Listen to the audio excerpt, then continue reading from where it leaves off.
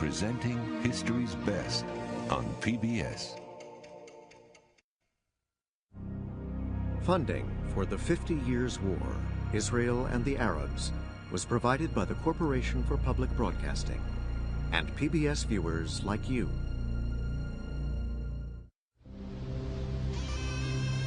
Palestine, a land divided. A holy place, a battleground, a homeland claimed by both Arabs and Jews.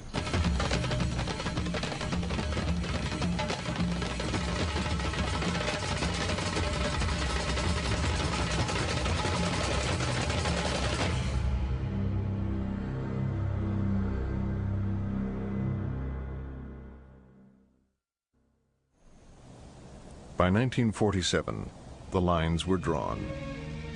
To the Jews, Palestine is their traditional and spiritual home, the promised land.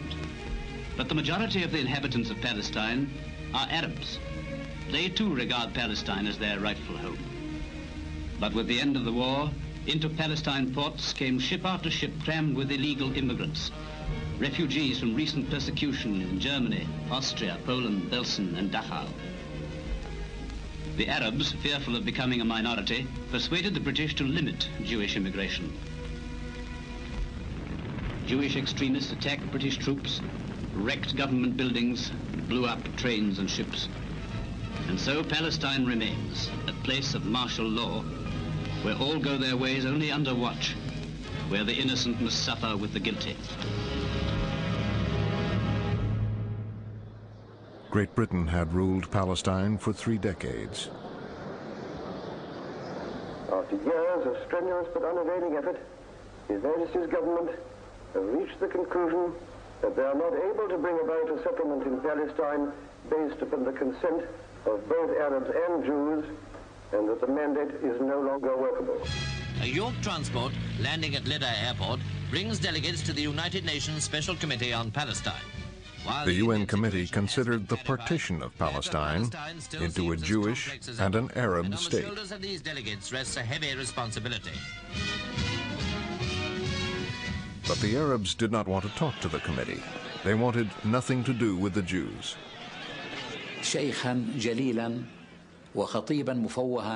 Sabri ad-Din was an honorable sheikh and an eloquent speaker. And he said, if the Jews want to take Palestine from us, we swear that we will throw them into the sea. And he pointed to the Mediterranean, which was a few hundred meters from the place where we had gathered.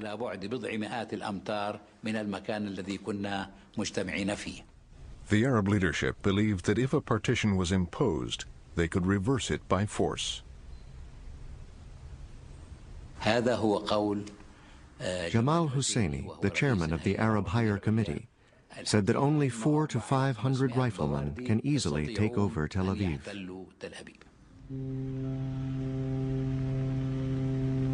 While the committee was still in Palestine, a ship called Exodus arrived in Haifa, loaded with Jewish Holocaust survivors. But now she had on board some 5,000 Jews who'd hoped to enter Palestine illegally. When she was boarded at sea by the Navy, a fierce battle was fought on her decks, resulting in many casualties on both sides. The UN committee saw firsthand the immigrants' despair when they were forced to return to Europe.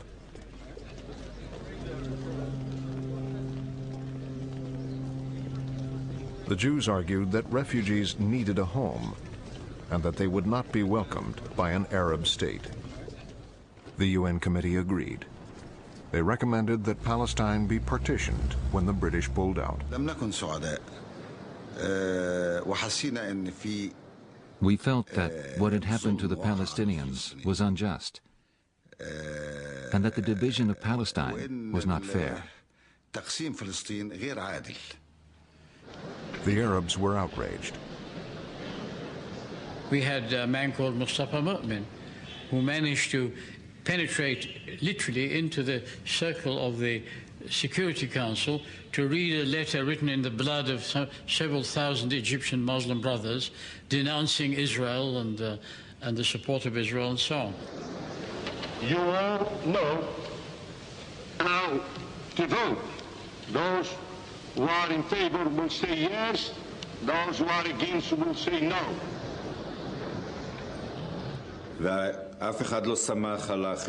No one relied on the calculations made by the President of the Assembly. Each person held his own pencil and piece of paper and calculated whether or not there was 2/3 for the partition or not. The United Kingdom, abstain. The United States, yes. Uruguay, yes. Venezuela.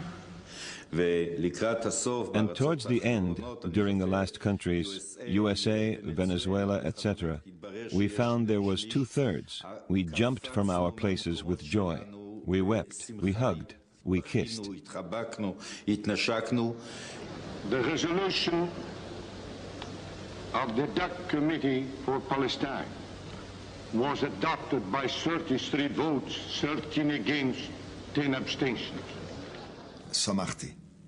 I was glad. I was very glad. Because for me, it was important that the UN, according to the Decree of Nations, was granting the Jews, I'd say the Zionists, an independent country on the land of Israel. And I thought in my heart, history is turning a huge page.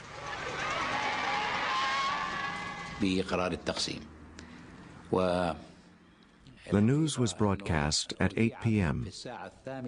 The Palestinian people listened to it everywhere, and there was this feeling of frustration and sadness, a feeling of catastrophe which was about to befall Palestine.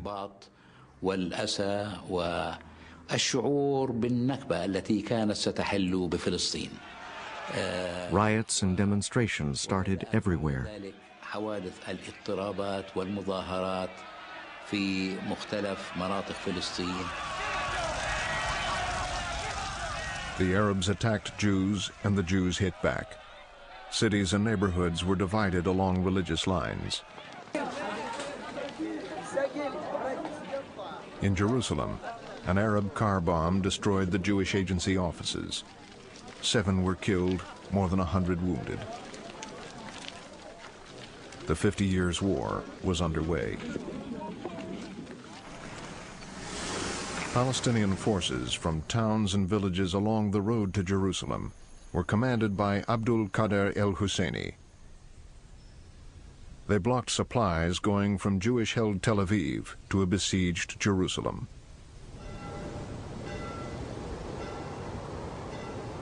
Keeping the Jews of Jerusalem supplied was the first priority of the Jewish army, the Haganah. They tried to defend the convoys.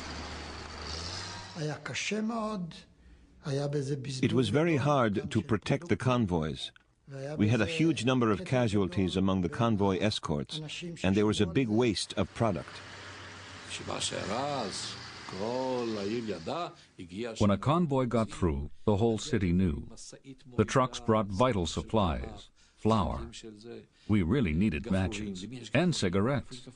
Can you imagine soldiers without cigarettes? We were kept alive by the convoy from Tel Aviv.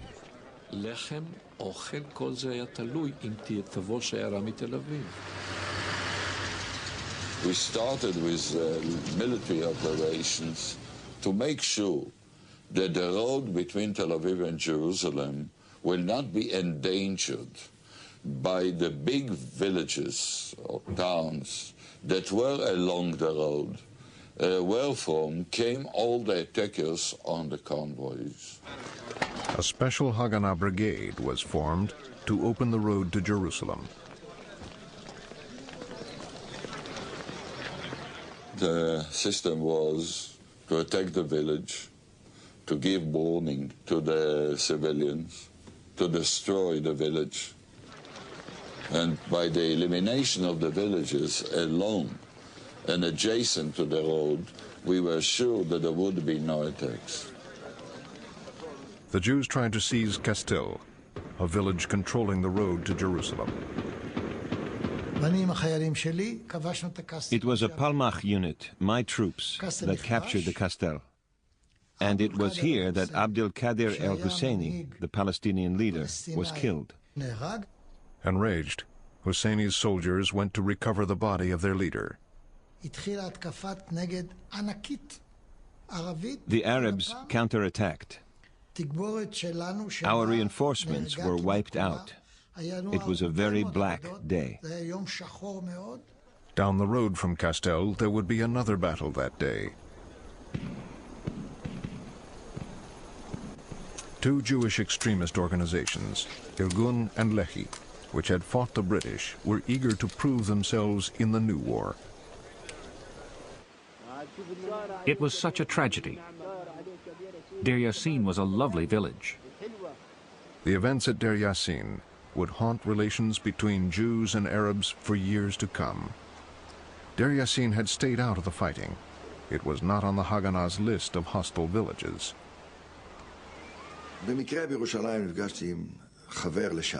I ran into a man who had left us for the terrorists. He told me that the Irgun and Lehi had got permission from our commander to attack the village of Deir Yassin. He was very proud. The Irgun and Lehi forces were ordered to take Deir Yassin. I ran to my commander and asked, "Why did you allow it?" He said, "I suggested 2 other targets. They turned them down." He said, "I can't shoot them, can I?" So I decided to spy on them.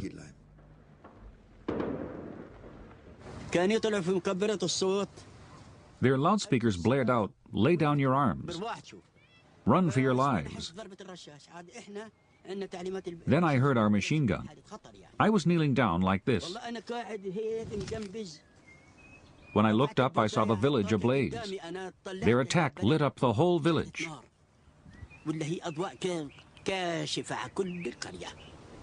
The village was not the soft target the Jews had expected. From the windows of their houses, Arabs were shooting at our soldiers. And from a force of 132, we had 42 wounded and 6 dead. The commander ordered a house-to-house attack. So I gave the order, before entering a house, throw a couple of grenades inside. They threw a grenade into one house. 28 were killed.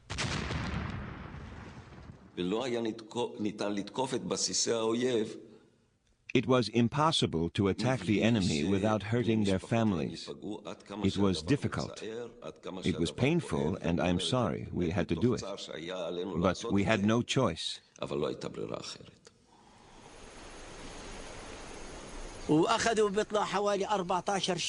After the battle, they took 14 prisoners. They lined them up by the quarry and mowed them down. They threw their bodies in the quarry. That's what happened.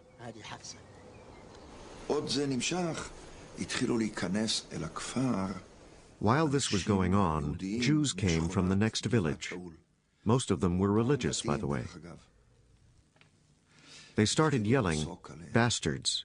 Murderers! What are you doing?" Some shouted in Hebrew, others in Yiddish. They stopped the massacre.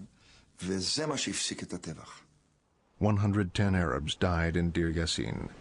Some died fighting, others were murdered. The survivors were taken to Jerusalem.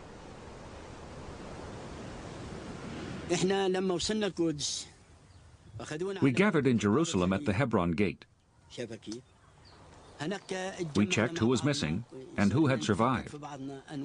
Then the Palestinian leaders arrived, including Dr. Khalidi.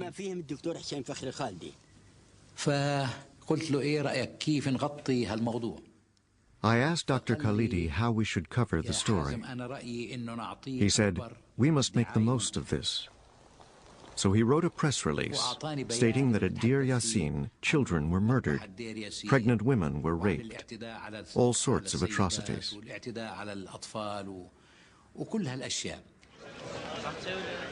Arab radio stations passed on the false reports. ignoring the protests of the witnesses.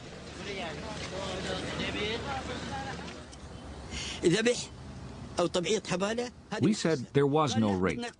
He said we have to say this so the Arab armies will come to liberate Palestine from the Jews.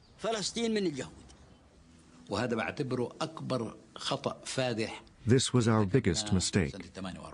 We did not realize how our people would react. As soon as they heard that women had been raped at Deir Yassin, Palestinians fled in terror.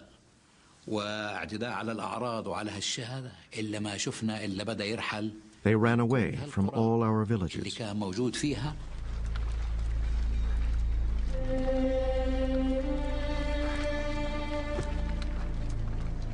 In the next few months, over half the Arab population, 750,000 people, fled their homes in Palestine. Israel never allowed them back. The British did little to prevent the atrocities committed by both sides. As they prepared to leave, they washed their hands of the whole mess. At the United Nations, the Jews announced their plans.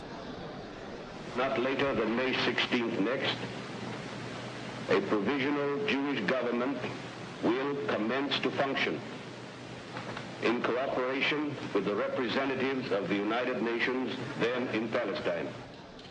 The Jewish leadership sought political support abroad.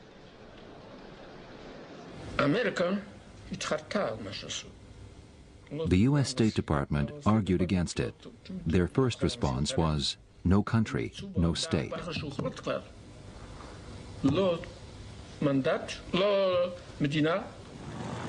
Ben-Gurion sent his close colleague Moshe Sharett to convince the Americans to recognize the proposed Jewish state.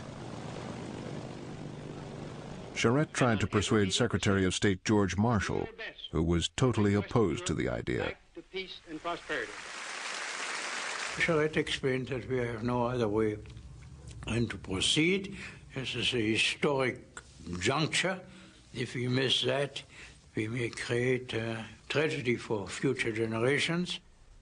But President Truman surprised everyone with his strong support. I was told by all these so-called experts that if it was done, it would involve the whole Near East in a war, and it would also involve the United States. Hitler had been murdering Jews right and left. I saw it, and I dream about it even to this day. The Jews needed some place where they could go. It was my attitude that the American government couldn't stand idly by while the victims of Hitler's madness were not allowed to build new lives. Marshall was worried that war would break out. We are in the midst of a very critical situation. We should, therefore, carefully avoid approaching international problems on an emotional basis. He wanted to maintain good relations with the Arabs. I was on the receiving end of Azam Pasha's impressions of his meeting with Marshall. And he was happy. I mean, he felt much more reassured about the Americans after having talked to Marshall than before. And we had the Saudis with us. They were our partners in this business.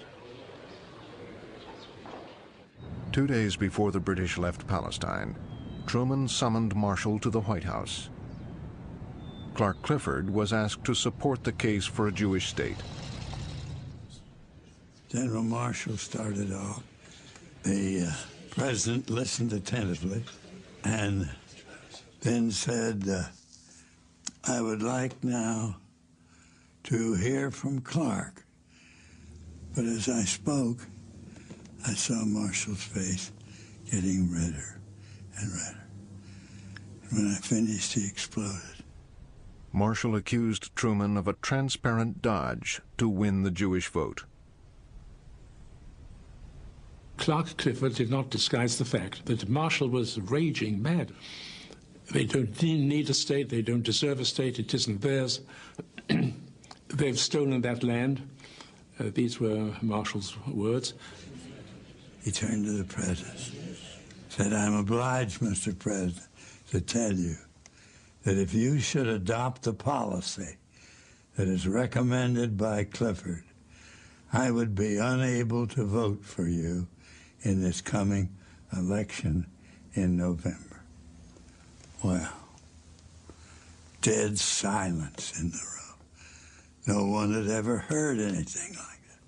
I had never heard anybody threaten the President of the United States in that manner. Before Marshall could go any further, Truman ended the meeting. I gathered my papers together, and the President said, "Well, that was tough as a cob." Marshall said to Charette, "Well, it's your decision. Don't count that we can bail you out, but we know that you have reached an historic stage, and God protect you."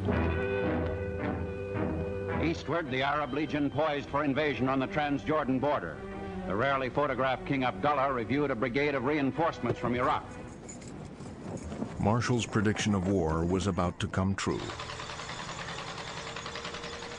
5 Arab states mobilized on the border, threatening to enter Palestine and crush a Jewish state, if it came into being.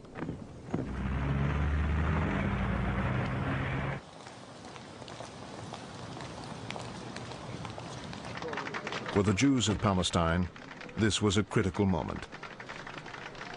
Ben-Gurion was determined to go ahead with or without international support. I had to act fast. I didn't consult anyone. Today, the British mandate over the land of Israel ends. We declare a Jewish state in the ancient land of Israel.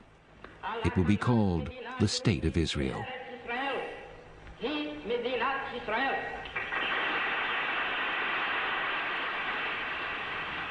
At the same time, the UN's role in Palestine was supposed to end. When the hands pointed to 6 o'clock, the Iraqi delegate got up and said, "Mr. President, there is a very important matter to consider before we proceed. The time is 1 minute past 6. Indeed, I think it is 2 minutes. The United States delegate, when he came to this rostrum, declared that if by 6 o'clock we cannot arrive at any conclusion, the whole game is up, and I hold that to you, Mr. President, to give us your ruling. The time is past 6 now." That was about the only occasion when the Iraqi delegate and I have ever agreed on anything. He was full of exuberance because he thought the game is up and now the road is open for the Arab invasion. I felt that the game is up, and that meant that we were free to establish our state without being accused of impinging upon an international decision. Then the news from Israel arrived. This government has been informed that a Jewish state has been proclaimed in Palestine, and recognition has been requested by the provisional government thereof. The United States recognizes the provisional government as the de facto authority of the new state of Israel. Scarcely had the United States pronounced its words of recognition, and almost unnoticed by our own delegation, which was still celebrating our American victory, Andrew Gromyko rose and said that the Soviet Union, which, unlike the Western powers which had abandoned the Jewish people to its dark and fearful fate, the Soviet Union recognizes the State of Israel. And therefore I would say that the issue of Israel's recognition was solved almost miraculously within a few hours of our independence declaration. After 2,000 years of exile, the Jewish people had a state of their own.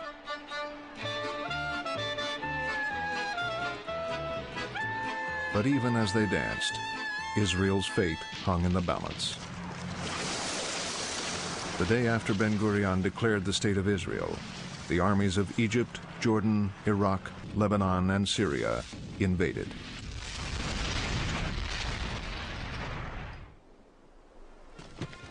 But the largest Arab army, that of Egypt, had only been tested on the parade ground.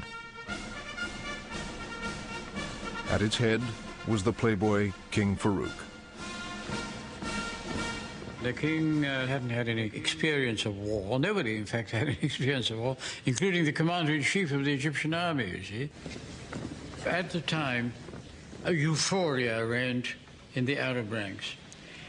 The boys were very pleased with the war. They thought it was a good idea. But they had no idea of the logistics and the problems they were going to face. Still, the Arab states, with a population of 40 million, looked certain to overwhelm Israel's 500,000 Jews.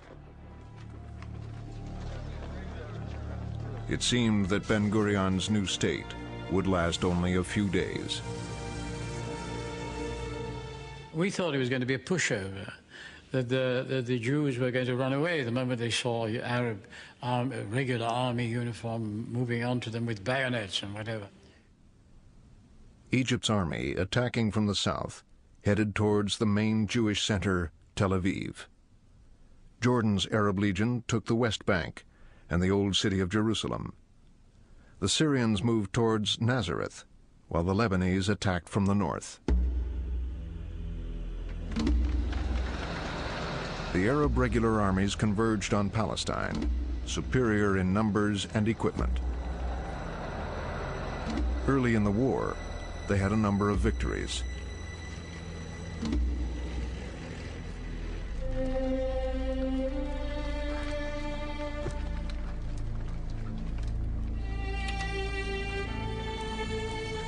Whenever they overran Israeli villages, the inhabitants were either expelled or killed.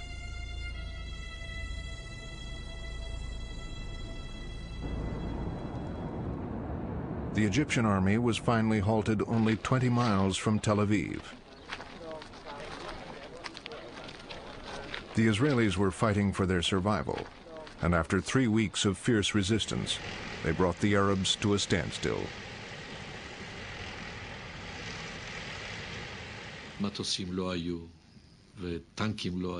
We had no aircraft. We had no tanks. And we were going into war this way. We hardly even had guns.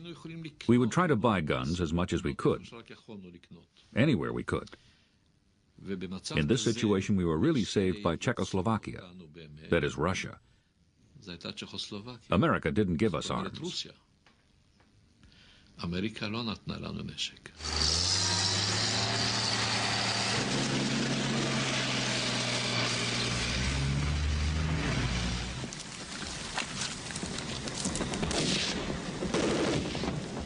When the weapons came in, the whole balance of power changed. And the Israelis would then pass on to the offensive. We weren't even mentally prepared. We just weren't ready. So our officers were confused and panic-stricken. And so the Egyptian army was surrounded, and then the Jordanian army just kept neutral, didn't interfere in any way. Finally, our prime minister here in Egypt, Mokrashi Pasha, was murdered by the Muslim Brothers. And his successor said, there's no future in this war, let's make peace.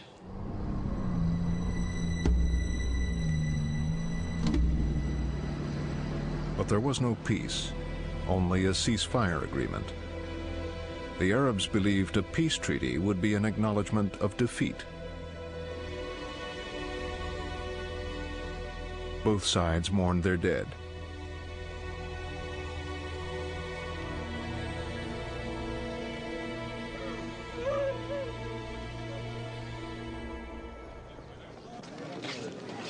Even before the ceasefire agreements were signed, Israel held its first democratic election.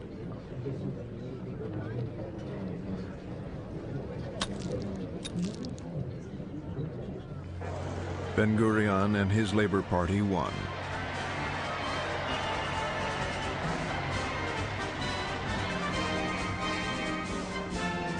Israel celebrated the triumph of its armed forces. But the Arabs refused to recognize Israel's right to exist. For the Arabs, the legacy of the 48 War was the displacement of the Palestinian people. The Palestinians now faced political extinction. The West Bank was annexed by Jordan, and Gaza was ruled by Egypt, which left them with nothing. Egypt, the most powerful Arab country, was shaken by the defeat. A group of young officers, frustrated by the incompetence of the king and the new prime minister, plotted a coup. I went to the prime minister and delivered the ultimatum to him. He was shocked, believe me, because up till this moment he didn't know that we were going to dethrone the king at all.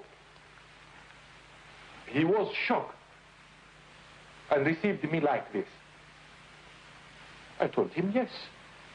He said, are you powerful enough? I told him yes. Go and deliver it to the king. He must leave by 6 o'clock this evening. From Cairo come these first authentic pictures of the bloodless coup by which the army took over control of Egypt.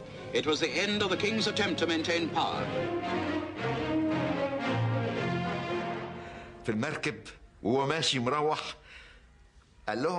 As we took the king to the ship, he said, "You ate me for lunch before I could eat you for dinner."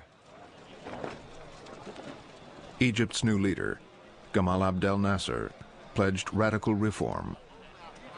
There were 6 principles: to put an end to colonialism, to put an end to feudalism, put an end to corrupted of exploitation by capitalism. I read that Nasser was going to Yugoslavia. I thought President Tito could help make peace. I knew a friend of Tito's.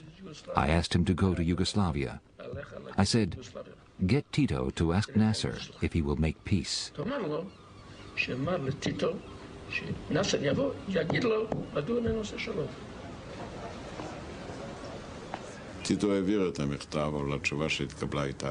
Tito passed on the message.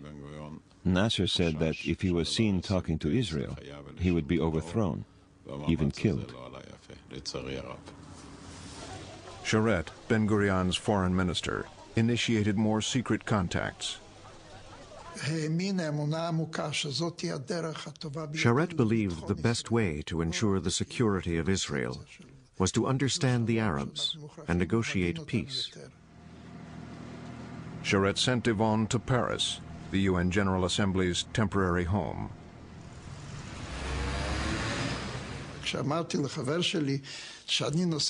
I told a friend I was ordered to Paris to meet Arabs, and he said, "Zima, I know you like Cervantes, but I never saw you as Don Quixote.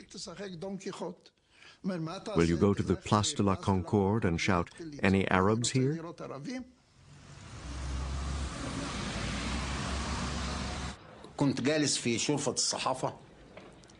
I was sitting on the balcony of the UN. A young man came in and sat next to me. We began to talk. I said to him, "My dear sir, I am a Jew." I looked in his face. I saw no sign of embarrassment. So I asked him, "Who do you represent?" When I pressed him, he said, "Sharet."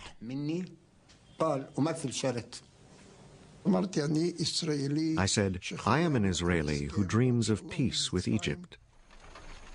For Egyptians, talking to Israelis was taboo. So Abdel Rahman Sadek was nervous when he was summoned by President Nasser. I went in and I found Gamal Abdel Nasser standing in the middle of the room.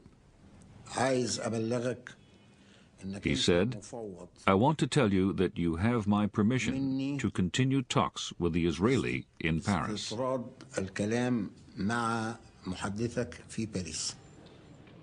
The diplomats' reports were to be for Nasser's ears only.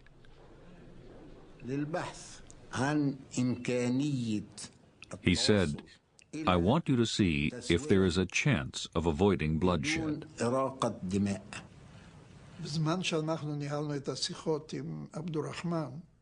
While we conducted the talks with Abd el-Rahman, there was, once in a while, a radical escalation of Egyptian statements about Israel. An Egyptian leader even said that Israel was the cancer in the midst of the Arab world, and we asked them to refrain from such inflammatory language. Nasser's envoy returned to Paris with promises to tone down the anti-Israeli propaganda on Cairo radio and to restrain the guerrilla raids against Israel. But Nasser would not terminate the war, nor would he establish diplomatic relations or allow Israeli ships through the Suez Canal and the Straits of Tiran. Sharet was disappointed. Sharet's message said that we were sorry, of course, that the Egyptian government would not change its official policy, which was a clear anti-Israeli policy. Sharet's repeated offers to start peace negotiations were turned down. I had realized that the Israelis continuously say that they want peace. I realized also that the Arabs refused to talk. Israel desperately needed peace. Jewish refugees from Europe and Arab countries were streaming in.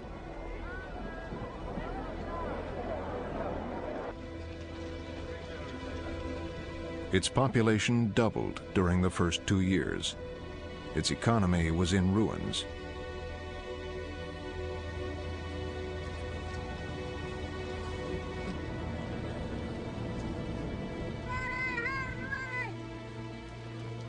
New immigrants were often settled along Israel's frontiers.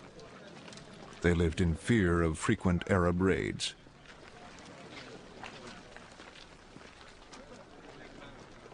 Ben-Gurion blamed Nasser for the raids. He ordered the Israeli army to retaliate by striking Arab countries harboring infiltrators.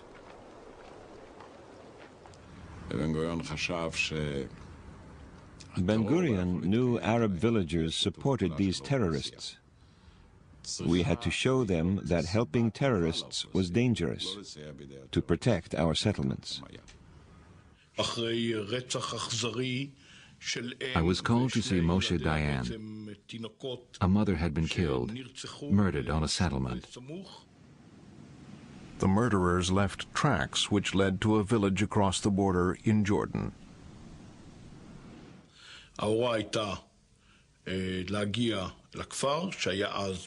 My orders were to reach the village in Jordan. We had to blow up as many buildings as possible and cause as many Arab casualties as possible. The tiny village of Kibya on the Israel-Jordan border is in ruins as day survivors relate how troops struck across the frontier at night. They accuse Israeli forces of leveling buildings with grenades, shellfire, and explosives, trapping entire families in the rubble. The attack prompts the United States, England, and France to deliver their sharpest rebuke to Israel since its founding and to demand stern action to punish the guilty troops. After the operation, I was called to see Ben-Gurion. It was the first time I'd met him. Harold, what I think about him, a nice boy, a good soldier.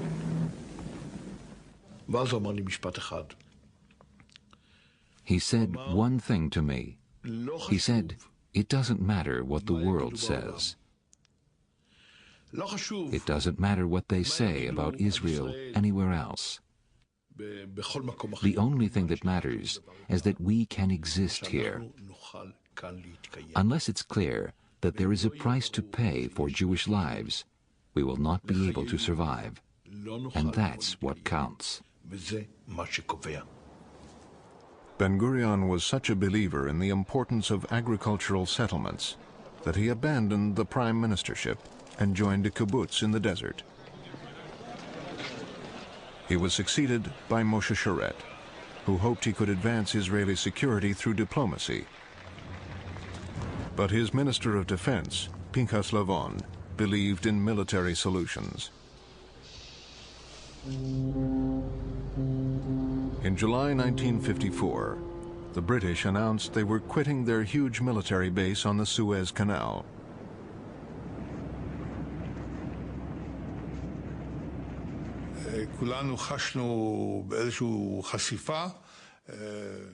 We feared we would be exposed to an attack from Egypt. The fact that the British Army was there served as a buffer. It reduced the chance of an Egyptian attack.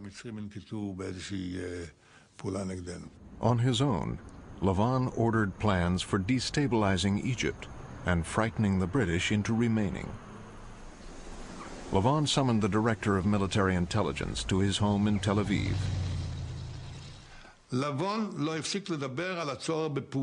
Lavon would not stop talking about the need for action. He suggested all sorts of schemes.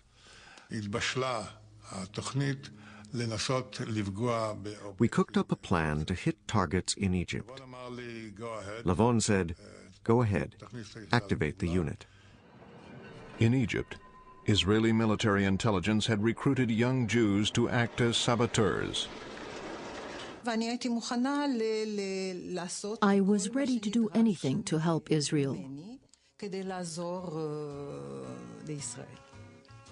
I was idealistic. I was naive. A code word broadcast during Israeli radio's Housewives' Choice was the signal to act.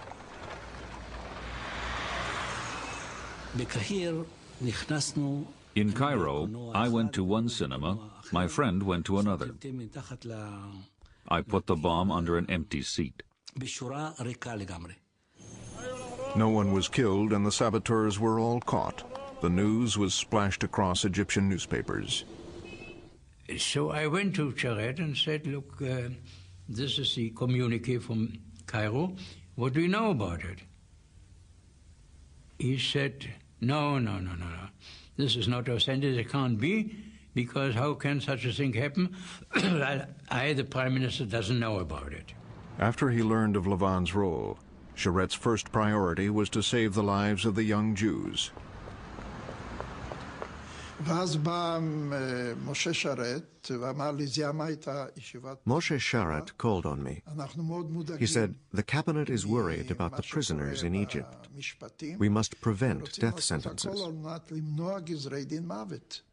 In a bid for mercy, Sharett sent Devon to Paris to reveal the truth to Nasser's envoy.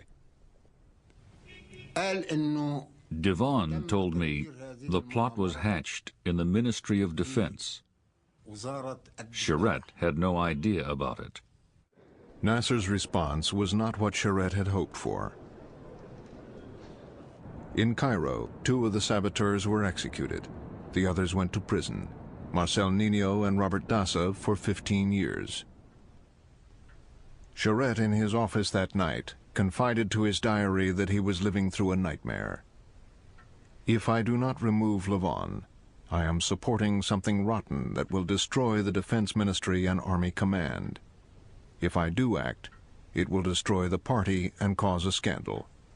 What should I do?" Lavon was dismissed from his post as Defense Minister. But the damage was done. Egypt also was playing with fire. In Gaza, it recruited and trained Palestinians for military action.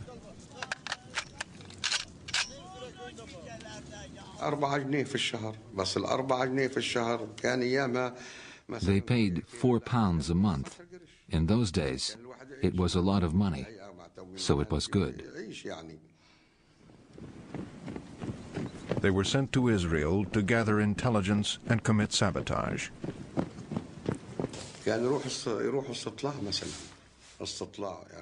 They would see if an airport was built, and come back and report. Others went on military operations and carried out attacks.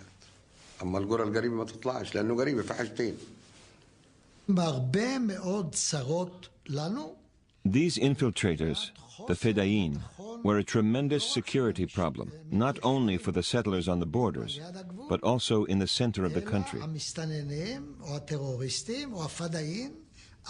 They were attacking places 5 kilometers from Tel Aviv.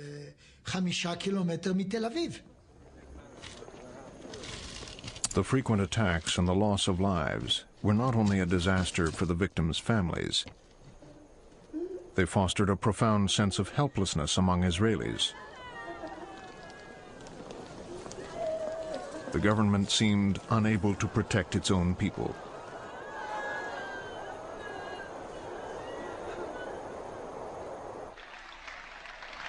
Only one man could satisfy the public's demand for action.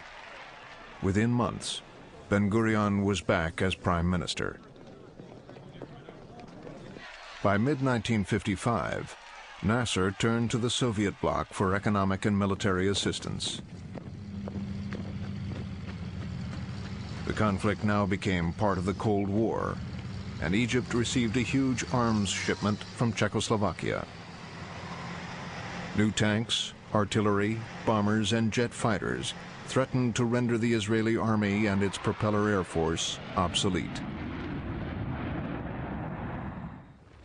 General Moshe Dayan wanted to strike at the Egyptian army before it could absorb its new weapons. But Ben-Gurion felt Israel could not fight alone. Ben-Gurion became more and more convinced that there is no diplomatic solution for the conflict, and because of the accumulation of arms in Egypt, we have to forestall war triggered by Egypt. A few weeks later, President Nasser nationalized the Suez Canal. Unexpectedly, Ben-Gurion found himself with 2 new allies. Britain and France had jointly owned the canal and wanted it back. Ben-Gurion sent Shimon Peres to a secret meeting in Paris. The French defense minister told me Britain and France were planning an operation to take the Suez Canal back from Nasser. And he asked me, would Israel join them? How long would it take Israeli troops to reach the canal?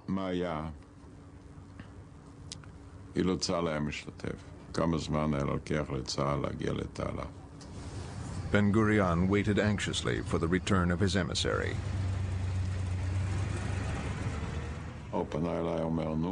Ben-Gurion asked me, well, what did the French say? So I began to tell him about their plan. He interrupted and said, okay, this changes everything. We'll go with them. Israel invaded Egypt, secretly supported by Britain and France.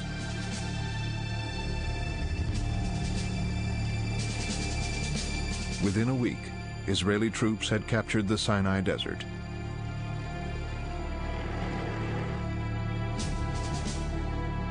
Britain and France tried to retake the Suez Canal until international pressure forced them to withdraw.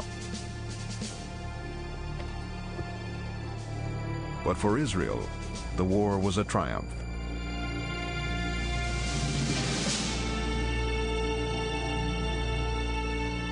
We achieved our main purpose. The main purpose was free navigation in the Straits of Eilat, which is rather vital, and this we have until now. The second objective was to secure safety for our settlements near the Gaza Strip. I cannot say we got it entirely, but they are more safe than they were before. The Israeli forces withdrew from Sinai, and the positions along the Israeli border and the Straits of Tiran were guarded by United Nations forces. For 10 years, there was peace along the Israeli-Egyptian border under the UN flag.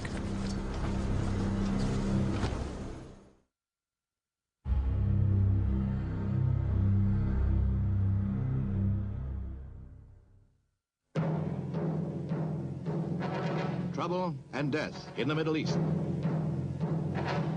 The fighting erupted quickly when Syrians allegedly fired on Israeli farmers operating tractors. Israel used tanks, mortars, and aircraft to counterattack.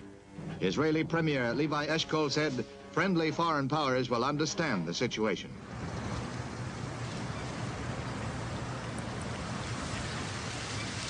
In May 1967, the leaders of the Soviet Union took a step that would change the map of the Middle East. The losers would be their own allies. It all began with a false report from Soviet intelligence. Anwar Sadat, Speaker of the Egyptian Parliament, was in Moscow for talks with Soviet Prime Minister Kosygin. It was a routine trip. Egypt was now firmly in the Soviet camp. Sadat was seen to his plane by the deputy foreign minister. The minister took Sadat aside. He said Israeli troops were massing against Syria. He asked him to report this at once to Nasser. Egypt's president, Gamal Abdel Nasser, was the hero of the Arab world. If Israel was massing troops on the Syrian border, Nasser would be expected to act. He sent for his chief of staff and instructed him to find out what the Israelis were up to.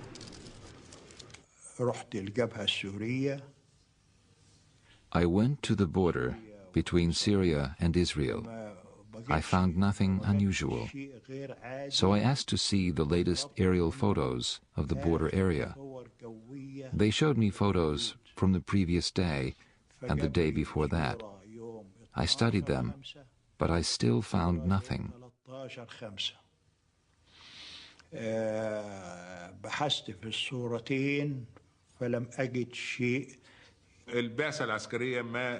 The chief of staff found nothing to back up the Soviet report.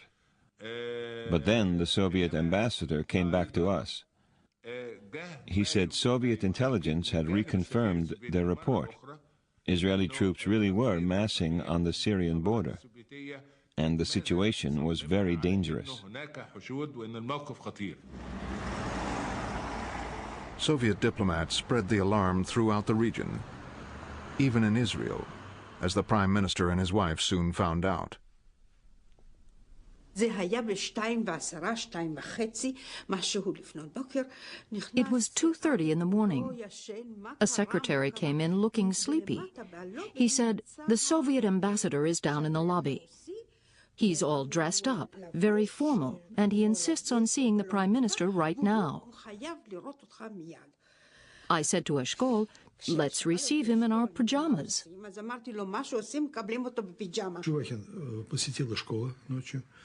Our ambassador gave Eshkol a telegram from Kosygin.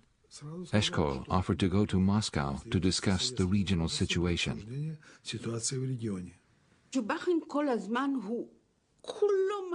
The ambassador was angry.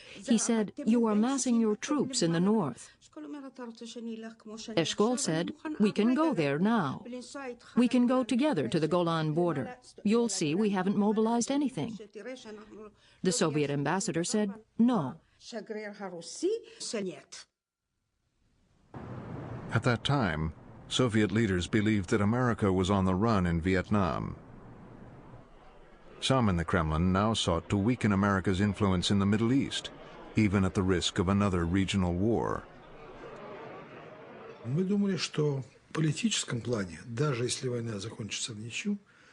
believed a war could bring us political gains. Even a stalemate could bring us benefits.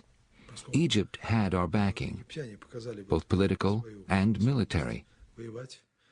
We thought their forces would demonstrate the benefits of Soviet support. So we were confident that the balance of power in the Middle East would be altered by a localized war.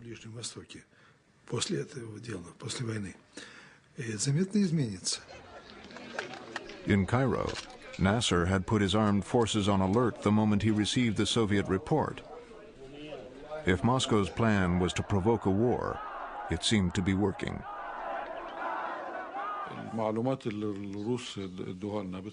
The Russian report escalated everything. We felt obliged to move troops into the Sinai. From there, we could retaliate against Israel if Israel attacked Syria.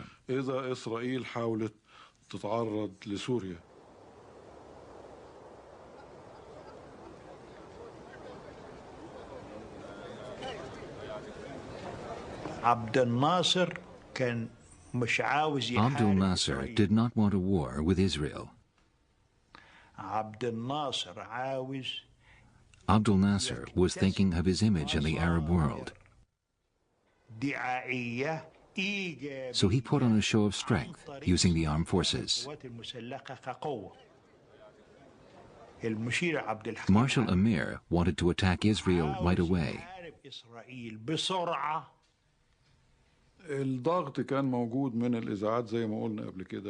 The Arab media had been criticizing Nasser. Some countries had accused Abdul Nasser of hiding behind the United Nations.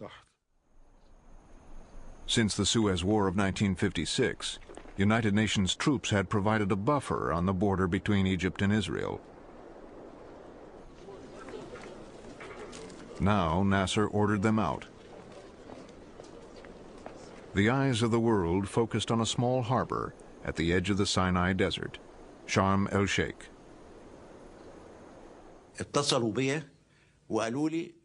Headquarters wanted to expel the UN troops from Sharm el-Sheikh.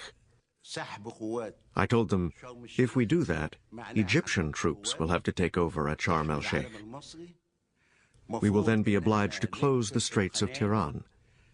That will mean war. A blockade at the Straits of Tiran by Egypt could lead to war because the straits at the foot of the Gulf of Aqaba controlled Israel's only trade route to the eastern half of the world. Nasser, in the name of Arab solidarity, was going on the offensive.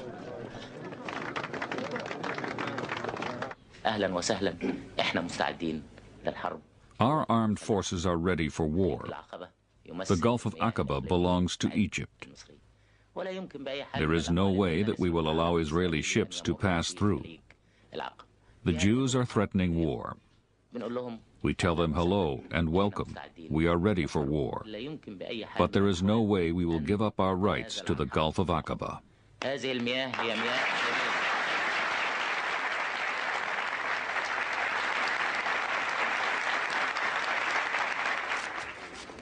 In Israel, the people prepared to defend themselves.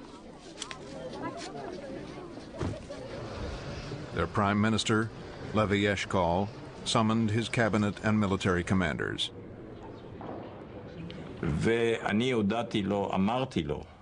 I told him, until now, I was not sure what was going to happen. But after the Egyptians closed the straits, I'm sure the situation will develop into a war. The straits are a casus belli for us, and I told him firmly that this will be their end. This will be their grave.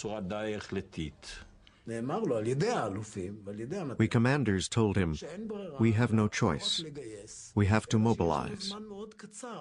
We have to launch an attack within 72 hours. If we give the Egyptians more time, they will pack the Sinai with more and more divisions. The generals saw Israel becoming increasingly vulnerable. The Chief of Staff, General Rabin, was very worried. He smoked a great number of cigarettes, and he ate nearly all the nuts and raisins in the little basket there. And he was very worried because, not because he doubted the result of the war, but because we were really very unprepared for war. Rabin asked Abba Eban for a diplomatic solution. Rabin had said we were really not prepared for war. And second, there should still be some attempt to avoid it by exercising warnings and pressures upon the Egyptians. And then Mr. Eshkol sent me a note saying, what are you doing here? Prime Minister Eshkol dispatched Abba Eban to seek the help of Israel's key allies. He wanted an international fleet to keep the straits open to prevent war. I've been asked by my government to explore what these governments intend to do in order to reopen this international waterway to a situation of law. What do you want the United States to do, sir? Well, I've come here really to find out what the United States intends to do. President Johnson made it clear that he didn't want Israel to attack first. The president had said to Dean Rusk and me, and I'm going to speak rather crudely, get Eban in here, into the family quarters of the White House, so we can work him over. Because we had heard that the Israelis were about to preempt. They were about to attack the Egyptians. Eban talked at great length and eloquently. He always spoke eloquently and he always spoke at great length. But what he had to say was very simple. This was a mortal crisis for Israel, and he wanted to know what the United States was prepared to do. The president, he simply expressed skepticism about the idea that Israel was in danger. He said, you are not in danger. You are in a very difficult situation, but you are not in peril. He said to Eban, we do not believe that Egypt is about to attack Israel. Moreover, if it does, you'll lick them. To make the point, President Johnson asked for the Defense Department's assessment of the likely outcome of a Middle East war. We had concluded that if Israel preempted, they could win clearly in a period of about 7 days, as I remember. We had also estimated that if they did not preempt and Egypt attacked first, that it would take somewhat longer, perhaps 10 to 14 days. Then the president took out a piece of paper and started reading from it as though this was some kind of a sacred text. And what this document said was, Israel will not be alone unless it decides to be alone. If you go alone, you'll stand alone. That was a very cold-blooded statement. We will not come to your defense if you preempt. We cannot come to your defense if you preempt. As Israel received its warning in the White House, an Egyptian delegation was heading towards the Kremlin. We didn't even see Moscow. We were driven in cars with the curtains drawn, straight into the Kremlin. The Egyptians were self-assured. Shams Badran exuded confidence. He said that if war came, the Egyptian military could handle it. In fact, he described the army like a wild horse raring to go. But the Soviets warned the Egyptians not to be seen as the aggressors. Prime Minister Kosygin said, tell Nasser, if he strikes first, he will escalate the conflict. He will provoke the superpowers. America will not stand aside.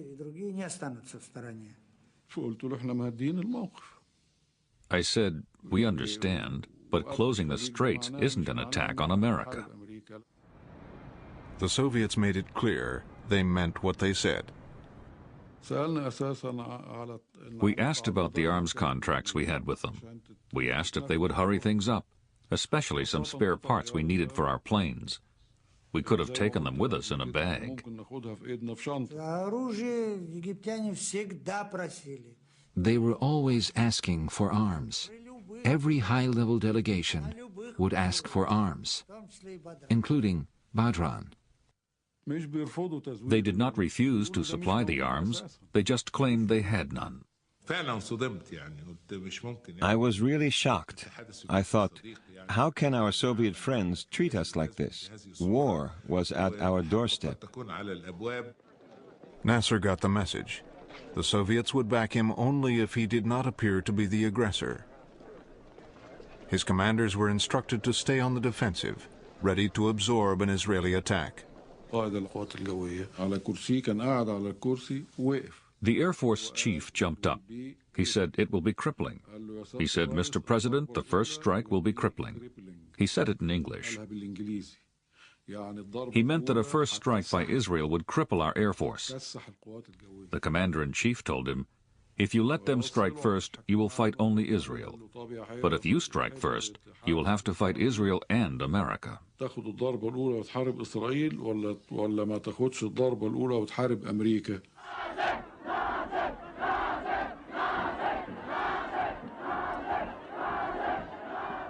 the war fever in Cairo had become unstoppable.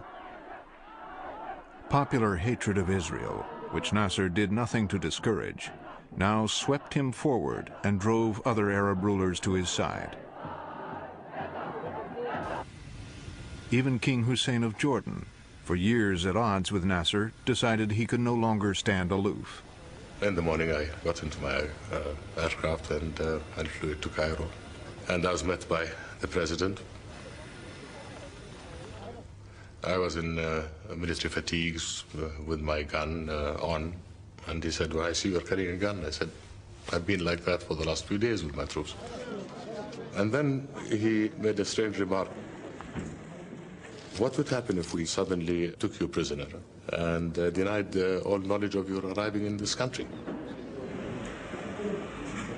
Soon after, King Hussein signed a mutual defense treaty with Nasser and agreed to put his army under Egyptian command. We were on the verge of a war. Therefore, any reservations I had in the past to any troops coming into Jordan were removed as far as I'm concerned. So Israel faced the prospect of war on three fronts: from Jordan in the east, from Syria in the north, and from Egypt in the south. That was the time when Auschwitz came up. It never happened before. When people spoke, they said there was a feeling we are surrounded. We are surrounded. No one will help us. No one is helping us.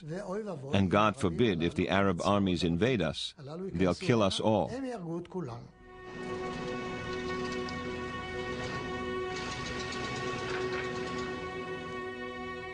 By this point, Israel had been mobilized for more than 2 weeks.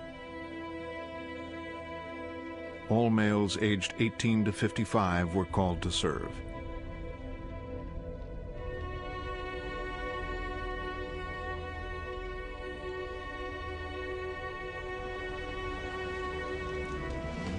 Most vehicles were requisitioned. Most factories closed. Israel could not stay fully mobilized for long. But still, Prime Minister Eshkol waited for the international community to do something. He came to military headquarters to remind his generals of America's warning. Israel must not go it alone. He told us that they were making diplomatic efforts in the U.S. and Europe. They were trying to reach a deal with Nasser. It made no sense to us. Flanked by Rabin, Eshkol found himself surrounded by generals insisting on a preemptive strike. General Peled was usually pretty quiet. Now he was shouting. He was actually shrieking. Why do you hesitate? Why are you afraid?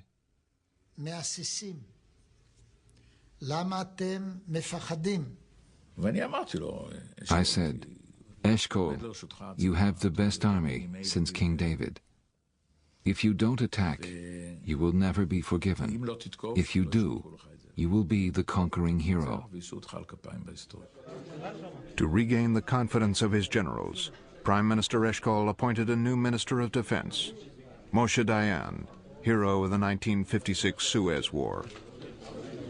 Because the number of their forces is bigger than ours, but still I hope that we can make it, but much depends, very much depends, upon where the battle is.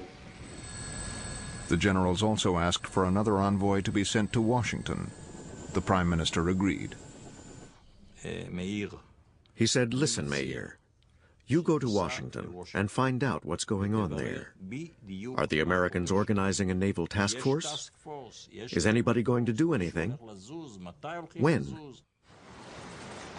Amit's mission was to see if the Americans planned to open the Straits of Tiran or if Israel would have to act alone. The Pentagon had quite enough trouble in Vietnam and didn't want another war.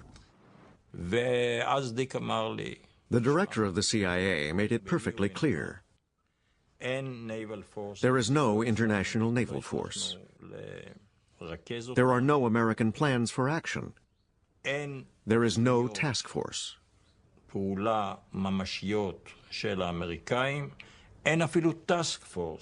the head of the Mossad, Israel's intelligence agency, called on the Secretary of Defense.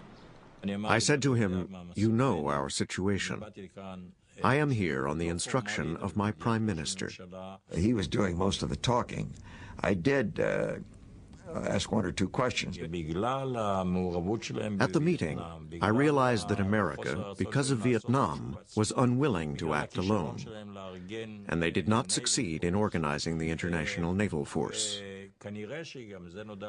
Also, Eisenhower made a commitment to Israel about the Straits in 1956, so America would no longer oppose Israel acting on its own. I was friendly during my discussion and friendly as he left, but he didn't ask for answers, he got no answers. Amit raced back to Israel to report to the Prime Minister and the Cabinet not to expect international help. I gave a detailed account of my trip to Washington, and I said, "I recommend we launch the war as soon as possible." Not one of the ministers disagreed.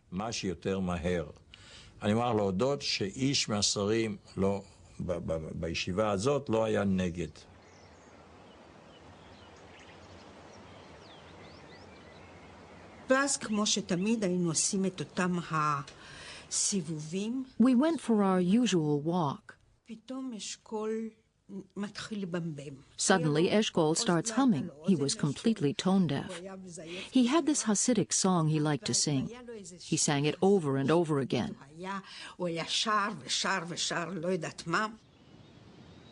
The rabbi has told us to enjoy ourselves because hard times are coming.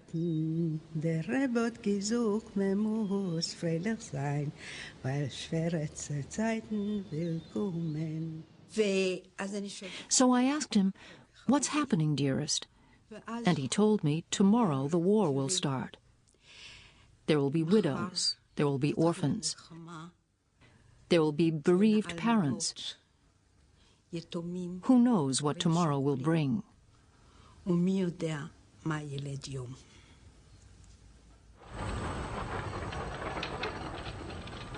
generals chose the morning of June 5th for the attack.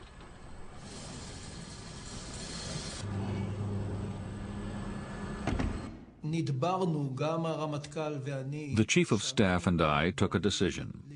On the night of June 4th, we would sleep at home. The tom-toms in Israel work like in the jungle. If the Chief of Staff and Air Force Chief both come home, word gets round that tomorrow is going to be quiet. That was the commander's bedtime message.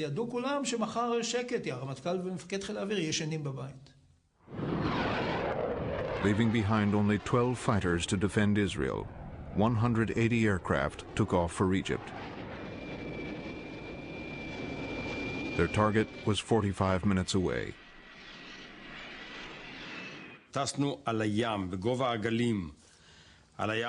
We observed total radio silence.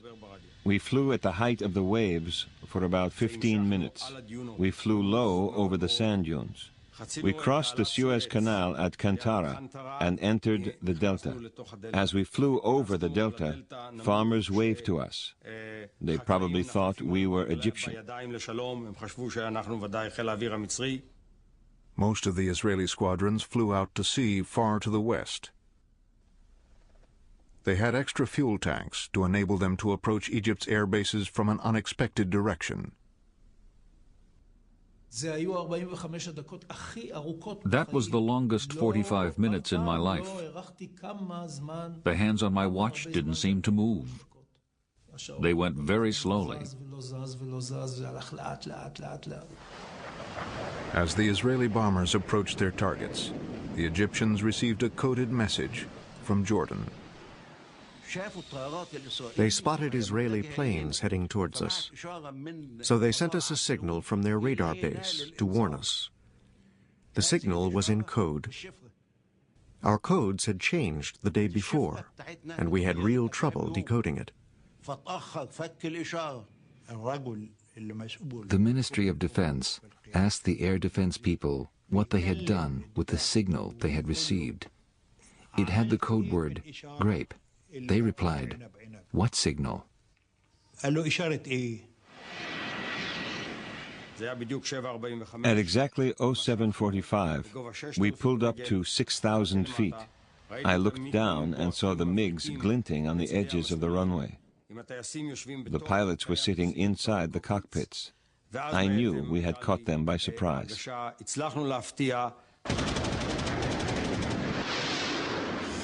The Israelis began their attack by destroying the runways to prevent the Egyptian aircraft from taking off.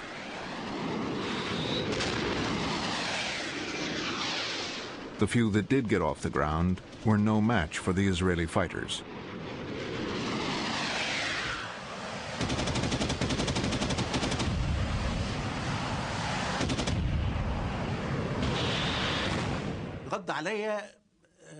I got a call from one of the Air Force chiefs.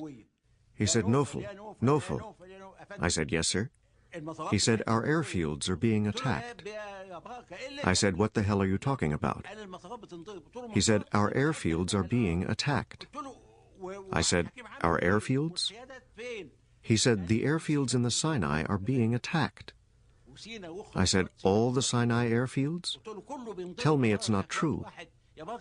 And he said, "Believe me, all the airfields are being attacked." I hung up. The phone rang again. It was another commander. He said, "We're being attacked." So I said to myself, well, something must be going on. But I was all alone.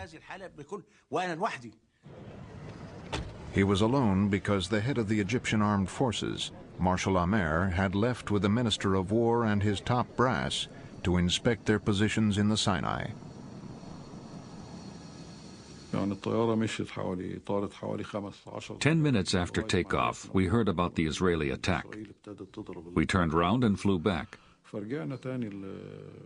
Our cars had gone. We had to hail a taxi to get back to headquarters.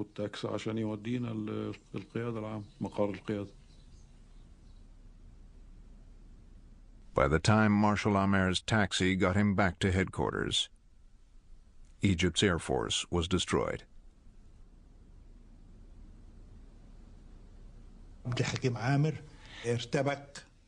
Marshal Amer was panicking. He told the Air Force chief to implement the counterattack plan. The Air Force chief replied, "How can I? I have no aircraft."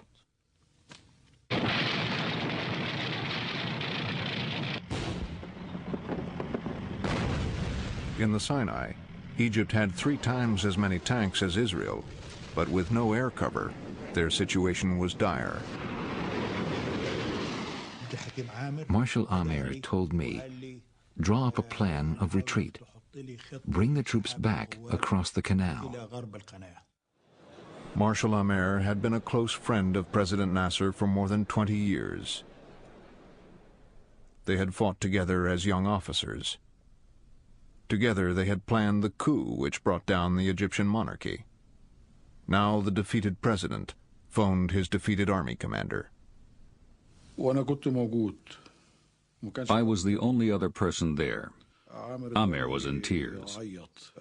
He was calling Nasser by his first name. He said, "Let me bring our boys back safely, Gamal." When he put the phone down, I asked, "Why are you crying?" He told me Nasser had said, "Forgive me, Hakim. I caused this catastrophe. Forgive me, Hakim." Abdel Nasser had been crying too. Marshal Amer didn't wait for his chief of staff to plan a retreat.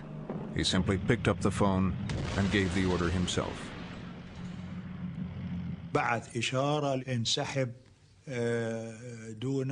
The order was, withdraw back across the canal. Leave the artillery behind.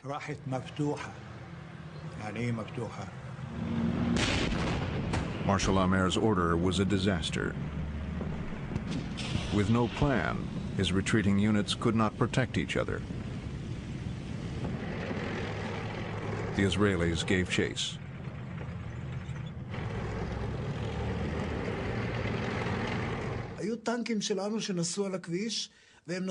Our tanks had Egyptian tanks in front and behind them.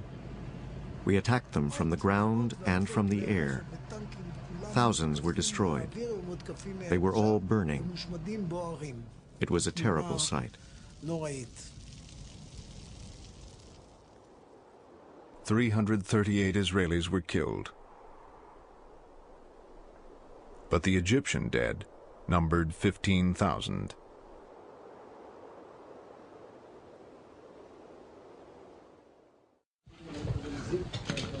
Days earlier, when the war had begun, the Israelis had contacted the King of Jordan. We did not plan to take Jerusalem or the West Bank.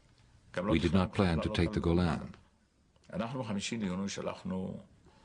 On the 5th, we sent a telegram through the Americans to King Hussein, telling him that the war was between us and the Egyptians. If Jordan stayed out, nothing would happen.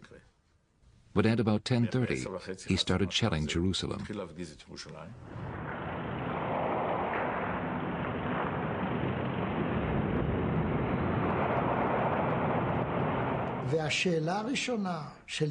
Teddy Kollak, the mayor of Jerusalem, asked me at the command post what he should do with the children in the kindergartens and schools. הוא שואל מה אנחנו עושים עם הילדים בגנים ובבתי הספר. In the command post, we looked at each other. We said, this is not nice. We'll take on Hussein. The deputy chief of staff called me. He said, Uzi, you are authorized to enter the old city. You have to be quick and use your head.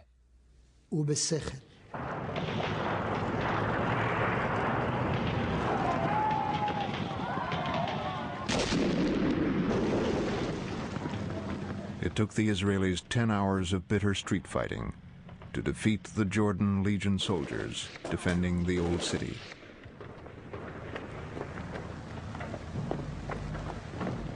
Once the troops had broken through to the Wailing Wall, keeping the city united under Israel's rule became the basic goal of the government.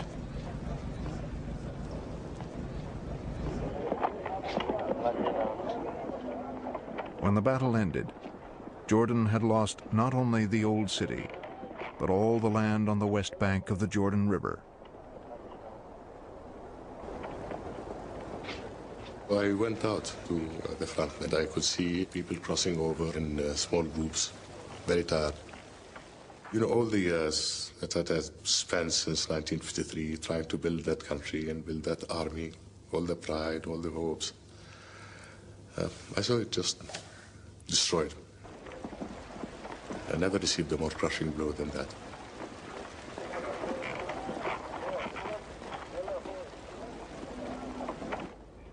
Mr. Prime Minister, does Israel wish any territory beyond the territory she now holds? No, sir. No, sir. We don't need any additional territory. We want only to develop this territory that we have. There is so much to put in energy and money and brain that we have a little. We don't want any additional territory. With Jordan and Egypt defeated, Israel turned its might on the Golan Heights, the site of frequent attacks from Syria. Dayan said, we're going to take the Golan now. I remember that some ministers from the religious parties were opposed to this.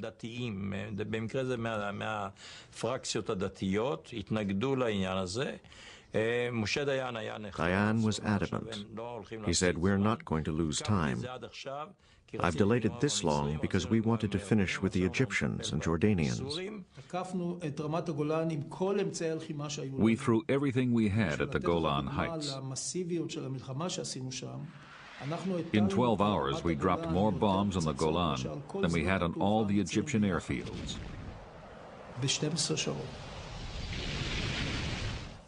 Rockets, bombs, napalm, everything we had. The whole war had been sparked by a false Soviet report of a threat to Syria. Now that Israel was actually attacking Syria, the Soviets were forced to react. Word came through the hotline was up, and I didn't know what it was about because I thought that the war was pretty well over. Nevertheless, I went back immediately to the White House. The usual suspects were there, McNamara and the rest. And we had a rather hairy message from the Russians. The Soviets made very clear they would intervene militarily.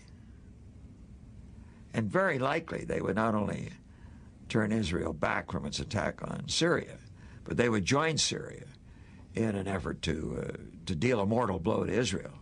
It was a very, very dangerous situation. The Soviets did not seem to be bluffing. Strategic Bomber Command in the Ukraine had received orders to prepare 4 squadrons to fly to the battle zone. It was all arranged in a great hurry. We were given strict instructions not to suffer any casualties. The loss of even one Soviet aircraft would betray our involvement. Суть и смысл и содержание, так сказать, наших налетов, нашей советской авиации. But we saw this was unrealistic, so we had to find another way. Пройдет незаметно не было, поэтому пришлось вот делать вот так. The pilots were then ordered to leave behind all identification. Their planes were to be repainted in Egyptian colors. Our red stars are only one color, red. But it turned out that now we needed 4 different colors. I remember green and black and something else, maybe red. But we didn't have the right colors. So that caused a lot of fuss. In the White House Situation Room, President Johnson and his staff worked out their response to the Soviet ultimatum. The president sent a message over the hotline telling the Kremlin that he was using every means to get the Israelis to stop the war. This was not strictly true. Although he could have phoned the Israeli Prime Minister directly, he phoned the Israeli ambassador to the UN instead. United States Ambassador Goldberg asked me to come out into the lobby and to say to me, you must immediately announce that the fighting is over. This was not within the Israeli ambassador's power, so he asked his boss, Abba Eban, to phone the Prime Minister. But Eshkol was with his generals on the Golan Heights. Suddenly, Abba Eban calls and says, "Tell Eshkol to stop the war. We're under terrible pressure here at the United Nations." Then Eshkol calls me and he says, "This Golan is absolutely fantastic. The view is wonderful." He waxes lyrical about it. And I tell him, "Eshkol, listen, Eban wants you to stop the war. He can't take the pressure." He said, "I can't hear you." "What do you mean you can't hear me? I'm telling you in Eban's exact words." He says, "I can't hear you, I can't hear you. It's a bad line, it's a bad line. I'll come home and then we'll talk." And then I understood. They wanted time to conquer some more kilometers. The Israelis pressed on into the Golan and encountered no Soviet forces because President Johnson had raised the stakes. He asked McNamara what distance from the Syrian coast the fleet, American fleet, was at the time, and he said 100 miles. It was steaming toward Gibraltar on a training exercise. We turned it around. And the president said, move them to within 50 miles, knowing that the fleet was shadowed by Soviet electronic ships, and they would know them directly. That was also part of the message. So our secret invasion by the back door never happened. Thank God for that. The Israeli government waited until their forces had achieved their objective before giving the order to halt. A colleague of mine from Foreign Ministry in Jerusalem called me to give me the text of an agreed statement on ceasefire. Israel accepts any proposal made by General Bull for the implementation of the Security Council ceasefire resolution and the arrangements for the supervision of the ceasefire. I read this statement, slowly translating it from Hebrew into English, and that was the end of the war.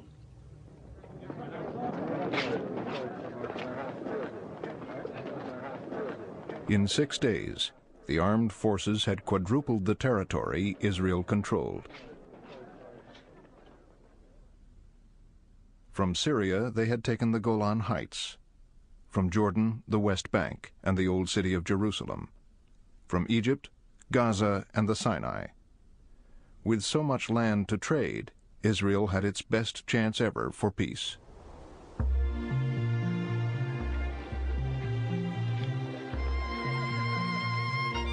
Israelis flocked to the Old City. To them, the victory was a deliverance from destruction.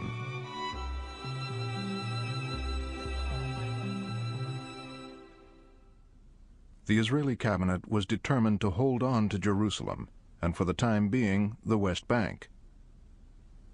But in exchange for peace, they were willing to give back the Golan Heights to Syria and the Sinai Desert to Egypt.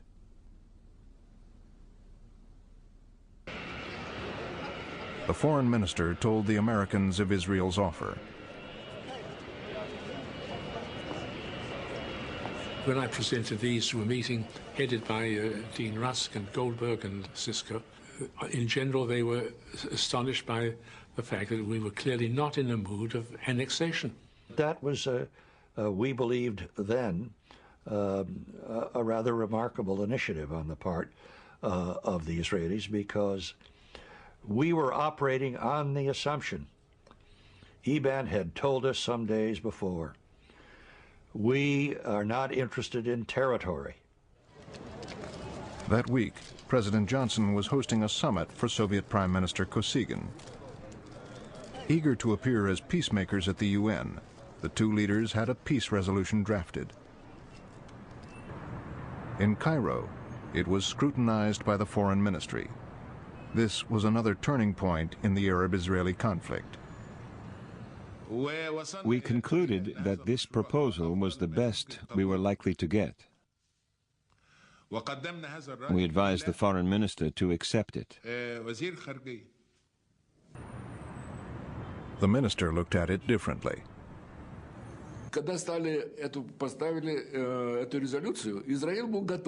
When the resolution was proposed, Israel was ready to accept it.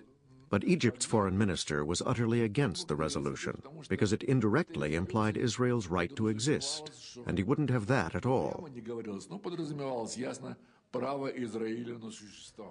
Israel, of course, did not want any resolution that only said, pull back your forces, but didn't recognize Israel's existence. So this was the problem.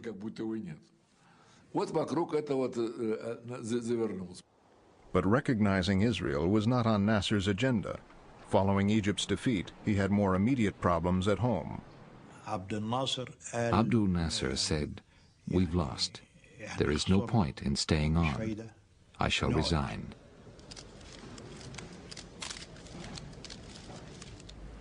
I have decided to resign totally and finally from all official positions. I shall return to private life. I shall perform my duties like any other citizen. After his broadcast, crowds surrounded the presidential palace and begged Nasser to stay. Most of the demonstrations were genuine. People really were upset. But something else happened too. The party boss told members to gather and listen to the speech.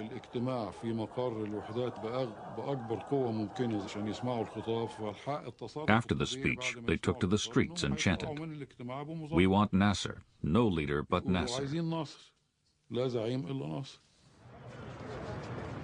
Nasser stayed on as president. His old friend Marshal Amer became the scapegoat. He refused to resign, so Nasser had him arrested. He died in custody. It was said in Cairo he was suicided. Shortly after, Nasser rejected the Soviet-American peace plan. Nasser could not bring himself to accept the peace plan. He was a hero to the Arabs. He couldn't be seen negotiating with the Israelis. 3 months later, Arab leaders met to formulate a unified policy towards Israel. Nasser, still the idol of the Arab world, was subdued. I found him a different man. I noticed from the outset that he felt a great sense of guilt. The Arabs agreed to reject any compromise with Israel. The decision by the Arab countries not to negotiate with Israel, not to make peace with Israel, and not to recognize Israel. With no recognition, no negotiation, and no peace, it was only a matter of time before war would break out again.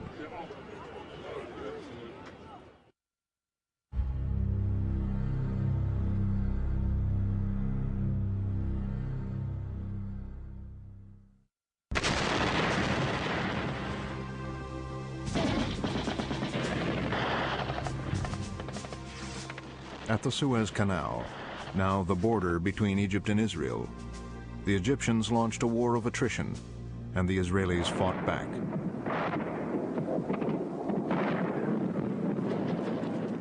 With growing casualties, political attitudes in both countries hardened.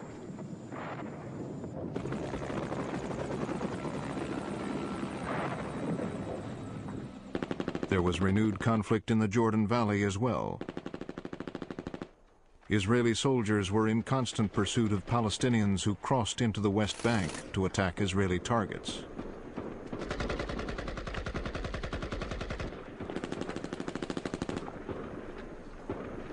There was no talk of peace.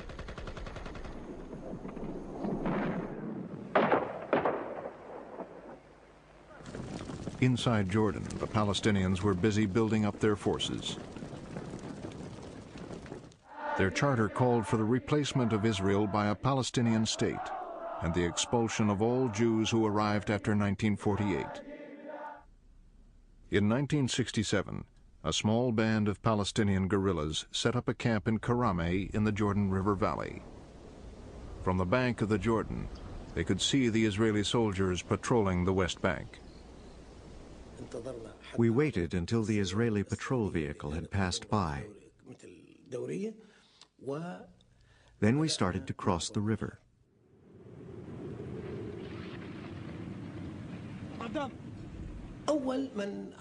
The first to cross was Abu Ammar. Abu Ammar, or Yasser Arafat, was an engineer who became one of the founders of a resistance group called Fatah. This was their first crossing of the River Jordan, launching their campaign to establish a Palestinian state. We know that is not easy. But we are ready to pay the price.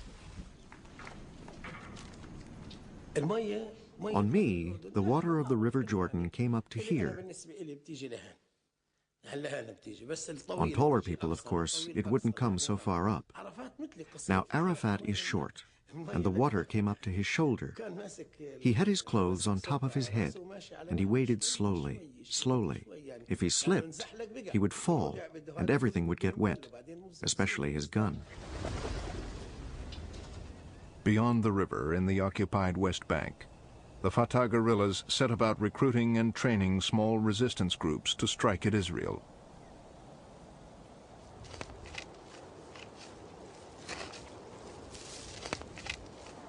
The best targets were the ones we could take by surprise. For example, moving vehicles.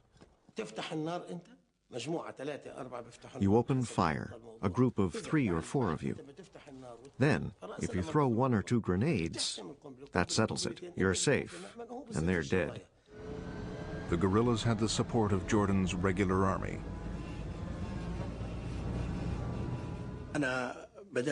At first, I encouraged them when they went on operations. We would provide covering fire as they crossed the river. If the Israelis hit back, the Kingdom of Jordan would take the blow. So I asked His Majesty to meet them. I had never seen a photograph of Arafat up to that point, or had a description of him. So I was looking at a sort of a big burly figure that I thought must be Arafat. And when he finally came to say goodbye, I suddenly realized it wasn't the image I had formed of Arafat. The actions launched from Karame worried the king, but he was unable to stop them.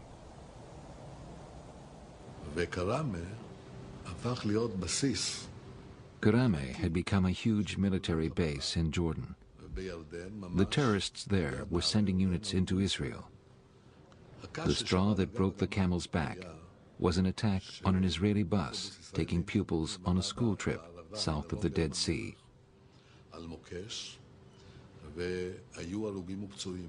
It hit a Palestinian mine. Children were killed and injured. In response, the Israeli army was ordered to destroy the Palestinian bases in Karame and south of the Dead Sea.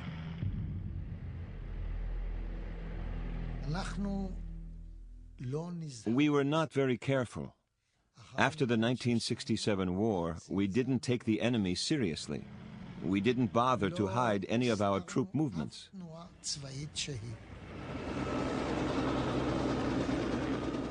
They came blatantly with their tanks and artillery and troops messed up. So we realized that something was about to happen. I think they were overconfident. Early in the morning, at about 5, we were told that the first Israeli elements had crossed one of the bridges. The Israelis attacked. Facing them were 300 Palestinian fighters with orders from Arafat to hold their ground.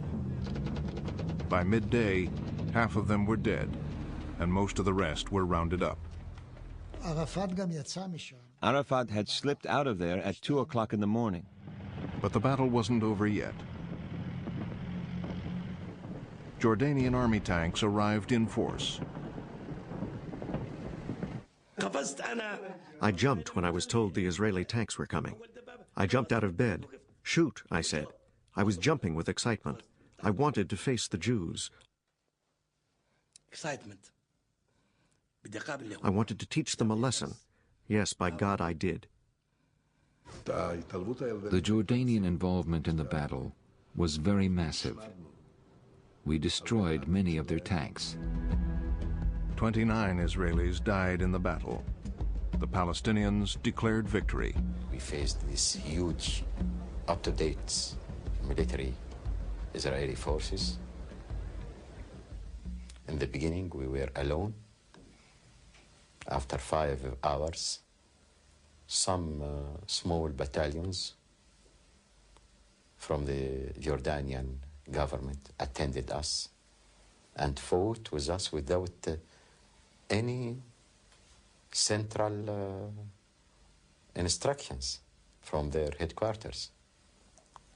But at the end, it was the first victory for the Arab nation after this big defeat of 1967. They claimed it to be a victory for them. We wouldn't have disputed that except for the fact that it wasn't true. But it was a public relations triumph. Arafat was chosen to command all the factions in the Palestine Liberation Organization.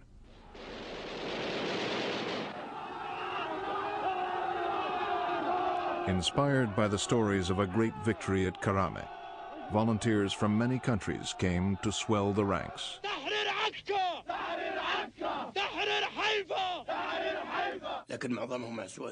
But unfortunately, the majority were the worst type of people. They were untrained and undisciplined. The PLO grew larger, and our problems grew with it. It was total anarchy. We had 52 various guerrilla organizations of all various types, and they weren't just Palestinian guerrilla organizations. Every international guerrilla organization had a presence in the country. We were naive people. We were very enthusiastic, very revolutionary, and at the same time, we were, and I can assure you, we were very innocent. We felt that King Hussein, as a reactionary leader, leading a reactionary regime, is an obstacle, and that in order to make our revolution succeed, we need to remove this obstacle. One day, shooting broke out in the capital, Amman, and the king drove off to investigate. And on a crossroad, where there was a military police checkpost, we found that one side of the road was closed, and the other side also was blocked by an army lorry. We stopped. As we came to a stop, suddenly we were under very, very intense heavy machine gun fire. The guard car in front of me was hit. We lost a sergeant of my guard and about 4 wounded. Everyone jumped out of my car and yelled at me to do the same. We could see the bullets from those heavy machine guns coming down at us, hitting the asphalt, the tarmac around us. It was like raindrops on a parched land, just making holes. And those rows of holes were getting closer and closer to where we were standing. I felt very angry. And I believe my reaction was to say a bad word, but essentially to the effect of, how dare they? The king jumped into a ditch. Spontaneously, on the spur of the moment, I had an idea to protect His Majesty physically, and the commander of the guards had the same idea at the same time. They converged from both sides to try to give me body cover, and they nearly broke my back in the process. Their driver turned the car around. We got into the car, shooting going on. Engine was revving like mad, but we were still stationary. So I told the driver, just hang on a second and engage the gear, which in his anxiety had forgotten to do, and we shot off. The faction most determined to overthrow the government of Jordan was led by George Habash.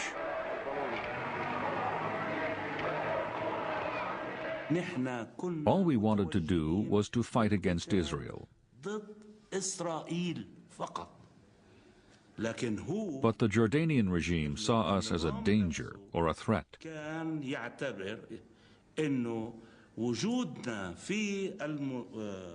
This was their problem, not ours.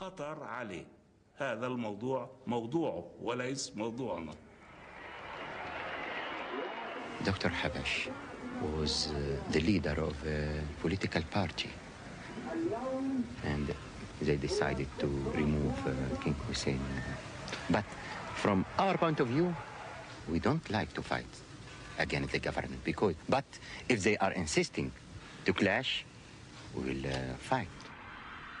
On September 9th, 1970, this British airliner with 115 passengers and some of Dr. Habash's armed men aboard appeared over Amman. I heard about it when an aircraft passed overhead my house west of the city in the suburbs, practically knocking the roof off. In a single spectacular operation, Habash's men hijacked 4 Western airliners and forced 3 of them to fly to Jordan with their hundreds of passengers. The planes landed on an old World War II airstrip in the desert. We waited for 20 full years. Nothing happened. Our people remained in their camps, in their tents. They are fed up with this condition.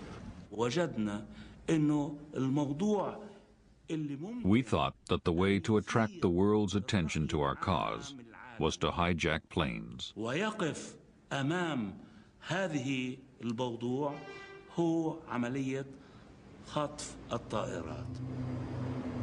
The Jordanian army surrounded the airstrip, and the general in charge went in to negotiate with the hijackers. We spoke for hours. It was terribly hot. I stayed in the shade of the aircraft. I made a deal with them. We take the passengers, they keep the planes. 435 passengers and crew were taken off the aircraft, but some were kept as hostages. The humiliation of having aircraft flown into the country and innocent passengers being whisked away and being unable to do anything about it was something that questioned whether Jordan really existed or whether it didn't. The hijackers then drove home their message to the world.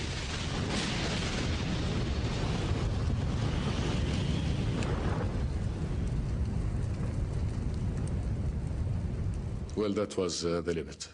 As far as I was concerned, something had to be done, and done soon. 4 days later, with control of the kingdom slipping away, King Hussein declared war on the PLO. That day, Jordanian tanks and soldiers moved into position around the capital. Arab was poised to fight Arab. I think I tried to get a little bit of sleep that night. I prayed a lot. And in the morning, first light, there was movement into the city. On the early hours of September 17, I woke up when we heard the artillery bombing our bases. So what we did immediately is that we went to Arafat office, the Joint Command. Arafat was there. Most of the leaders of Fatah were there.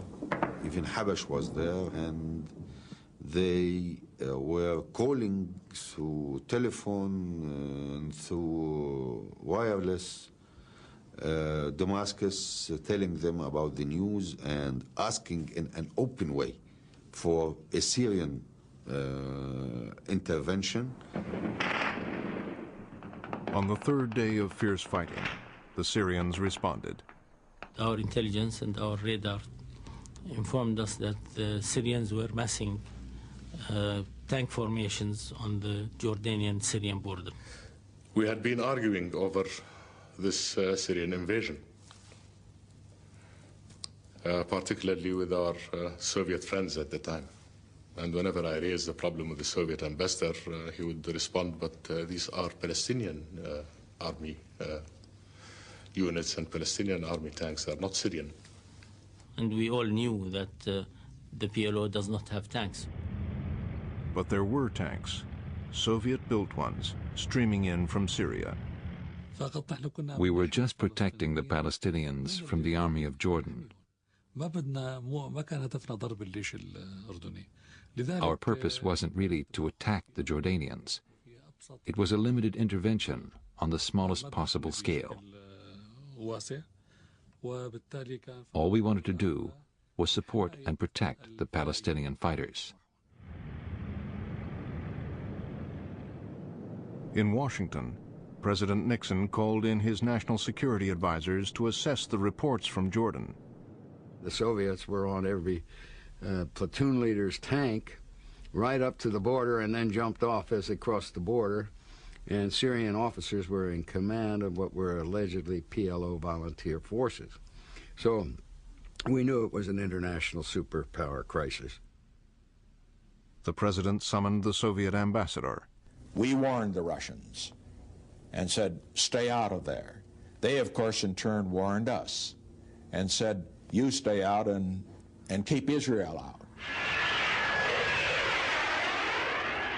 In the meantime, King Hussein's forces had destroyed many of the Syrian tanks, but they could not stop the advance. The pressure on the king was increasing by the hour. When the Syrian tanks had reached the town of Irbid, which is about 2/3 of the way from the Syrian border down to Amman. They're about at that town, on the edge of it. That's when he was really starting to panic. With all the threats from almost every direction, and the situation, to all intents or purposes, looking almost impossible to cope with. Army headquarters began to tell me that we needed help from outside, and we should ask for it from the Americans and any quarter that would be willing to help. In these circumstances, any quarter could mean only one thing: Israel.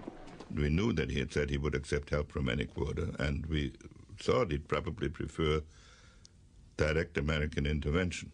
He was keenly aware that if he was resurrected and protected as a result of Israeli military intervention, that this would have a strongly negative impact, not only within Jordan itself, but obviously within the entire world.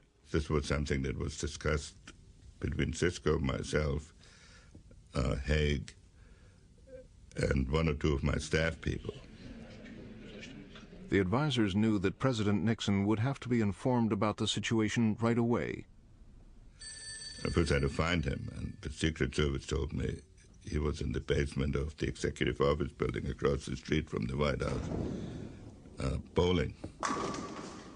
And that's where I found him. I remember Henry coming back into the offices. He said, holy mackerel, the guy's bowling with his black dress shoes on. He was there bowling alone. And we just started talking. He wanted to have an American intervention. And of course, we didn't just have an empty cannon there. That's why we moved some fleet units over into that part of the Mediterranean. And that is why we alerted a couple of Marine battalions as well.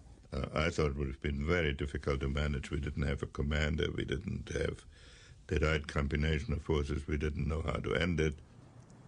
Mr. President, we said, we think the Israelis are in the best position to do this. They're close to the scene. The resources can be employed rapidly. Once he understood that, he agreed to back the Israelis. Hussein was quite aware of and approved of what we were doing in this thing, and if he didn't approve, he didn't let us know. It was America's ambassador in Jordan who broke the news to King Hussein. And what I was told to say to him is, we'll get the Israelis to come in and help you. And I think this is a very serious moment for the king. We asked Rabin what the views of the Israeli government would be in these circumstances, and Rabin said he would report home and ask.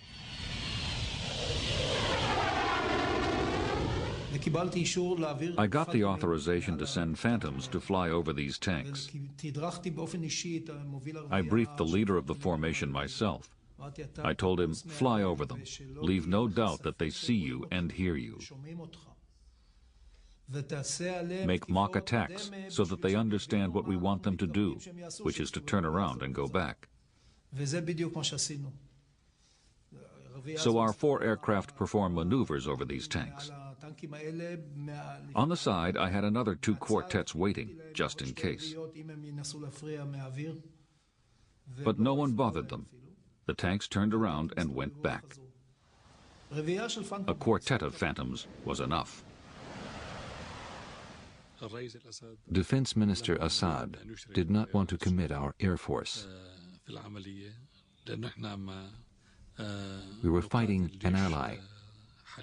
The Jordanian army is our friend. We can't attack them using planes. Whether it was because of Arab solidarity or the threat of Nixon's Sixth Fleet and Israel's warplanes, Syria finally withdrew its tanks. The Jordanian army could now give all its attention to kicking out the Palestinians.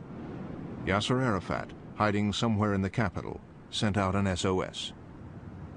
I remember that he made the broadcasting through the station we had, asking the Arab world and the Islamic world to intervene.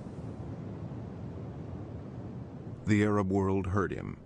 Its leaders gathered in Cairo for an emergency meeting, chaired by President Nasser. Nasser decided that the leaders should send a delegation to Jordan to ask King Hussein to stop killing Palestinians. At the head of this delegation was the president of Sudan. We went to King Hussein. Of course, he offered us every kind of delicious dish. They kept telling us that you have to stop things immediately. But we can't stop. I mean, we're in the middle of a life and death struggle. Then we stayed for dinner, going through all the arguments. I believe that that experience was one of my worst during that particular period of time. Because one is concerned, one is worried, one is trying to deal with problems changing every minute, and suddenly to have to entertain a group that is totally out of touch with reality or with the needs of the moment. And we kept on talking and going through all the reasons until daybreak.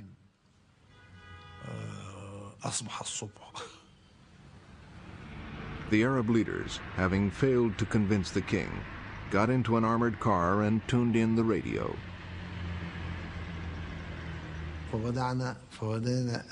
We started to hear Arafat talking, and Arafat calling for help. The leaders went to Arafat's hideout and provided him with a new identity, a family man complete with wife and child. We passed off the child as Arafat's, so that the guards at the airport would not stop us.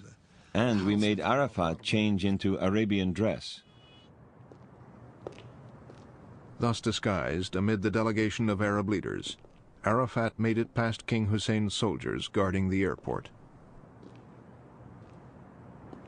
And then suddenly I heard with utter shock and disbelief that they arrived in Cairo. They had Arafat with them. Arafat had had a close shave in more ways than one.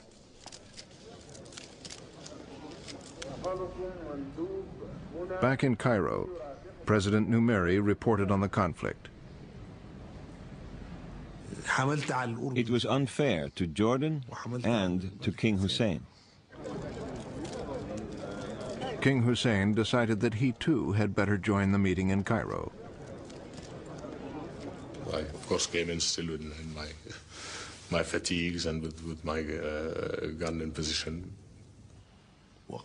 And he spoke in the conference and responded to the allegations. He said he was not against the Palestinians at all. President Nasser imposed a deal which met most of King Hussein's demands. Arafat gave in. He agreed all his fighters would leave the capital. The PLO tried to regroup in the north of Jordan, and it took King Hussein another year to drive them out of the country altogether. The PLO's attempt to take over Jordan had failed.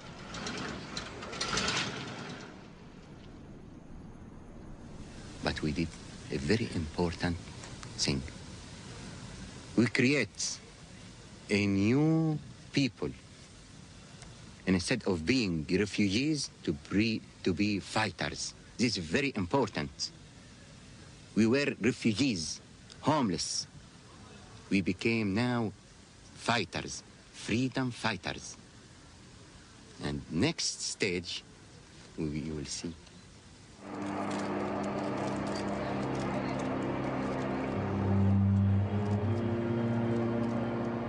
Arafat and his battered fighters moved to Lebanon,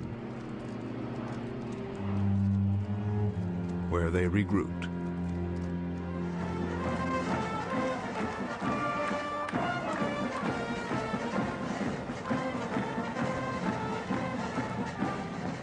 Soon, Arafat would be strong enough to become a power broker in Lebanon and continue his attacks on Israelis.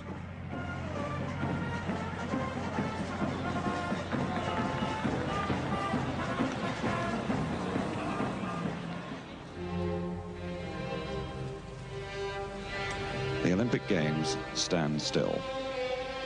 The flags in the stadium at half-mast. The citizens of Munich, the thousands of competitors and officials. Palestinian guerrillas crowned a year of terrorist attacks by storming the Olympic Village. This hastily conceived memorial ceremony. 11 Israeli athletes were killed as the world watched. Israel retaliated with a pinpoint operation. An Israeli commando force landed on a beach near Beirut. Their targets were PLO leaders, particularly those responsible for Munich. Arafat, who was working late at the PLO's busy headquarters, escaped.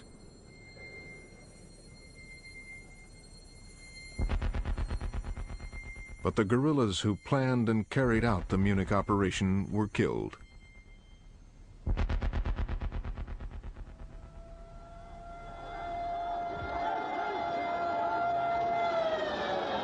At the funerals, the Palestinians and their Muslim allies erupted in fury.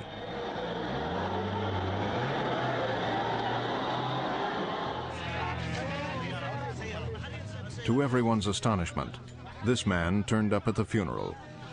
Pierre Jamal, Christian Maronite leader, suspected by some Palestinians of collaborating with Israel.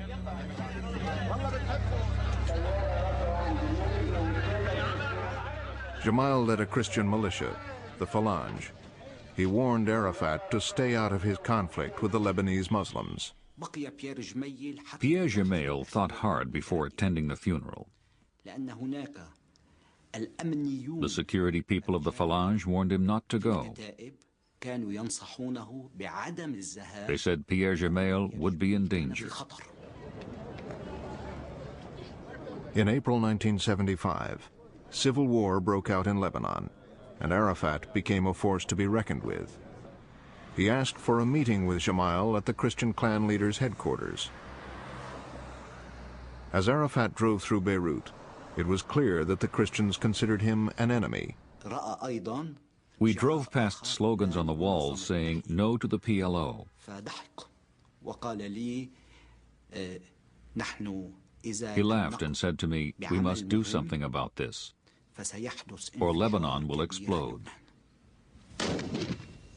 The civil war escalated. Arafat aligned himself with the Muslims, while Christians sought the help of Israel. The Christian leader then gave the PLO an ultimatum. We are asking the Palestinians to stay quiet. If they want to remain in Lebanon, to stay quiet in Lebanon. I don't think that we are going to accept in the future that any war can be waged from Lebanon from the Lebanon borders, because this, and the past experience has proved it, this will prove disastrous for Lebanon. Arafat ignored the warning. 1974 had seen a succession of Palestinian raids across the border into Israel. In one attack, 18 Israelis, including 8 children, died. A month later, Palestinian raiders took over a school and killed 22 children.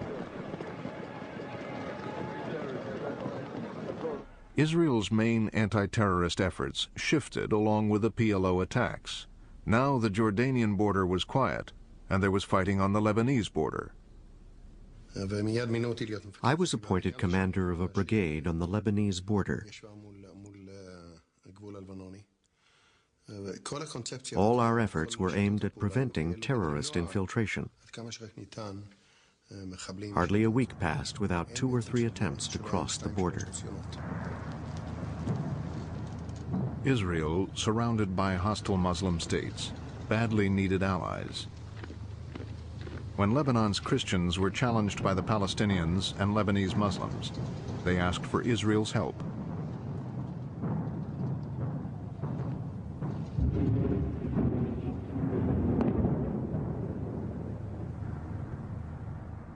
Defense Minister Shimon Peres sent an Arabic-speaking officer on a secret mission to Beirut. In my heart, I decided that such a man must volunteer. His life would certainly be at risk. And when I told him I was willing, he smiled. He said, "It's very dangerous." I said, "I know." I saw Fuad's mission as a trip to a minefield, a place where there are many traitors.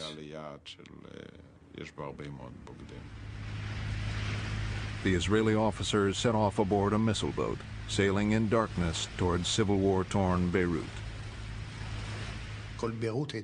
All Beirut was lit by cannon fire. A city like hell. Unbelievable.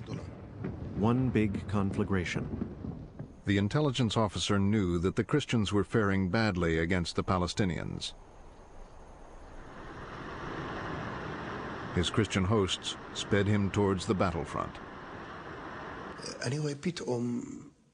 Suddenly, I saw thousands of people lining the road and clapping. I said to my host, "What's this?" He said, "Let's take a look." Then I see 2 trucks coming up. One truck has men shooting in the air. The other has ropes tied to it. At the end of each of these ropes is the body of a PLO terrorist, and this truck is dragging them along the ground. And the men on the back of the truck are just shooting and shooting at them, although they had long been dead. I was simply shocked. Lebanese Muslims and Christians and Palestinians fought and murdered each other with ferocity. Some 40,000 would die on both sides. A British journalist reported, "At its most hideous, this civil war has been simple. Muslims have murdered Christians, Christians have murdered Muslims. Not in battle, but in cold blood." These men were innocents, kidnapped in the street, taken to a secret place, tortured, shot, and then dumped in the street again for their families to find.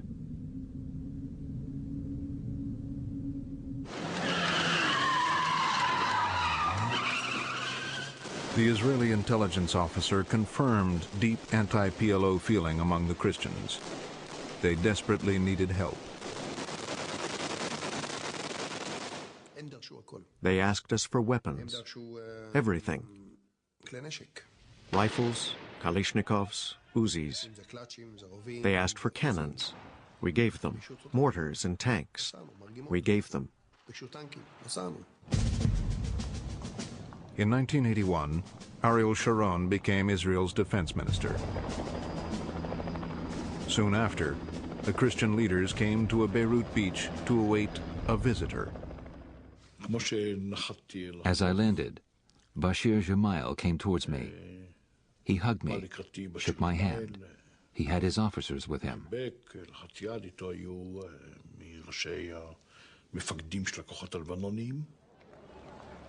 Bashir, the son of Christian leader Pierre Jamal, now controlled the weapons supplied by Israel.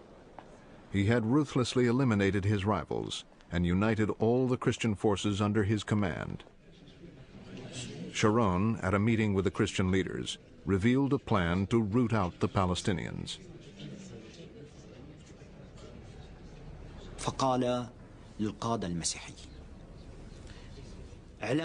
He told the Christian leaders, "We have taken a decision in Israel to invade Lebanon. القرار متخذ وإننا ننتظر الفرصة لتنفيذ هذا الاجتياح." Sharon told the Christians they would have to help. Israel's troops could not march into an Arab capital. Expelling the Palestinians from the city would be the task of the Christians. I said, "Remember, if an invasion happens, it's a mission you will have to carry out. You, and only you, can do this." But the Israelis could advance to the outskirts of Beirut and encircle the city. 6 months later, the Palestinians provided Israel with a pretext for invasion. In London, the Israeli ambassador was shot by a Palestinian. As police gathered evidence, Prime Minister Begin summoned his cabinet. He turned to me and asked me to brief my colleagues. Ariel Sharon said nothing about his plan to encircle Beirut. He spoke only of pushing the Palestinians back from Israel's northern border. Then Mr. Ehrlich, God rest his soul, asked, "What about Beirut?" I said, "Beirut isn't in the picture. The plan is to create a 40 to 45 kilometer area in which there will be no terrorists." Israeli forces crossed the border and moved rapidly into Lebanon. But Prime Minister Begin reassured the Israeli parliament. "And if we achieve the 40-kilometer line above our northern border, the job is done. All fighting will stop." But within hours, Sharon found an excuse for pushing farther. We got information that units of the 1st Syrian Division were moving south towards the Bekaa Valley in Lebanon. Sharon persuaded Begin that Israel's troops should now advance deeper into Lebanon to outflank this Syrian force. It would mean going beyond 45 kilometers. Whoever said we would give terrorists immunity beyond the 45-kilometer line?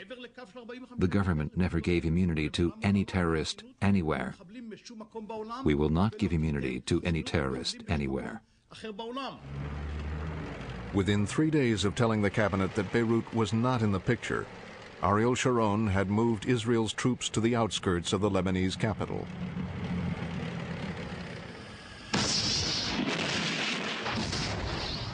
For 9 weeks, they laid siege to Beirut, exchanging fire with the Palestinians. We are here, and we will continue to be here, and we will defend this city, the first,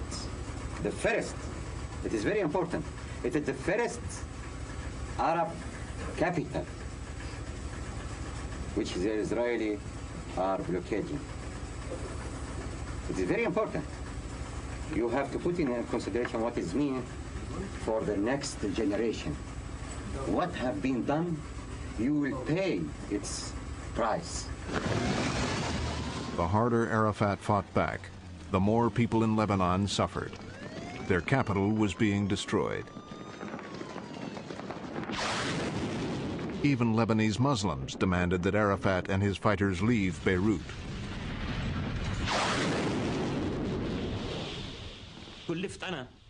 I was the one who had to raise the question with Arafat.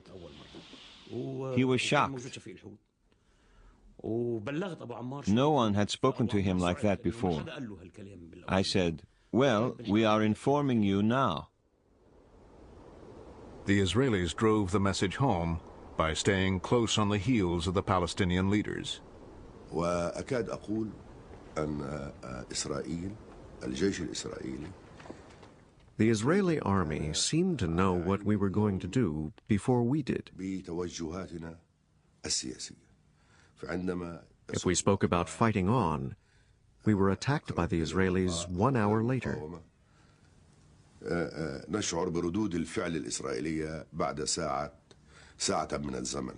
There was a meeting in one of our headquarters, and I tell them, please, get out. Leave it. Just now, he said, you are inviting us for a meeting. He said, please, leave this place directly. I don't know why. Believe me, I don't know why. After 15 minutes from our departure, they bombed. In a cellar under the rubble, the PLO leaders faced a stark choice. وكان قد وصل إلى قناعة ياسر Arafat was convinced that we had to evacuate Beirut. ولكنه كان حريصا في نفس الوقت أن لا يسجل. But he was careful to avoid being the one who ordered Palestinian forces to leave Lebanon. كان يريد أن يكون القرار جماعيا ويساهم به. He wanted a collective decision by all the faction leaders. The price of further defiance was clear. فكان القرار الصعب. So we took a hard decision. I can say today that everybody accepted it. All of the leaders of the Palestinian Revolution said yes.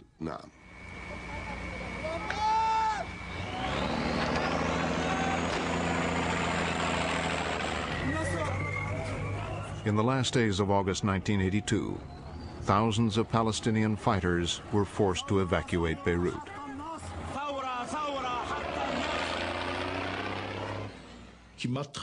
Nearly 15,000 men expelled from Beirut.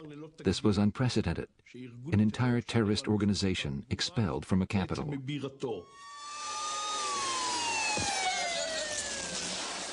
Then, in a massive explosion at his party headquarters, Bashir Gemayel, Lebanon's president-elect and Israel's ally, was assassinated.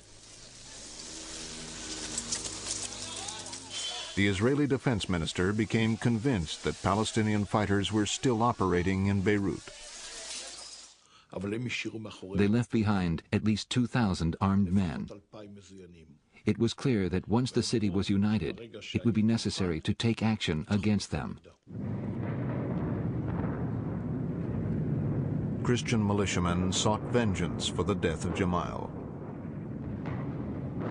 While Israeli troops stood by, providing light from flares, the phalangists entered the Palestinian camps of Sabra and Shatila.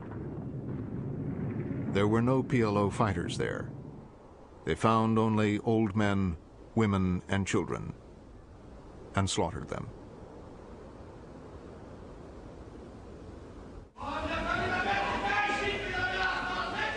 You should be ashamed of yourself. I am not here to explain this horrible tragedy. It belongs to a world of dark motives, not our world. Only those who carried it out can be blamed for this massacre. I hope they will be punished. You are an enemy of the people. You are worse than evil. In the largest demonstration in Israel's history, 400,000 people protested Israel's role in the massacre. It is true that we lost our base in Beirut, but they lost the war. Once again, through a combined effort of Arabs and Israelis, the PLO had been driven out of an Arab country.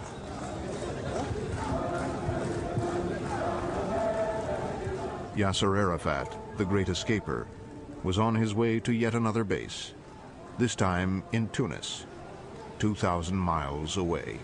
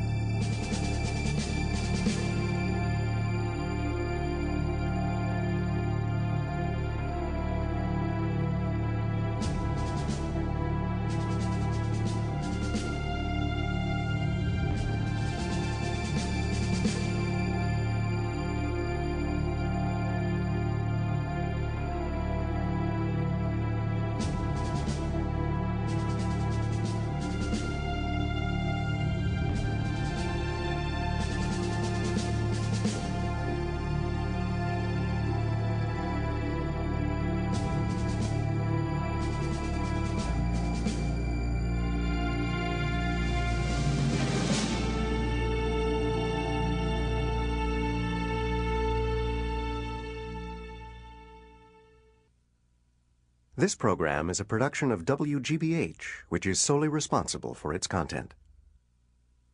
Funding for the 50 Years' War, Israel and the Arabs, was provided by the Corporation for Public Broadcasting and PBS viewers like you.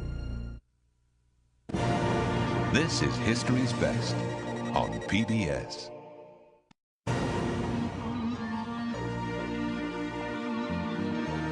Presenting History's Best on PBS.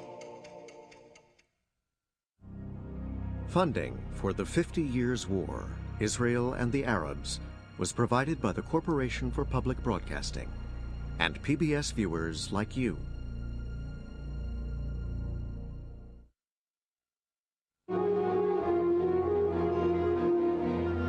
Victory in the war has not brought the hoped-for solution to all the problems in this part of the Middle East. Egypt, for example, declares that she will not reopen the Suez Canal until Israel gives up Arab territory she has conquered, which the Israelis are not prepared to do. Israel's new Prime Minister, Mrs. Golda Meir, visited troops in the Sinai Desert, not far from the Suez Canal, where the shells continue to fly. He wanted a chance to inspect and talk to the men who are living face to face with the realities of the Middle East situation.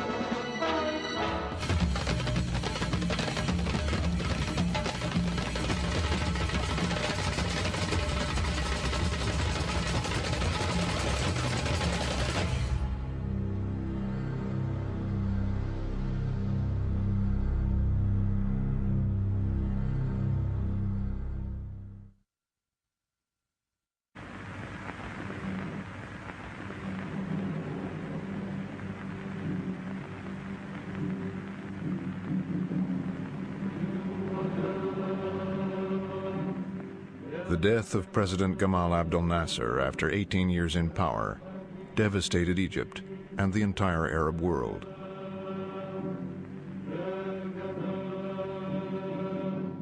His successor, Vice President Anwar Sadat, was considered little more than a figurehead.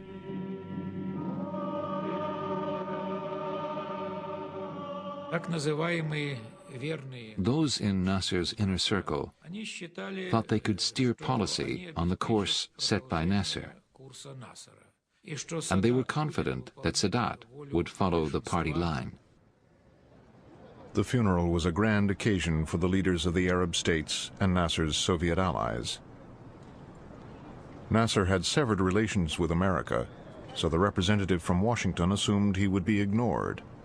Then a soldier came into the room, weaving his way through the crowd. Apparently, it turned out heading for me. The soldier led Richardson away, out of the sight of the world's press and the watchful eye of the KGB.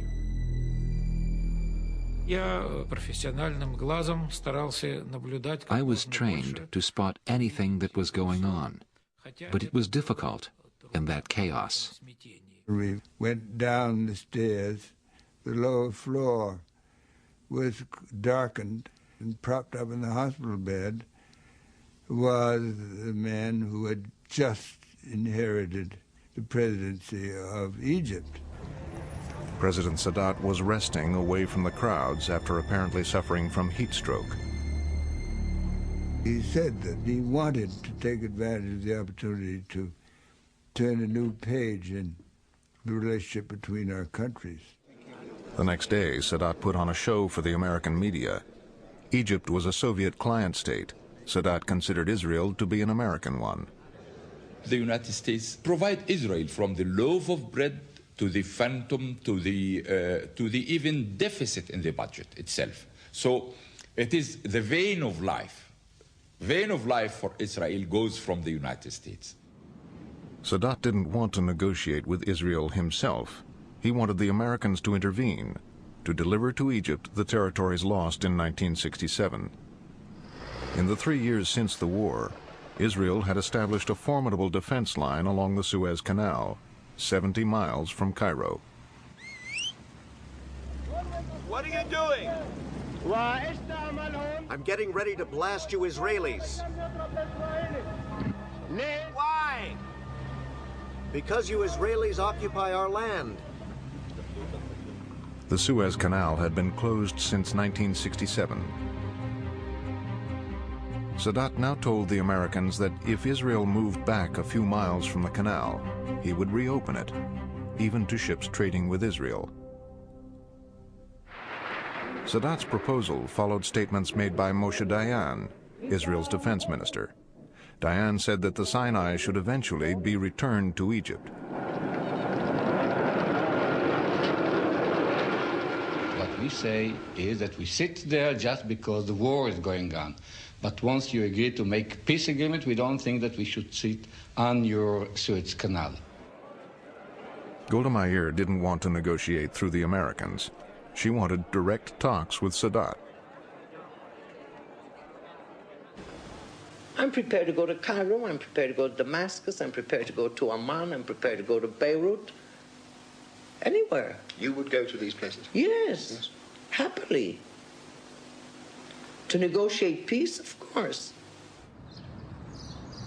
In Washington, President Nixon looked for the right person to urge Sadat's proposal on Golda Meir. He chose Joe Sisko. I can recall the words to this day. He said, "Joe, press Golda. Press her hard, but don't cause a major Donnybrook between Israel and the United States."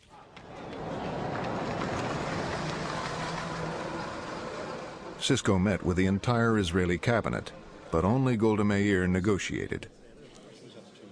Golda Meir took it upon herself to do all of the talking. It was interesting to see everyone here, all the ministers, nobody opening their mouth. What they did to release their tension was sending little notes to each other. I sent Dayan a chit saying, "Listen, Moshe, I think we can get you some support." He sent back a very abrupt reply saying sarcastically, "Thank you very much.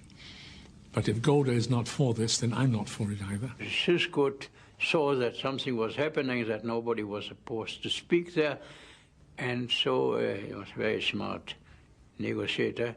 He asked the Prime Minister whether he's permitted to ask the Minister of Defense one question, a professional question. So what could she say? I said to him, "Mr. Minister, if we don't do anything, what do you think is going to happen?" Dayan said, "Well, I cannot imagine that any government will tolerate indefinitely a situation where a strong army is poised at the gates of its capital." He was exaggerating. After all, our forces were at a distance of more than 100 kilometers from Cairo, and this will lead to war. Golda Meir still insisted on direct talks.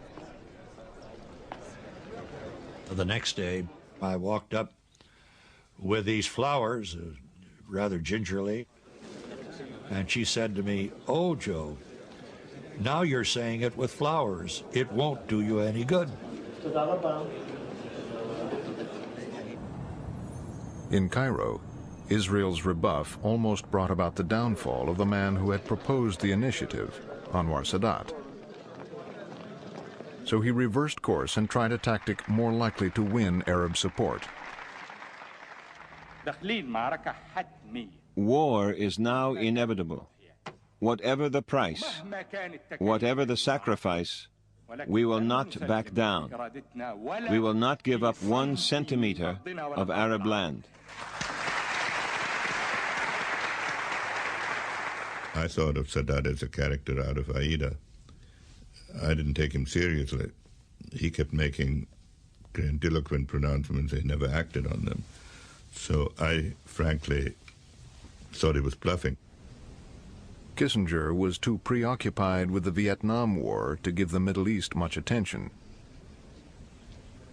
even when Sadat made another offer. He wanted Israel to return to the 67 borders, in return for which Egypt would be willing to make peace, which was a big step because no Arab state had as yet ever flatly said that they would make peace. We were in no position to handle that.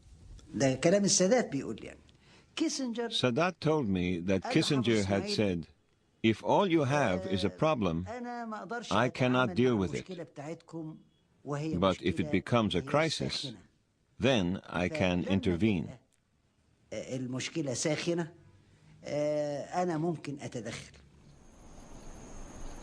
Disappointed with American diplomacy, yet still unwilling to talk to Israel directly, Sadat set out to prepare for war. The High Command met at Sadat's house in Giza. Sadat told us, there is no hope of a peaceful solution, and I will not surrender to Israel. So our only option is war. He said, get me back just 10 centimeters of the Sinai, and I will negotiate a miracle. Sadat then proposed a secret alliance with President Assad of Syria. They agreed to plan a joint attack on Israel.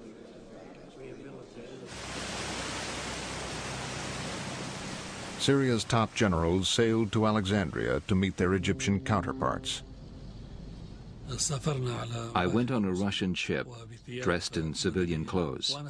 I had a fake Egyptian passport and was using an alias, Jamal Hassan.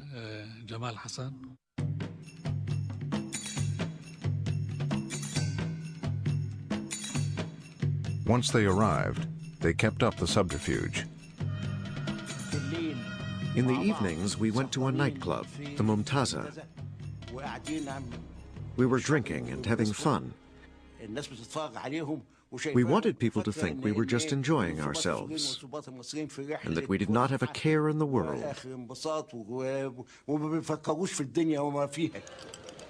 At the hotel, the generals discussed the plans for their joint attack and decided on a special date. The 6th of October was Yom Kippur, the Day of Atonement. For the Jews, it is a holy day, a day of rest. The Syrians hoped at least to recapture the Golan Heights, taken from them in 1967. To keep Israel's troops tied down, they needed Egyptian forces to advance across the Sinai. But the Egyptians had their own plan. They intended to limit their advance to territory protected by their anti-aircraft missiles in Egypt. Our missiles could protect us for up to 12 kilometers. That would compensate for the inferiority of our Air Force.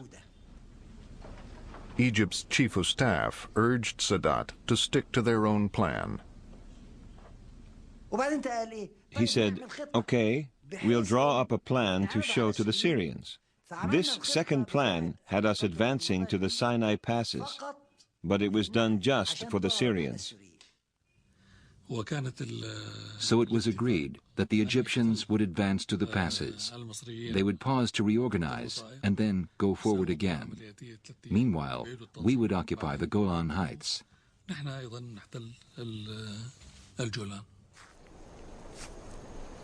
Whatever plans the Egyptians adopted, first they would have to cross the Suez Canal, and do it under the gaze of Israeli troops. The enemy are just 200 meters away. I can see them, they can see me. How can I catch them by surprise? طب أفاجئهم إزاي؟ I must hide my intentions. أفاجئهم في النية أخفيها. كنا بنقوم بأعمال. We carried out many military exercises. The aim was to deceive Israeli intelligence. We wanted them to think we were expecting an attack from Israel. Now, the presidents of Egypt and Syria also set out to deceive their fellow Arab, Jordan's King Hussein. They claimed Israel was about to attack them. Sadat and Assad were worried about an attack on Syria that could have one of its hooks come through northern Jordan. In the final analysis, I assured them that as far as we were concerned, no one is going to use our country to attack anyone. King Hussein smelled a rat. The last time Egypt and Syria had maneuvered him into a war with Israel, he had ended up losing a large slice of his kingdom. So he flew off alone, telling no one he was going to meet Golda Meir. I was very concerned and worried that a state of no peace and no war was going to end us up in serious difficulty. King Hussein talked about only one thing. He warned us to expect an attack from Syria and Egypt. The Prime Minister received the king alone, but the head of Israeli military intelligence was listening, as Hussein warned of the Syrian-Egyptian preparations for war. She was not convinced this information was reliable. You see, King Hussein himself was not 100% sure. Instead of mobilizing the Israeli reserves, Golda Meir kept in place the usual 450 troops along the canal.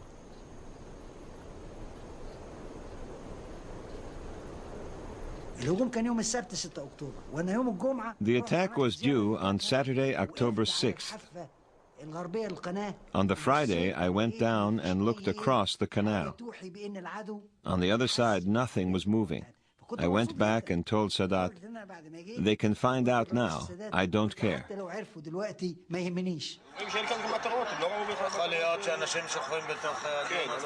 It was not till dawn the next day, as most Jews were preparing to go to synagogue for Yom Kippur, that Israeli intelligence finally became convinced that Egypt and Syria would attack within hours.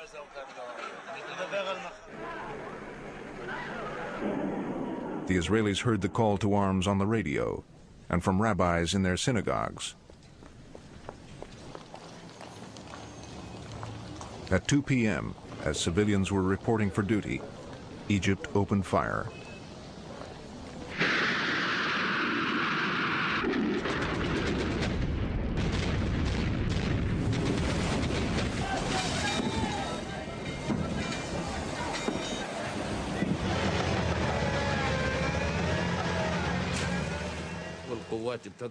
Our troops crossed the canal. They were shouting, "God is great, God is great," and they planted the Egyptian flag on the Sinai itself.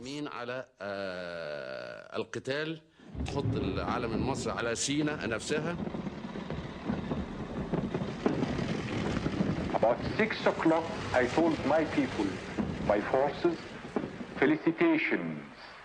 The Israelis has lost their balance. Sadat's armies drove the Israelis from the Suez Canal. Israel's Air Force tried to retaliate, but failed to break through Egypt's missile cover.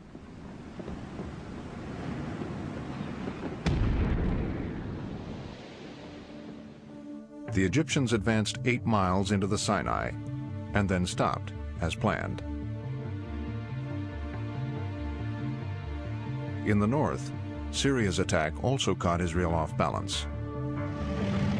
600 Syrian tanks rolled over Israel's defenses and across the Golan Heights.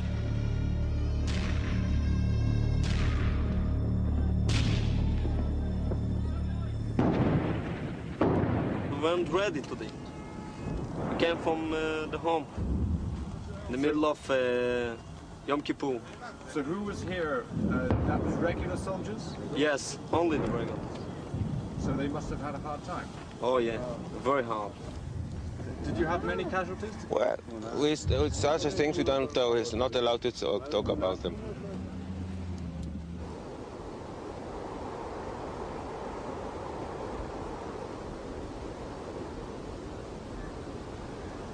The Syrians were expected to press their advantage.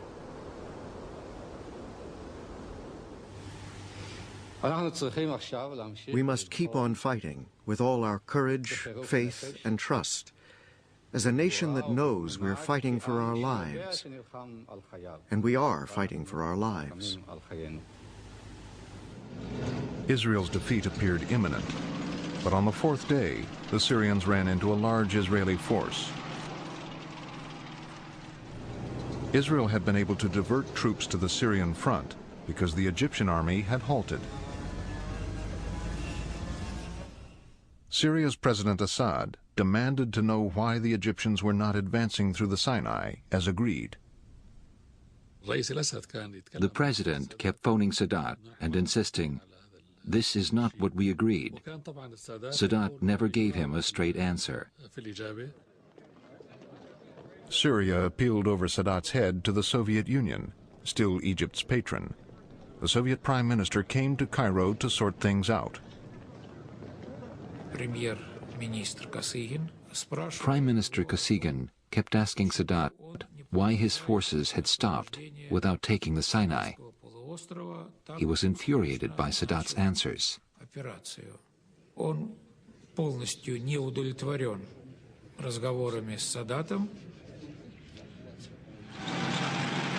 President Sadat yielded to Soviet pressure and gave the order to advance, much to the dismay of his chief of staff. It was doomed to failure from the start. Israel's air force was much stronger than ours.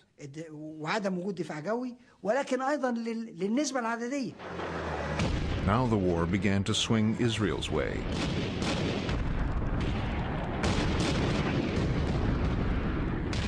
In 3 hours, 250 Egyptian tanks were destroyed. But Egypt still had 2 armies in the Sinai. The Israelis planned a daring coup. They set out to cut through the gap in the Egyptian lines, create a bridgehead over the canal, and sweep around to isolate the Egyptian Third Army.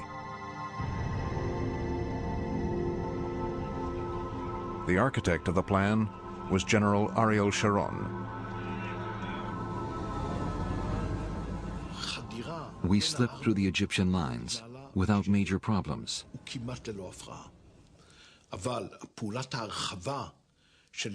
But when we reached the canal,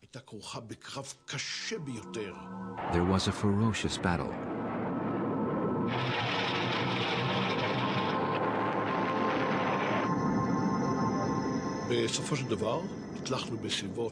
Eventually, at 1 in the morning, the paratroopers crossed to the other side in dinghies.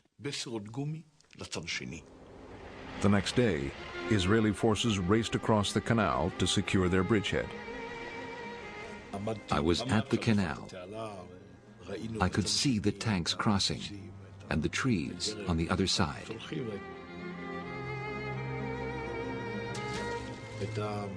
It was a great feeling. Israel's troops were now only hours from Cairo. President Sadat begged the Soviets to arrange a ceasefire. The Israelis crossed the canal, and about 24 hours later, we got a message from Brezhnev inviting me to come to Moscow. We thought Kissinger's visit to Moscow would be useful. He could help us stop the conflict. We thought it would give the Israelis more time if I went to Moscow, because nothing could happen until I got there. While I was in the air, Nixon sent a message directly to Brezhnev saying that I was fully authorized to conclude, but I frankly wanted to stall. The Soviets were in such a hurry to end the fighting that General Secretary Brezhnev led the talks with Kissinger himself. He insisted that the advance be stopped. In return, Kissinger wanted the Arabs to recognize Israel's right to exist. What we said was that there should be direct negotiations at some point between the Arabs and Israel. I told Brezhnev I would carefully communicate everything he said to Washington, but that there had to be some time interval so that I could get the president's views. And he said, no, here's a message. And he gave me power of attorney, that, in effect, power of attorney that the president had given me, which did not thrill me. The Secretary of State realized he could stall no longer. While still in Moscow, he agreed to terms for a ceasefire. But it was another 5 days before the war ended. During that time, the Israelis encircled the Egyptian Third Army.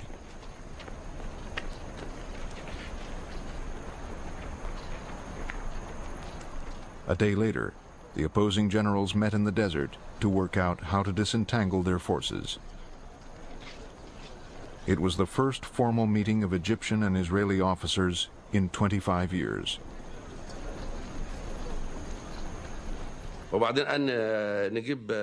He offered me coffee. I said, no, thank you.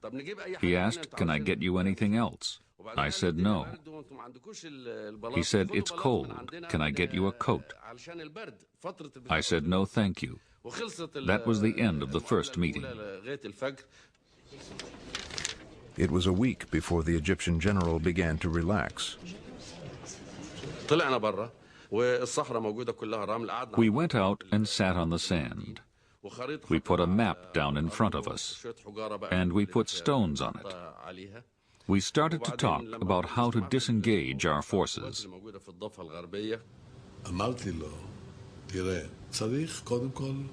I said, look, we have to end the friction between our forces. The answer is, you go back to the west side of the canal, and we will pull back to the east side.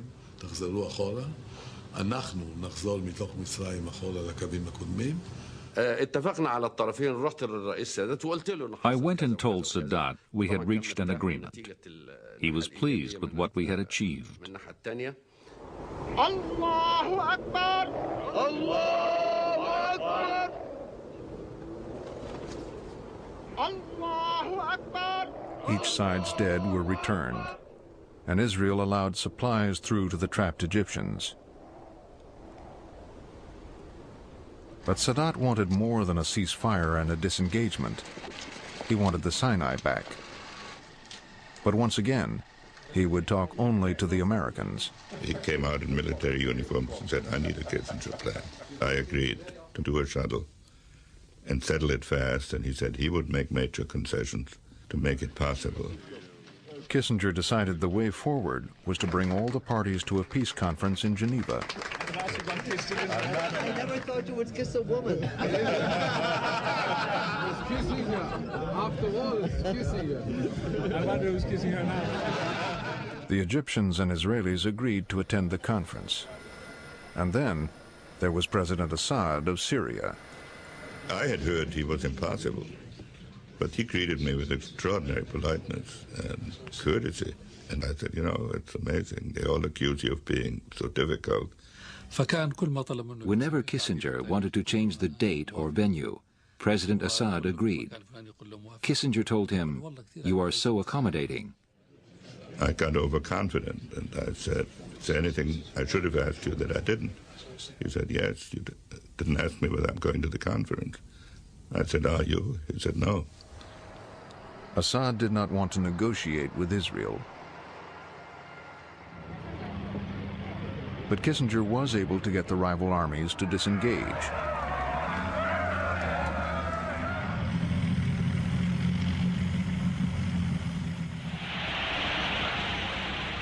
Sadat then attempted to strengthen his hand by embracing Syrian and Palestinian objectives. Israel must move on all the fronts, on the Egyptian front, the Syrian front, the Jordanian front, the Palestinian front. At a time when Arafat wanted to replace Israel with a Palestinian state, Sadat pledged unity. You see, we are cooperating together. And as we have mentioned, there are three partners: Egyptians, Syrians, and the Palestinians. 2 restless years passed. Then, Israeli elections brought forth a leader determined to hold on to the West Bank and Gaza. What occupied territories? If you mean Judea, Samaria, and the Gaza Strip, they are liberated territories. They are an integral part of the land of Israel. The new prime minister made the building of settlements his first priority. Settlements like the new town of Yamit, where 5,000 Jews lived in the Sinai. Begin was highly suspicious of Sadat. Sadat is an implacable enemy of Israel. This is also the truth. He is no fool, but he is an enemy.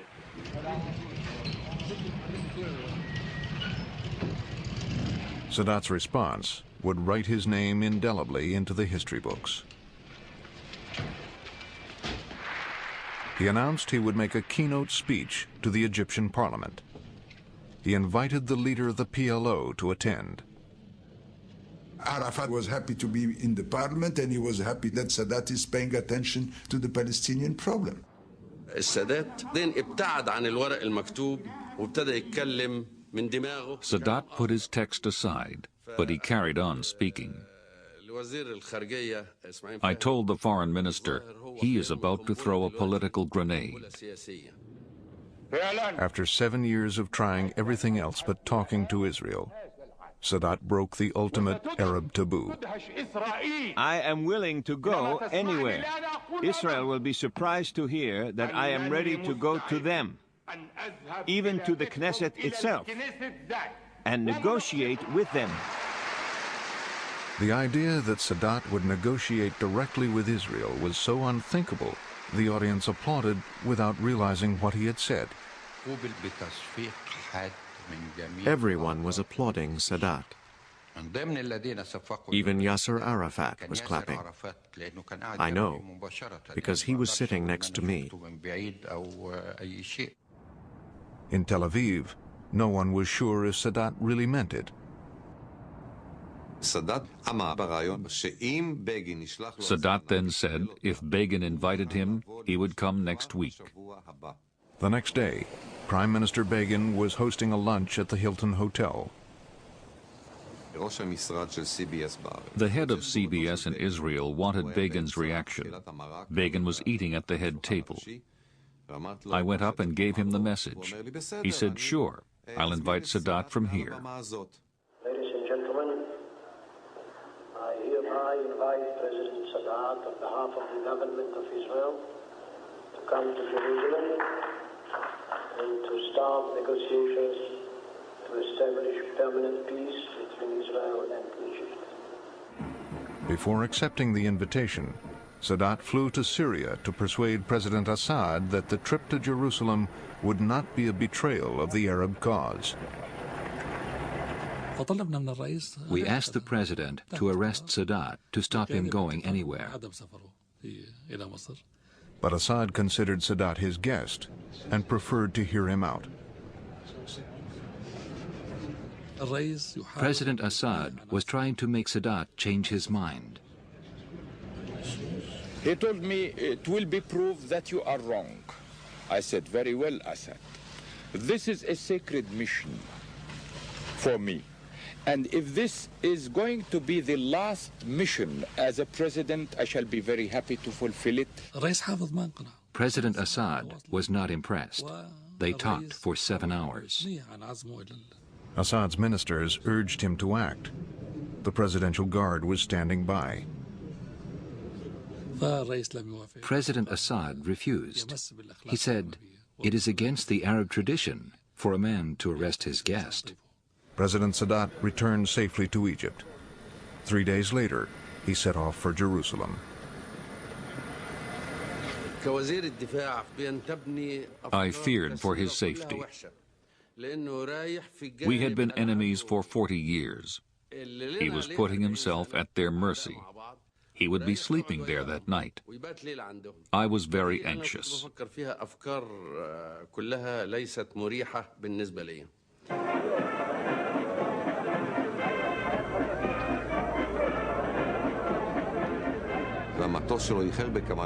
Sadat's plane was late. I overheard a senior security officer talking.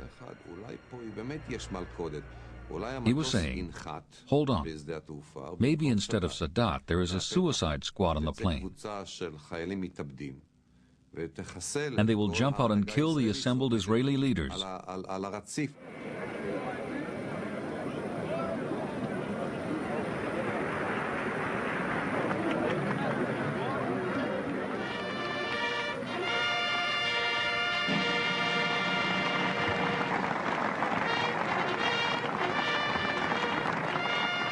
When we arrived in Tel Aviv, it was like I was coming to outer space. It means it was something completely new.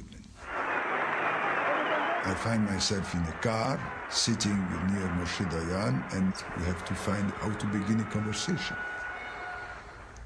And I've read in the book that he was interested in archaeology. So I mentioned that I was interested in archaeology, and we begin to talk archaeology. The Israeli people greeted Sadat's arrival from Egypt as though he were Moses, come again.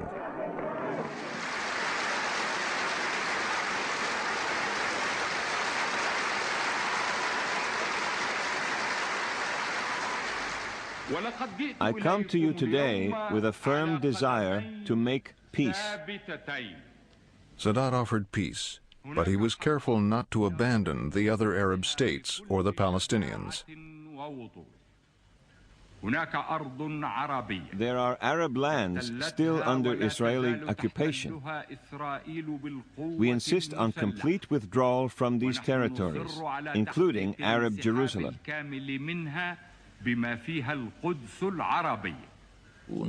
It was quite a speech, quite disturbing. I passed a note to Begin saying we must be on our guard. Ezra Weizman, the defense minister, who was a great advocate for peace, said when he heard the speech that maybe we should mobilize the reserves.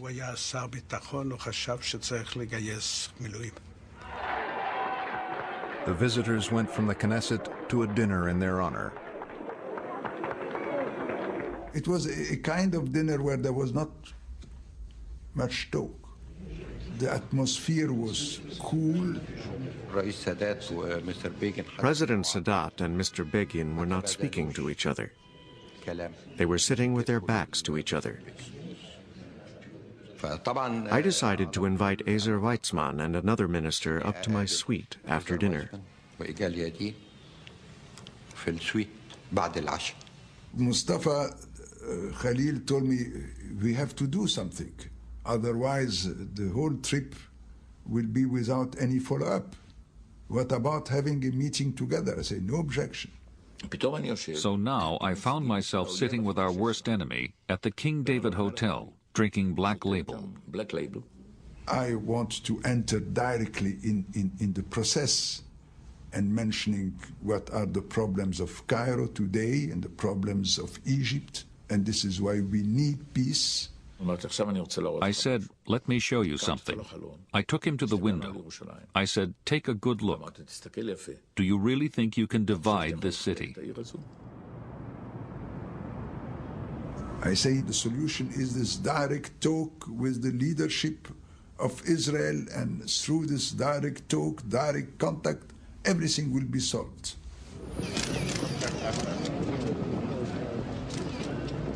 It wasn't that simple. After the trip to Jerusalem, the two sides continued to talk for 7 months.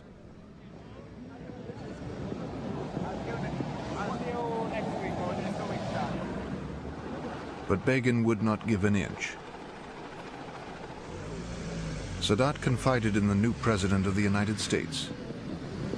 Sadat felt that the peace process, instead of having been moved forward, had actually been almost terminated by a fruitless gesture to go to Jerusalem. So he was quite discouraged.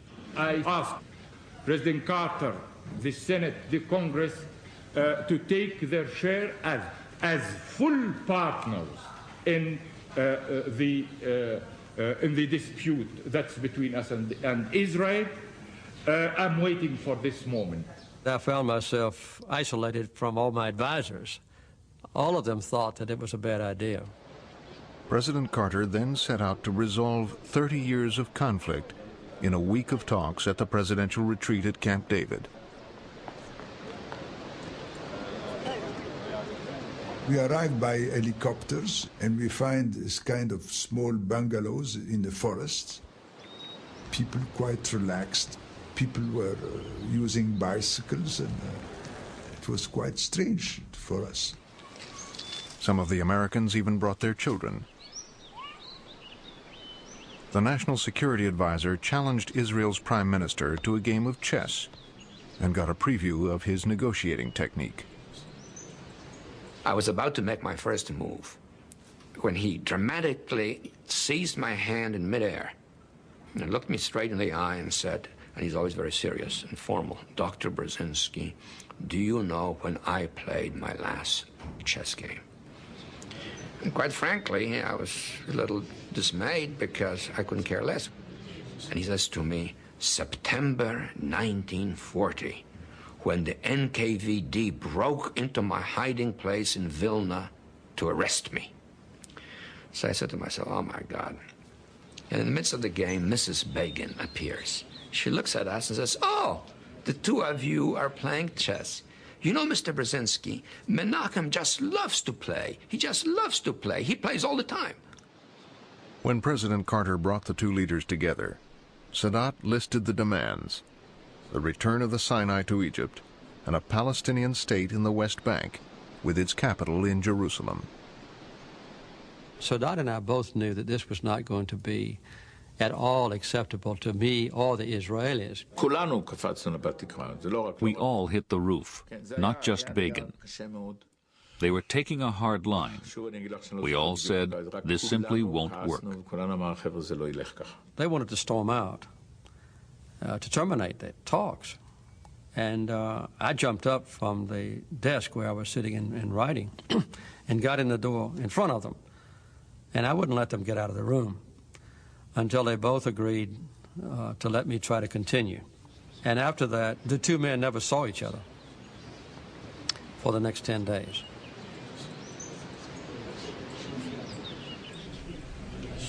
The incompatibilities between the two sides were so intense that some sort of an American document bridging the gap and extracting from each side those relatively few elements on the part of each side that were of a compromise nature seemed to us to be the only way to proceed.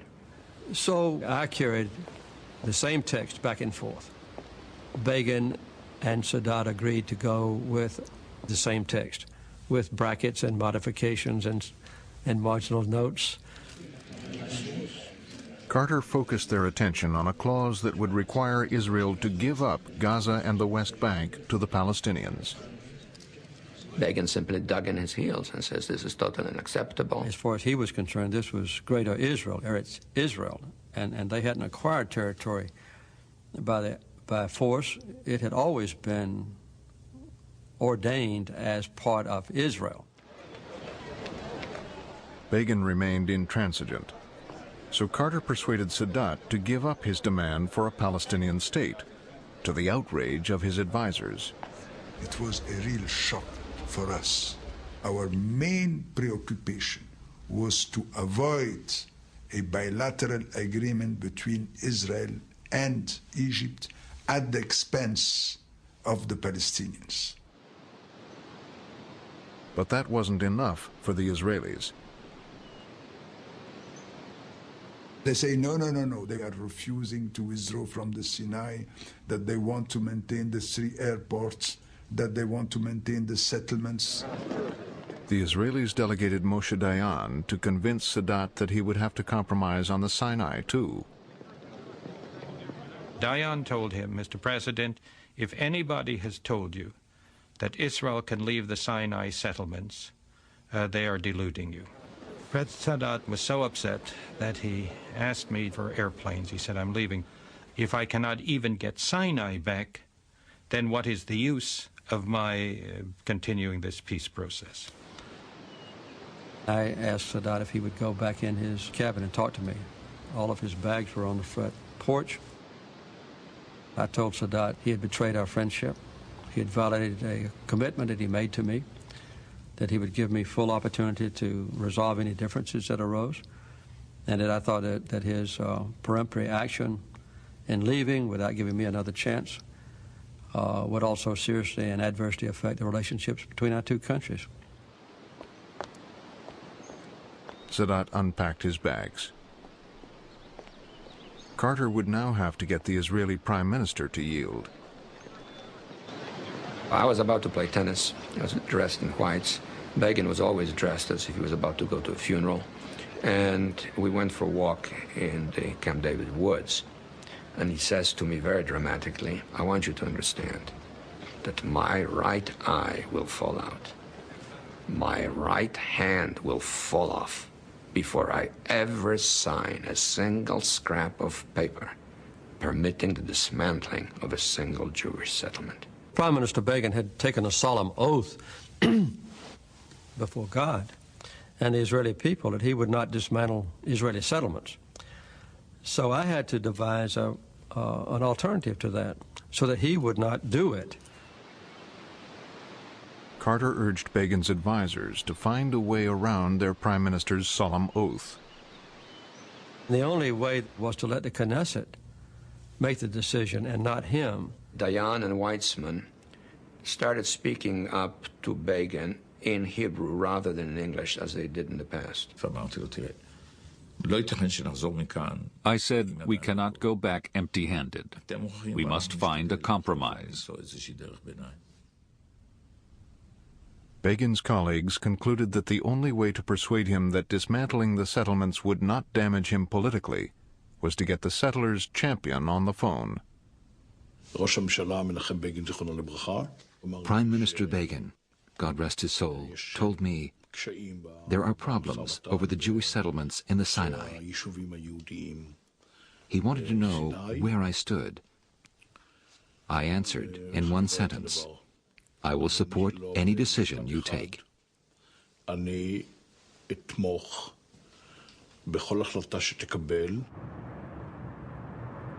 Minister Begin's phone call opened the way for a White House ceremony. The Knesset voted to dismantle the Sinai settlements.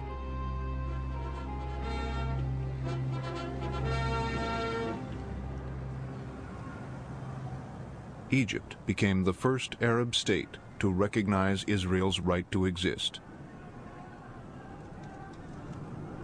Israel gave back the Sinai. Let's have a handshake before we move. Sadat and Begin were awarded the Nobel Peace Prize. I'm so proud of both of you. While we have the ceremony and the different speeches and the different signatures, we were listening to the Palestinians, which were outside, and was just shouting to remind us that the Palestinian problem have not been solved. The peace with Israel that Sadat concluded has lasted to this day. But many Arabs were enraged. 2 years later, at a military display in Cairo, Islamic extremists assassinated Anwar Sadat.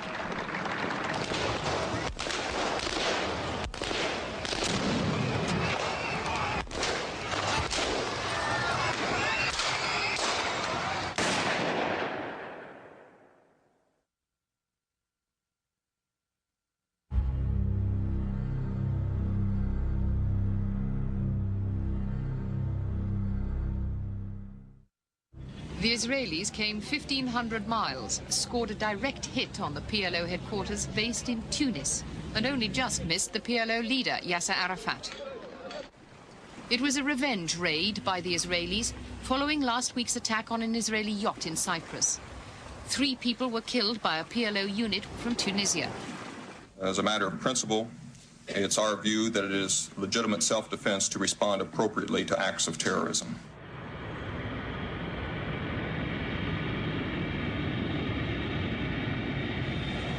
As terrorist warfare continued, a plane load of Israelis arrived at Heathrow Airport.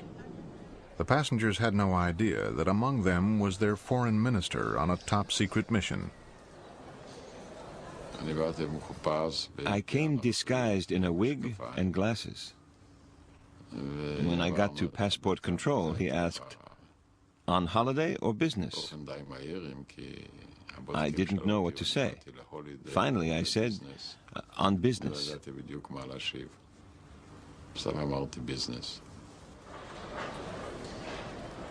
Shimon Peres wanted to extend the peace with Egypt to Jordan and the Palestinians.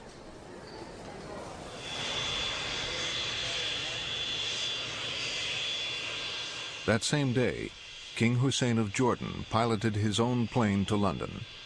He had been invited to meet Peres by a mutual friend. I had many questions in my mind about it, but he didn't give me any detail. He just told me that he had contacts with Peres, which were a beginning of talk about what will be done. The British lawyer, Lord Mishkan, had provided the meeting place and given his staff the day off. King Hussein said, "We'll wash up the dishes." I immediately agreed. But Mrs. Mishkan said no. She wouldn't dream of letting a king do her dishes. They now settled down to work out how to begin the process of negotiations. Israel still didn't want to negotiate with the PLO, which it saw as a terrorist organization dedicated to its destruction. We discussed the impasse. The problem was how to get the Palestinians to the negotiating table against Israeli opposition, against American opposition. Hussein said, if you were clever, you would recognize the PLO. That would show everyone the truth. The PLO is just unwilling to negotiate. Israel was willing to negotiate only with those Palestinians recognizing the right of Israel to exist. Peace talks with Palestinians who accepted Israel's right to exist would exclude the PLO. I had a bit of time to think about it, and at the same time to see if I had any last thoughts before such a monumental decision was taken. And then I decided, all right, fine, we'll go. The idea they came up with was a peace conference that excluded the PLO. Back in Israel, Shimon Peres faced a difficult meeting with his prime minister, Yitzhak Shamir. Peres's moderate Labor Party was part of a coalition that straddled the divide of Israeli politics. Shamir, a hardliner, opposed the conference. He wanted to negotiate separately with each Arab country and didn't want to deal with the Palestinians at all. He said he'd agreed with King Hussein to hold an international conference. An international conference? For me, that would be as bad as a pig in the temple. Shamir mistrusted Peres. He feared Israel would be outnumbered by the Arab states at the conference. Peres assured him the conference would quickly adjourn into individual talks with each Arab state, and the PLO would not be invited. I said, leave the text. I'll read it later. I said, no, I can't leave the agreement. Your staff might leak it and spoil my plan. It has to look like it comes from the Americans. Peres and King Hussein agreed that only America had the clout to get everyone to attend. So Peres then contacted the American Secretary of State. What he proposed now was that I take this on board as my proposal and then present it to the Israeli government. I saw danger, even in a visit from Schultz. I decided to send an envoy to America. I sent our former ambassador. And I told Schultz very plainly that the subject of the international conference was a subject of divided opinion in Israel, mainly between the Likud and the Labour Party, and that if he were to come to Israel to provide his support for the agreement that Peres had arrived at, he would be entering Israeli domestic politics. And he said, I'm not going to make the trip. Trying to keep the process going, Peres persuaded Shamir to meet with Jordan's King Hussein. The king invited Shamir to his house in London. Hussein explained that he could represent the Palestinians. The king was very critical of the Americans. He said, they made promises they didn't honor. They promised Jordan would get back the land Israel had occupied. But this hasn't happened. I thought to myself, I'm responsible for that. He was very blunt. There was not very much room for putting any of the ideas or hopes or aspirations that I had in mind. I refused point blank to discuss an international conference. So there wasn't much that we could really speak about or agree about. The next morning, I flew back to Jerusalem. None of my colleagues knew where I'd been or who I'd been meeting. We got a report from that meeting from Shamir, who was very happy about it. The king was so courteous. He served a kosher meal. He listened to me, and he was warm, and so on. We got a report from King Hussein, who said, well, we had the meeting and it was terribly discouraging because it's obvious to me that the Prime Minister is not willing to give any ground at all. Shamir rejected Hussein as a representative of the Palestinians and repeated his unwillingness to negotiate with the PLO.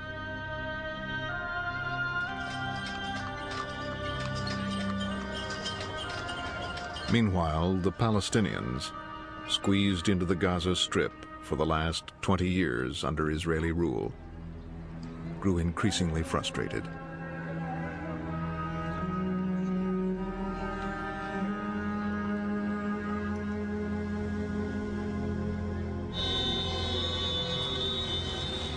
On December 8, 1987, an Israeli truck accidentally hit a car carrying 4 Palestinian laborers.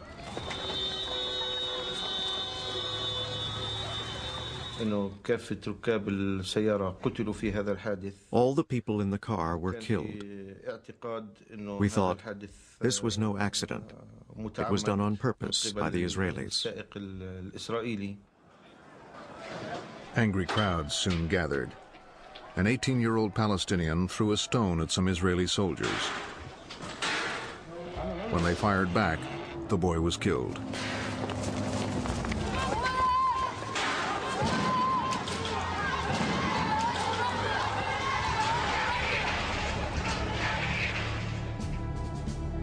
The Israeli security forces then stepped up their presence in the occupied territories.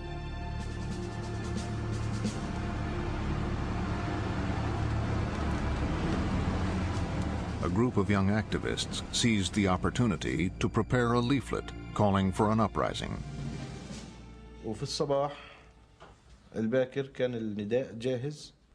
Early in the morning, our leaflet was ready. We had cars standing by. We asked children and pregnant women to help. They could slip past the Israelis at the checkpoint. Palestinian workers were urged to go on strike. Shopkeepers were told to shut their businesses.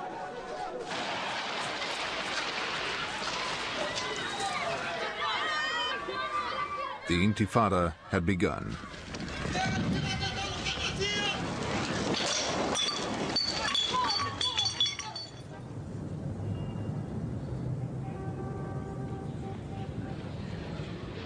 Yasser Arafat and the PLO leadership, still in exile in Tunis, learned about the Intifada from a newscast. It is the resistance and the revolution of all our children, or our women, or our people, or our men. This is the accumulation of the revolution. In fact, we didn't know who issued the leaflets. We were worried. We wanted to know who was behind all this. From the other end of the Mediterranean, the PLO could provide little day-to-day guidance to the Intifada organizers.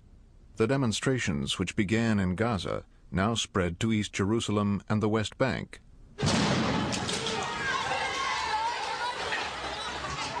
The Palestinian flag, an illegal symbol under Israeli rule, began to appear all over the occupied territories.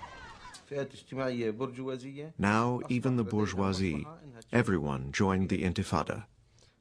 This really encouraged us. To keep the Intifada going, one young activist sought guidance from Faisal Husseini, the head of one of the oldest Palestinian families.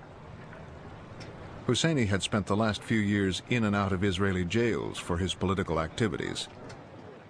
I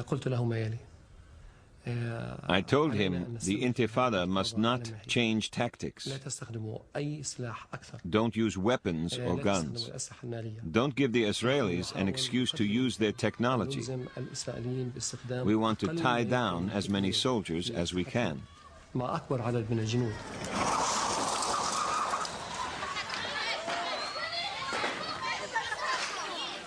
The strategy of minimum force caught the Israelis off guard.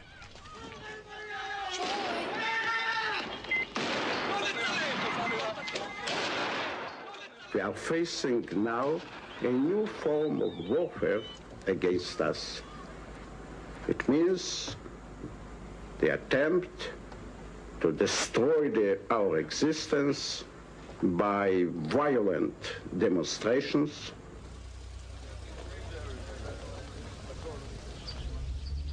The Israelis tried to break the morale of the protesters with mass arrests. They blew up the homes of convicted terrorists. It is not a nice picture to witness blowing a house. I forced myself to be with the soldiers, understanding that they feel as I feel. When the Israeli cabinet met, members of the coalition argued about how best to end the Intifada.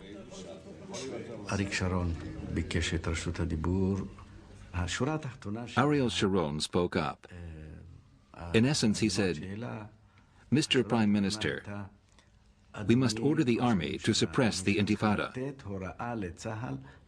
The army will find a way." Some of the ministers made horrifying suggestions. They suggested, send in the tanks, kill 1,000 and it will collapse. Order will be restored to Israel.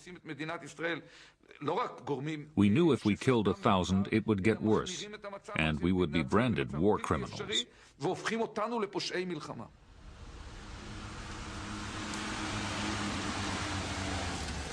The cabinet rejected all of this, but told the defense minister, Yitzhak Rabin, to find a way to end the Intifada. Rabin stood in front of the soldiers and said, "Gentlemen, don't just stand there. Use your hands, use your clubs, beat the demonstrators, restore order.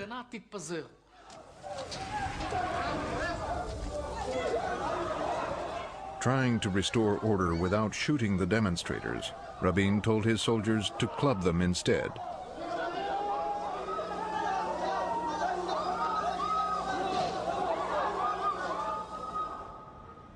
Scenes like this were broadcast around the world. They are facing the punishment of the Israelis by their hands, by their stones, not more. Till now, in all over the occupied territories, in every town and village or refugee camp, in all the demonstrations, no one had used a gun or a hand grenade. Abu Jihad, the PLO's military leader in Tunis, had gained control of the Intifada. He also directed the PLO's terrorist operations. In the middle of the Intifada, Abu Jihad ordered an attack on an Israeli bus carrying people home from work. 3 were killed and 6 wounded. All were in a state of shock. Those women who had been on the bus and had got away had not escaped the emotional trauma.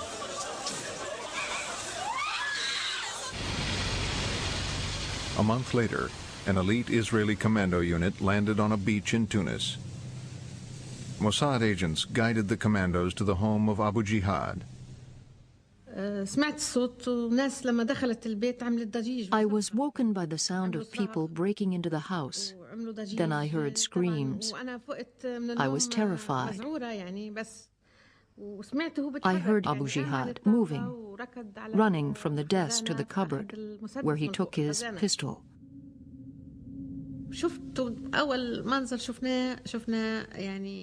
I saw 3 masked men with machine guns. One of the men opened fire on Abu Jihad. They shot him in his arm and his heart.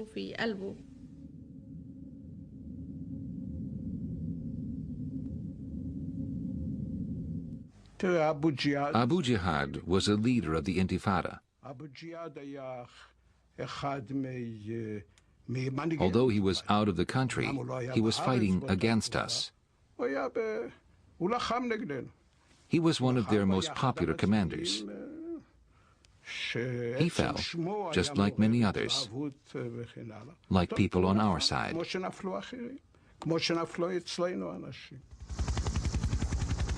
But in the intensity of the conflict, both sides were learning something about each other.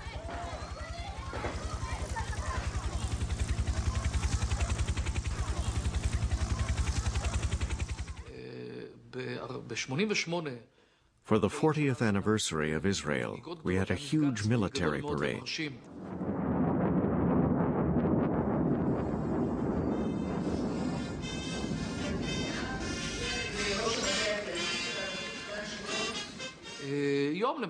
A few days later, I was in the West Bank. I came across a group of young Palestinians. They knew me from TV.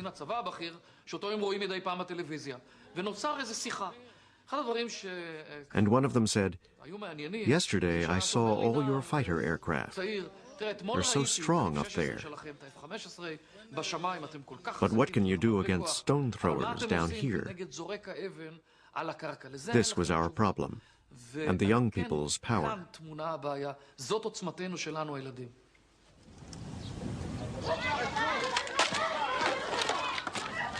You know that if you beat them and shoot them and do whatever you want to them, they won't stop.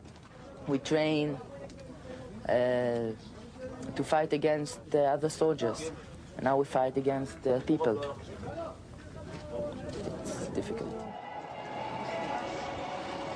Increasingly, Israelis asked themselves whether they could rule more than 1 million Palestinians in the occupied territories forever.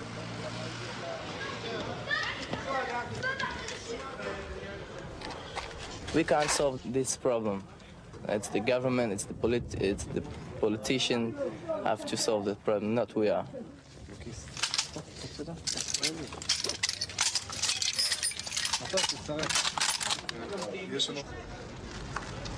The Intifada vented Palestinian frustration, but it also demonstrated that neither terrorism nor street revolt would solve their political problems.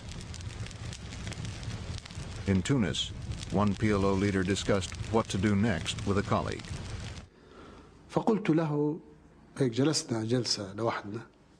We sat there alone. I said, I want to talk about something I've never mentioned before. Can I raise a taboo subject? He said, be my guest. The PLO had been created to reclaim all of Israel for the Palestinians.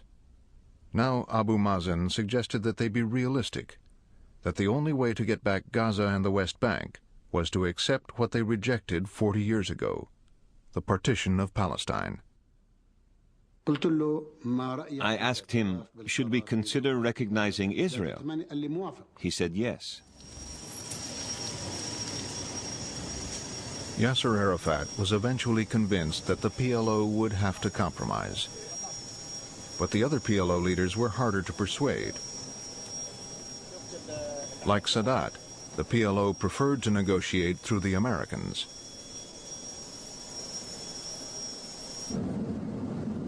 But the Americans laid down a condition. Yasser Arafat, the world's most famous guerrilla leader, would have to renounce terrorism.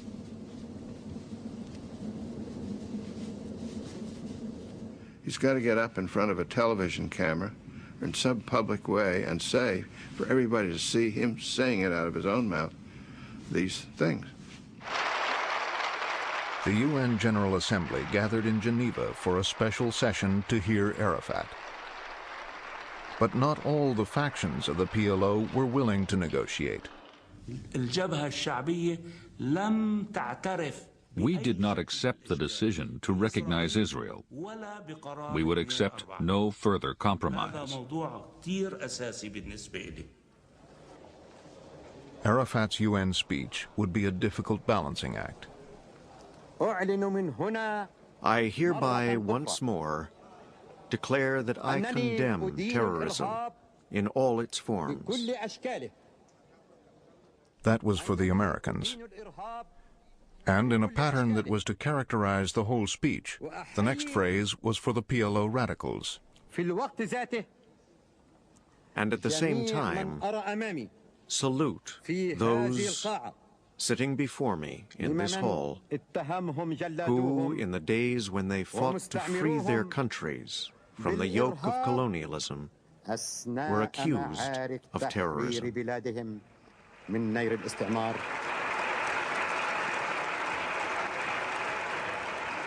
He concluded his speech convinced he had pleased everyone.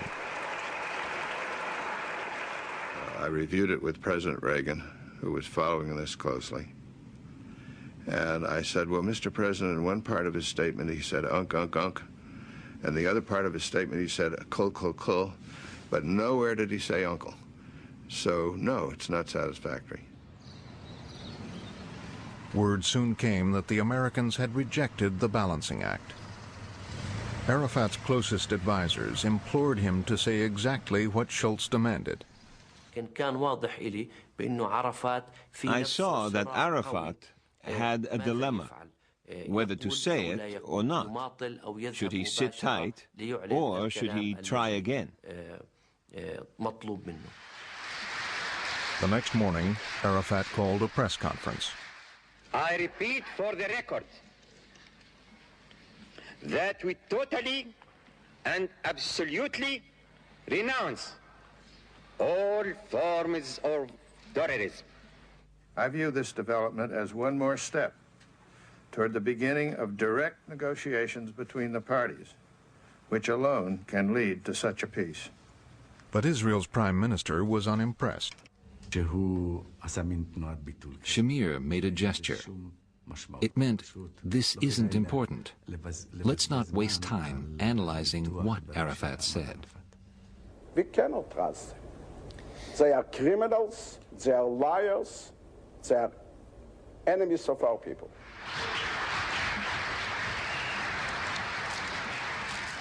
Shamir's view of Arafat was reinforced 18 months later.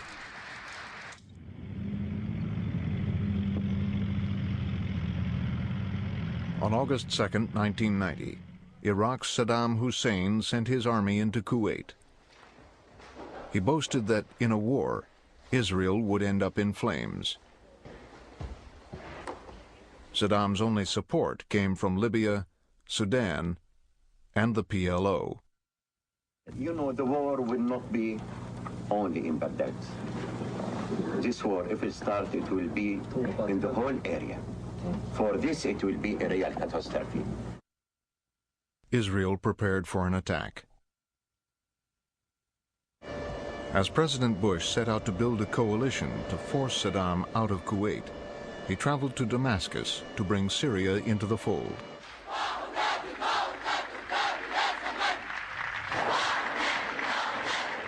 But President Assad, a firm Arab nationalist, was not easy to convince. President Assad made very clear to me that he blamed Israel for everything. I'm not sure he blamed him for Iraq going into Kuwait, but he got almost everything. Everything was all about Israel. I made clear to him that we didn't want to link any Middle East peace process talks to whipping Saddam Hussein. But I made clear to him also that we would be involved in trying to be a catalyst for peace for Arabs and Israelis.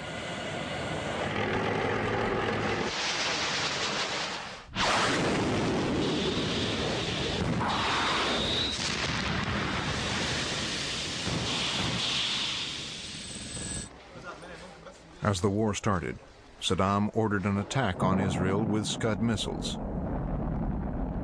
Saddam hoped that by attacking Israel, he would get the support of other Arab countries. If Israel retaliated, he might be able to undermine the coalition against him. Iraq's missiles were aimed indiscriminately at Israel's largest cities. The repeated attacks over many nights were nerve-wracking.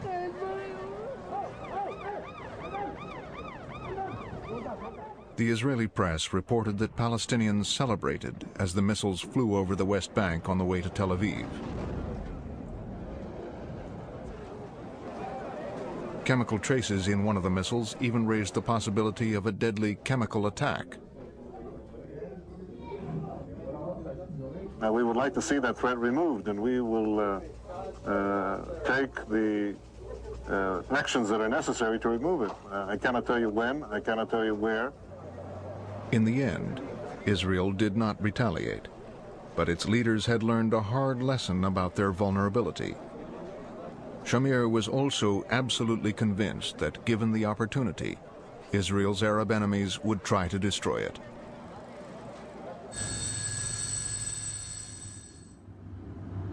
When the war with Iraq ended, President Bush looked towards the future.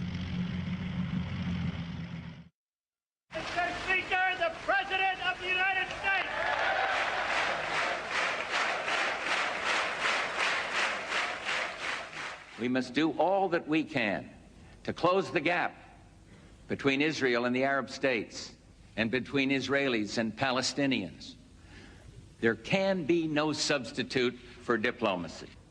The time has come to put an end to Arab-Israeli conflict. The idea was the president, at the height of his prestige, sending the Secretary of the State, at the height of his prestige, to the Middle East, and what we basically hoped was that no one would have the nerve to say no to the United States at that moment. Bush instructed Secretary of State James Baker to persuade the Arabs and Israelis to attend a new peace conference.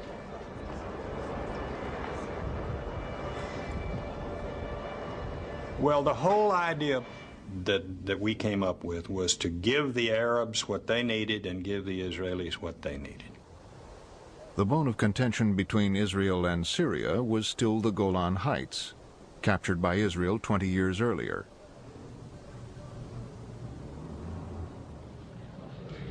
In Damascus, Baker suggested to President Assad that if he came to the conference, Israel might negotiate a withdrawal from the Golan Heights.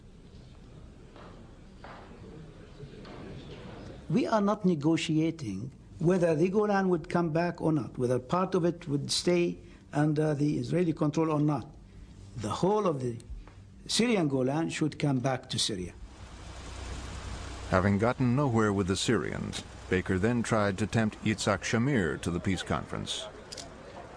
I remember saying it's going to be one big meeting that is going to lead then to bilateral negotiations, so that the Israeli government could say, well, this is really not an international conference. I wouldn't even consider it. It meant negotiating with PLO terrorists. Baker promised Shamir he would not invite the PLO to the conference. Baker then went to meet Palestinian leaders from the West Bank and Gaza. We in the PLO leadership opposed them meeting Baker. For us, this meeting was pointless. We thought it would not advance the Palestinian cause. Some comrades argued that the Americans wanted to create an alternative leadership to replace the PLO. For 5 nights, Abu Mazen urged the PLO leadership to let Palestinians from the occupied territories meet with Baker. Finally, Yasser Arafat decided he had nothing to lose. Only it is a meeting. Exploratory meeting, nothing more. If things would proceed positively, then the leadership would take the credit. If things did not work out, then we as individuals would take the blame. When the Palestinians met Baker in Jerusalem, the PLO insisted that each Palestinian delegate be approved in writing by Arafat.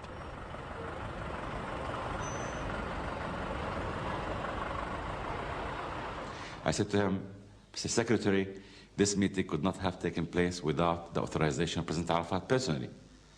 And I took the letter out of my pocket, showed it to him.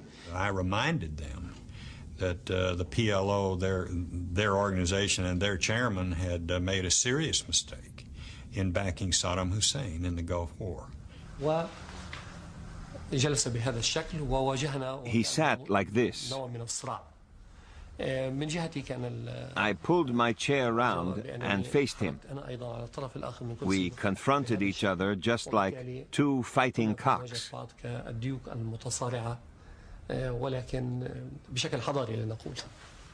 He was so angry, and said, even if you're angry, what can you do? We don't have assets in bank to be frozen by you.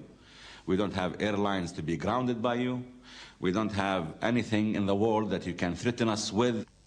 So court us, and we're willing to play positively, but as a major player. The Palestinians refused to repudiate the PLO, and Baker knew this would be unacceptable to Shamir. After 12 weeks of shuttle diplomacy, Baker was stuck.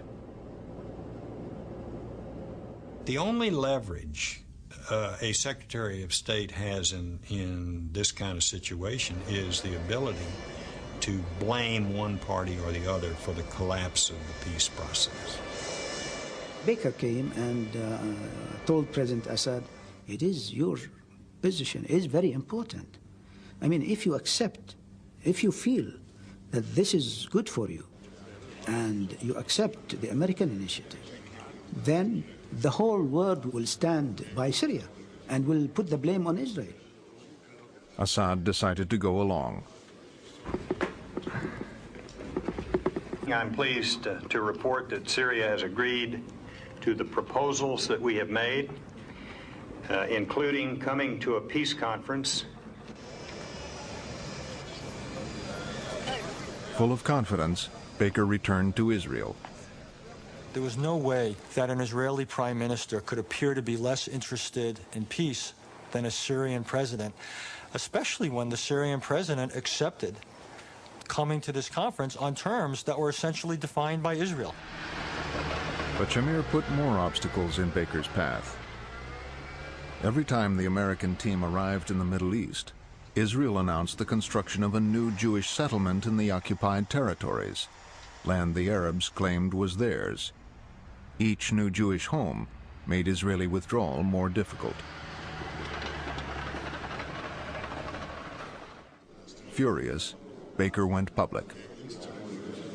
It is easier to obstruct peace than it is to promote it.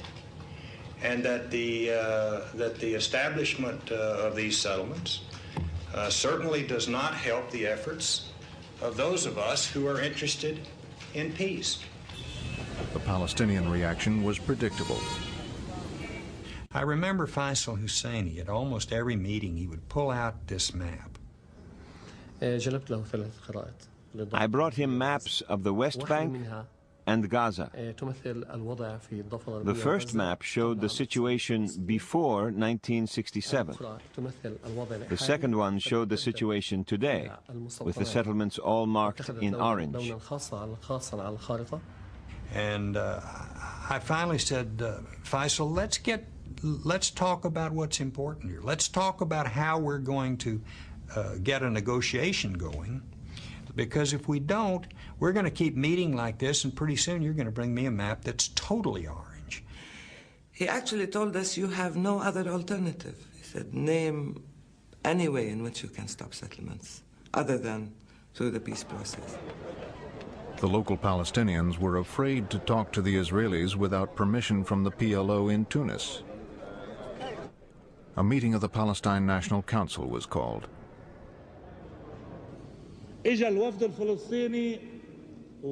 Our delegation asked Baker, could the refugees return? He said no. Will there be a Palestinian state? He said no. Will the PLO be on the delegation to speak for us? He said no. Chairman Arafat knows that these answers are accurate. They are no, no, and no.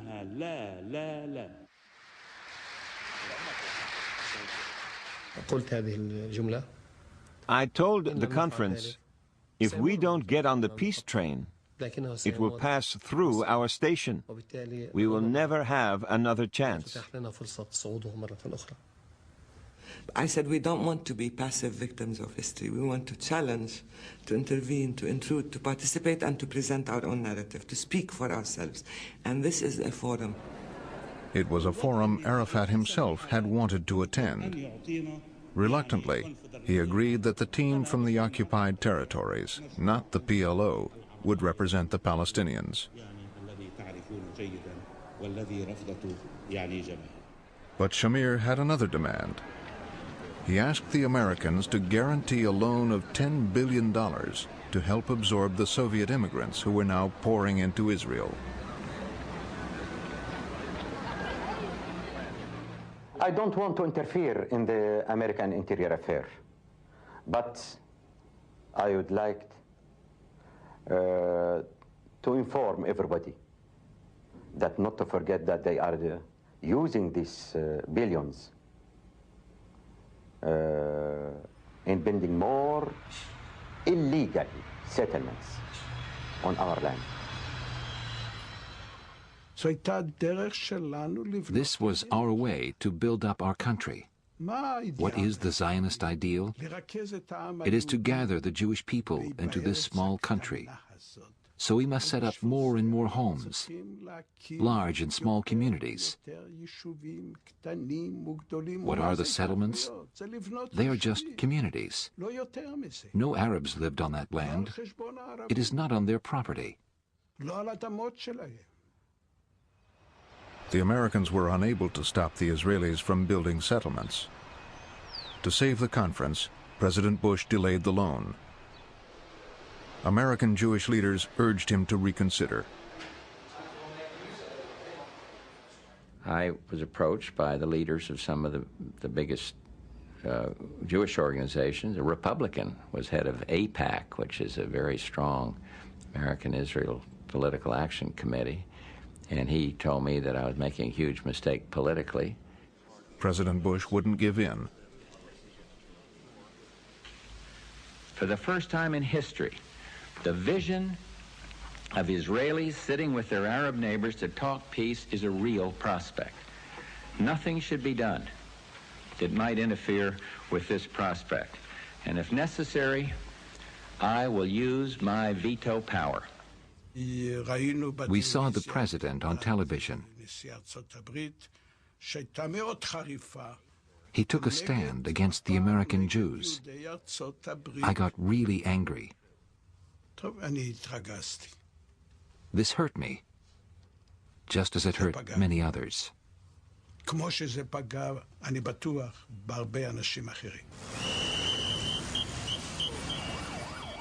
Bush had faced down Shamir. A few weeks later, Israelis, Arabs, Americans, and Russians assembled in Madrid. For the first time, Palestinians were invited to participate. Today we have made a major step forward. There is a recognition of the Palestinian national identity. The Palestinians are speaking out for themselves for the first time in history. The delegates gathered at the Royal Palace.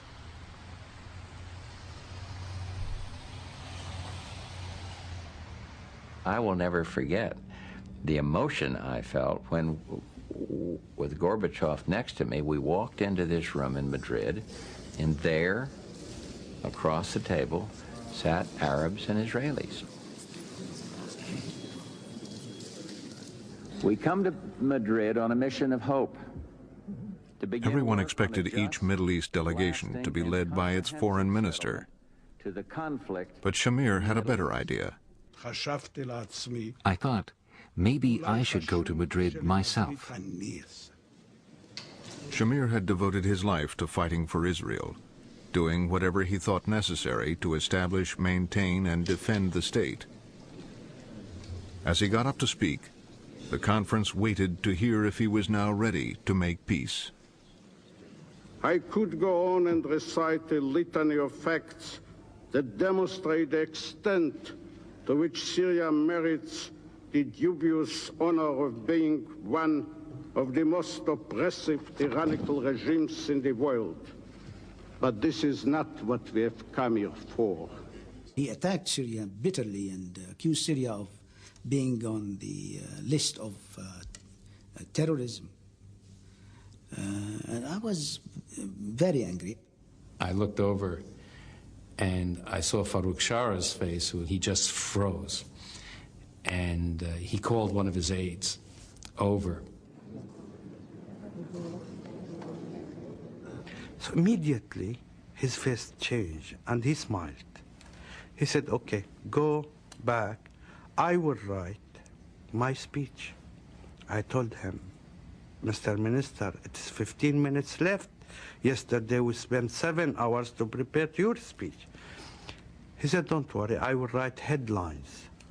So I lay aside my prepared speech and said openly, he is the last one to have the right to speak about terrorism because he himself was a wanted terrorist. I shall just show you, if I may, a photograph, an old photograph of Mr. Shamir. Why was this picture distributed? It was distributed because he was wanted. He helped in the assassination of Count Bernadotte, the UN mediator in Palestine, as I recall, in 1948. He killed peace mediators. I remember the faces of the Israeli delegation. They were colorless.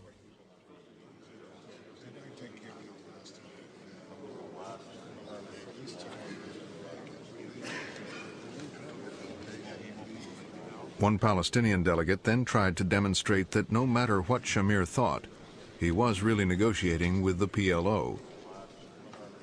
So I said the only thing that symbolizes Palestinians is the black and white kufiya, which President Arafat wears all the time. So I decided to put it in my shoulder.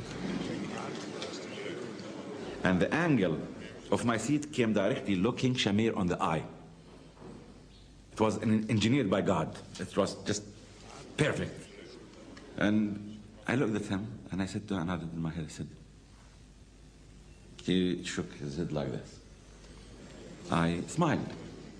Really, he went this way. So I winked to him. And he just took this. And then after the session was over, everyone is surrounding me. So I said, why the sensitivities? We are the key to peace, to your peace process as Palestinians. And you must realize the new facts of life. Amid mutual recriminations, the conference broke into one-to-one talks between Israel and the Arab states. We and the Syrians moved to opposite sides of this big table. We sat frozen, like robots. The Americans and Russians got out as quickly as they could. They were glad to escape. It was difficult, half an hour. For me, for example, this will be the first time I sit face to face with the Israelis. The Syrians wanted us to commit to a withdrawal from the Golan Heights. We didn't want to get into all that. The withdrawal should not be a question for negotiation. The withdrawal is either there would be a withdrawal, full withdrawal, or there would be no peace. The moment we would have said that we were ready to withdraw, this might have ended the whole thing, and the Syrians would have avoided the main question for us. That was the character of peace, the end of terrorism, the terrorist organizations with their headquarters in Damascus, and what about Hezbollah and Lebanon under Syrian occupation? All these topics were raised, and every time we tried to break this dogma of the Syrians.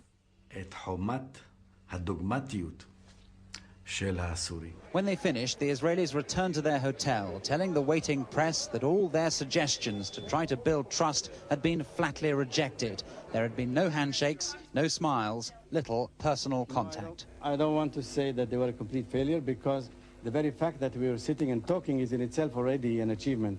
But the substance was, as I said, futile. The Syrians, too, were unimpressed by their meeting. I would like to express our regret for leaving this city, Madrid, without having tangible results from the bilateral talks that our delegation held yesterday with the Israeli delegation. Israeli talks with the Palestinian and Jordanian delegation were so positive that they could be crowned with public handshakes afterwards. Both sides here, at least, confident of meeting again soon. America had finally brought the warring parties to the conference table. But it would take another breakthrough to convert fighters into peacemakers.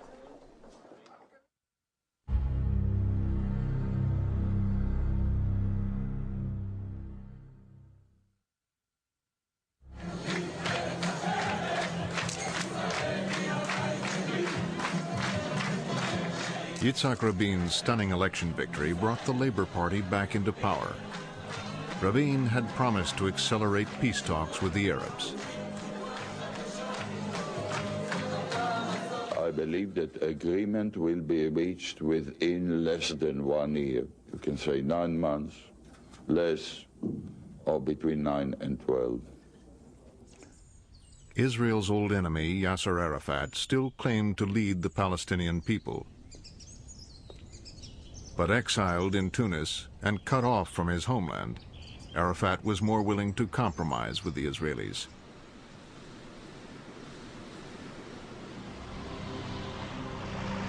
In London in December 1992, a PLO representative from Tunis was on assignment.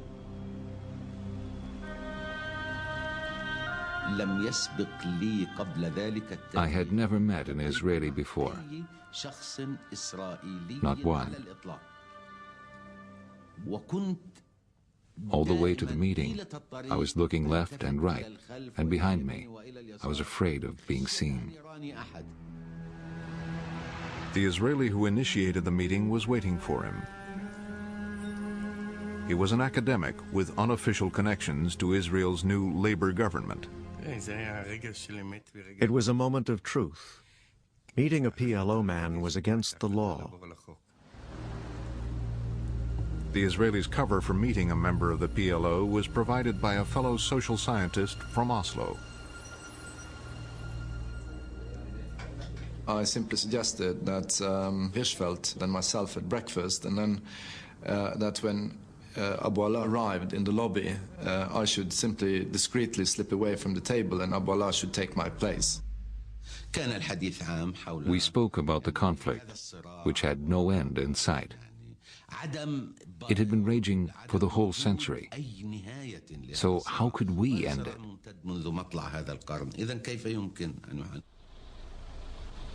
PLO headquarters in Tunis awaited his report.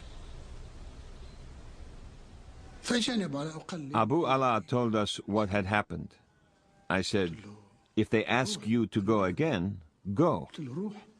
He asked, what's the point of talking to these people? I said, well, there must be something behind it. At the same time, official peace negotiations begun in Madrid continued in Washington, where a delegation of West Bank Palestinians were getting nowhere. Bypassing the delegation to talk directly to the PLO was thought by some Israelis as a better way around the impasse. But even the PLO did not speak for all Palestinians.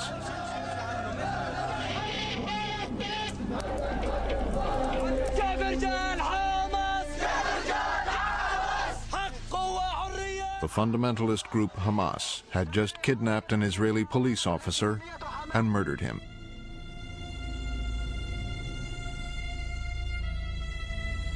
We have to take a measure that will speak not by words, but by deeds. Rabin ordered Israeli security forces to round up and deport 415 Hamas activists. The expulsion from the West Bank created a crisis in Washington. If they do deport the Palestinians this morning, then I don't think the Israeli delegation tomorrow morning will find a Palestinian delegation to negotiate with. The public opinion at home was, boiling. It was so volatile that we knew we couldn't proceed with the discussions, with the negotiations. The Palestinian delegation walked out of the Washington talks. Arafat now had no links to the Israelis. He sent for the Norwegian social scientist who had set up the secret breakfast in London. Arafat told me that the talks in Washington were completely stuck, and that was why he felt there was a need of a back channel, and thought that the research institute in Oslo, which I was heading, should be the sort of front organization for the talks, because both the PLO and Israel needed deniability for having such talks.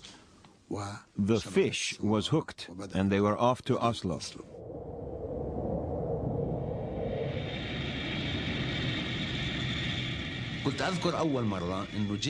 We were nearly arrested when we landed. We didn't have visas. Nobody met us. Instead of being treated as VIPs, we were grilled for 2 hours by the Norwegians. We had to be so careful that we did not even inform the Norwegian secret police about their arrival. Abu Ala, with 2 fellow Palestinians, was driven through the snow to a country mansion near Oslo. Here, he and the Israeli professor got down to business. I said to Abu Ala, we must focus on topics where agreement is possible. We must put to one side subjects we know we can't resolve. In dispute were the Palestinian territories ruled by Israel, Gaza and the West Bank, and most disputed of all, Jerusalem. I said, we won't agree about Jerusalem. He talked about Palestinian control of the entire West Bank. I said, listen, we won't agree to that. Let's focus on Gaza first.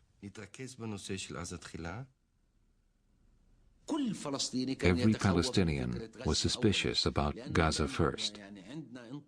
The Israelis wanted to get rid of Gaza. For them, Gaza was just a factory of problems and the Intifada. Back in Tunis after the first Oslo meeting, Abu Ala voiced his concern about the idea of Gaza first. Abu Mazen said, if any Palestinian land is offered, we should take it. Why reject Gaza? Then Arafat said, I want Jericho as well. I asked him, why Jericho? He said, to get a foothold in the West Bank. Gaza is a dead end, but Jericho leads somewhere. Jerusalem, the Israelis' capital, had always been claimed by the Palestinians as their capital too. The PLO indicated that they now saw the wisdom of deferring their demand. But Israel's prime minister had not yet been told about the Oslo talks. It's pointless talking to Arafat and the PLO. The only Palestinians we deal with are the delegation in Washington. The foreign ministry decided it was time to tell Rabin about the secret back channel. Though skeptical, Rabin thought it could be useful. The Palestinian delegation was still boycotting the Washington talks, and he was determined to force them back to the negotiating table. We had orders for the next session in March. As we left Oslo, we told Abu Ala we wouldn't be coming back unless the Washington talks were resumed. It was an ultimatum. Arafat now had to resuscitate the Washington negotiations. He summoned Hanan Ashrawi and her colleagues to tell them they must go back.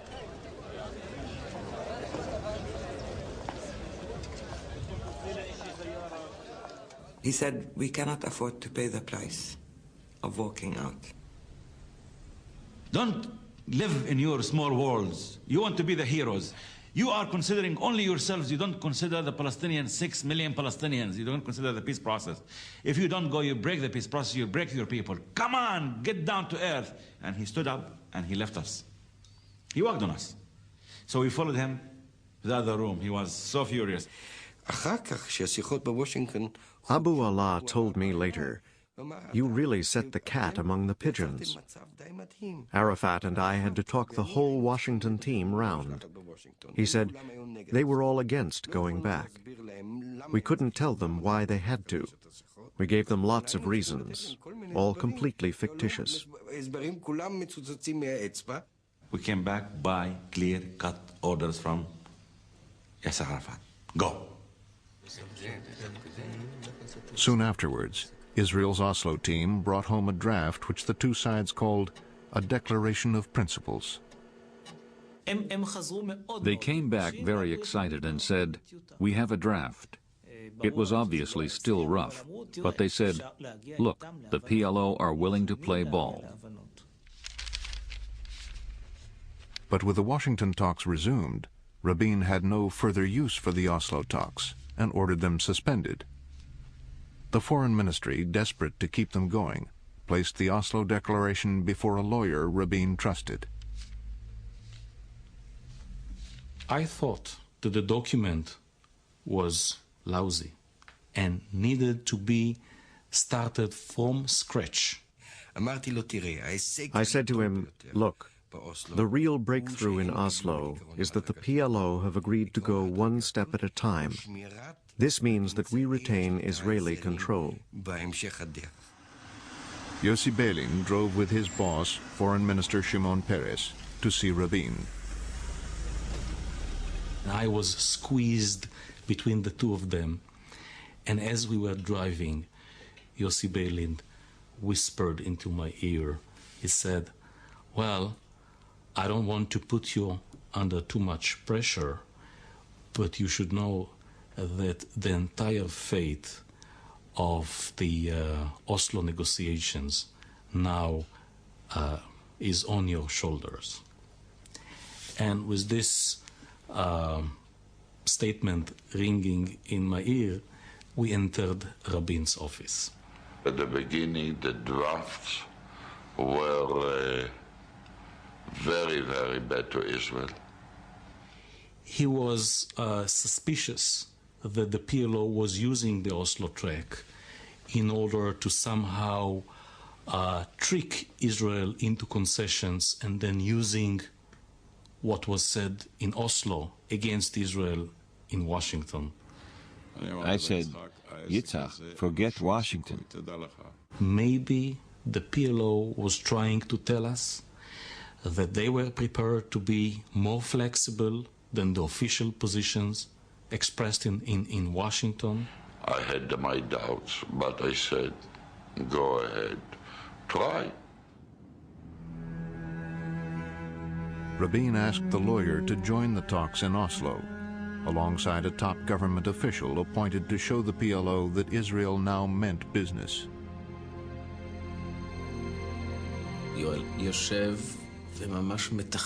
Joel arrives and starts to cross-examine Abu Ala. I asked them, there are the settlements. I mean, in the agreement, you wrote that you will have jurisdiction all over the West Bank. This is what is written here. Now, what about the settlements? Do you intend to go into the settlements to send your tax collectors into the settlement and collect taxes? They said, no, we wouldn't do that. I said, do you intend to use Palestinian teachers to teach the Israeli kids in the settlement schools under Palestinian curricula? They said, no. So I said, so you mean that the settlements will not be under your authority? They said, certainly not. I said, okay, not the settlements. Now, as to Jerusalem, will Israel continue to govern Jerusalem? They said, yes. I said, okay, it was not clear in the document. Joel said, let's say we leave your towns. We will have to move our troops somewhere. He said, is it clear that only we can decide where they go, and only we can define the security zones? All those questions were really about their security. Even when we discussed the transfer of powers, it was always against the background of security, how they would control security. Everything was about security. And Abu Ala says, yes, as long as you don't make the whole West Bank a security zone. And when they came out of that meeting, Abu Ala came up to me and said, they've turned the Declaration of Principles completely upside down. This is absolutely crazy. We cannot continue like this. But then also he smiled at the end of his outburst, and he said, but I learned a hell of a lot from those questions.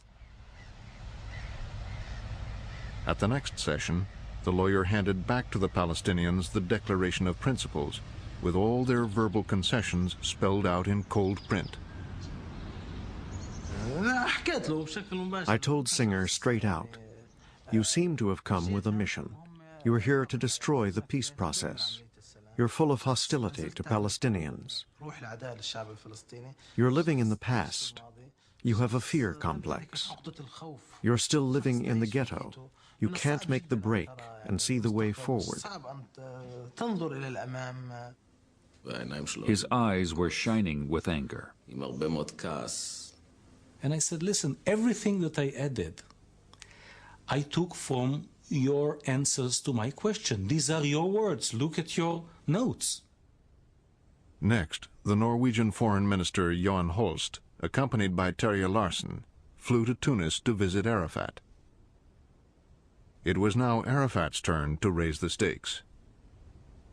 He went into to his side room and got out a map of Gaza, West Bank, and Israel, and started pointing at different borderlines that we were discussing. And then at a certain point in time he said, and I want kissing points.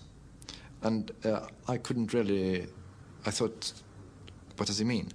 And I turned to Holst and I saw that he was completely puzzled. So Holst said, then, you mean crossing points? Or checkpoints, maybe? No, said Arafat, I mean kissing points, like... And what he really meant was that there should be a kissing point between Gaza and the West Bank. There had to be an interconnection by way of communication. To my surprise, Arafat now came up with a tougher stance. It did not reflect the current compromise. He asked for a road from Gaza to the West Bank. He revived old PLO demands, which reopened issues we had already agreed to in Oslo.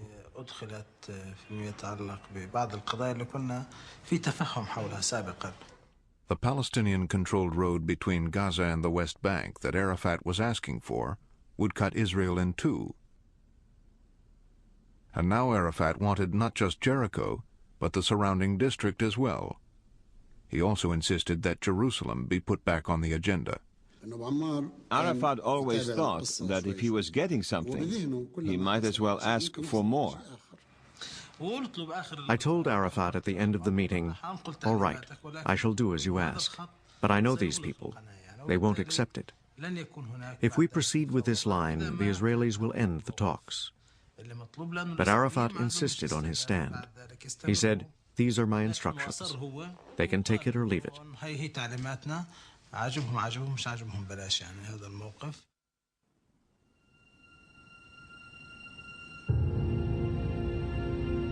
Back in Norway, the Palestinian-Israeli relationship was strained by the new demands.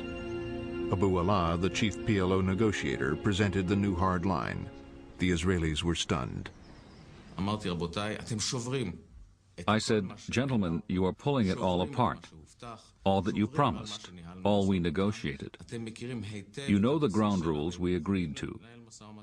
But if we take your proposals back to Jerusalem, we can kiss the peace talks goodbye." And I was about to put my things away. Suddenly, Abu Allah asked us to remain seated at the table.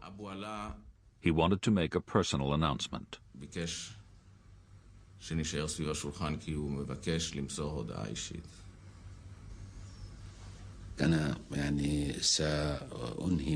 I informed them that I would be resigning. I hoped my brothers in Tunis would continue with Oslo. If they did, I wish my replacement every success. Goodbye, my friends. I will always remember you. We all wondered whether this experienced negotiator was pulling some kind of trick, or whether he meant it.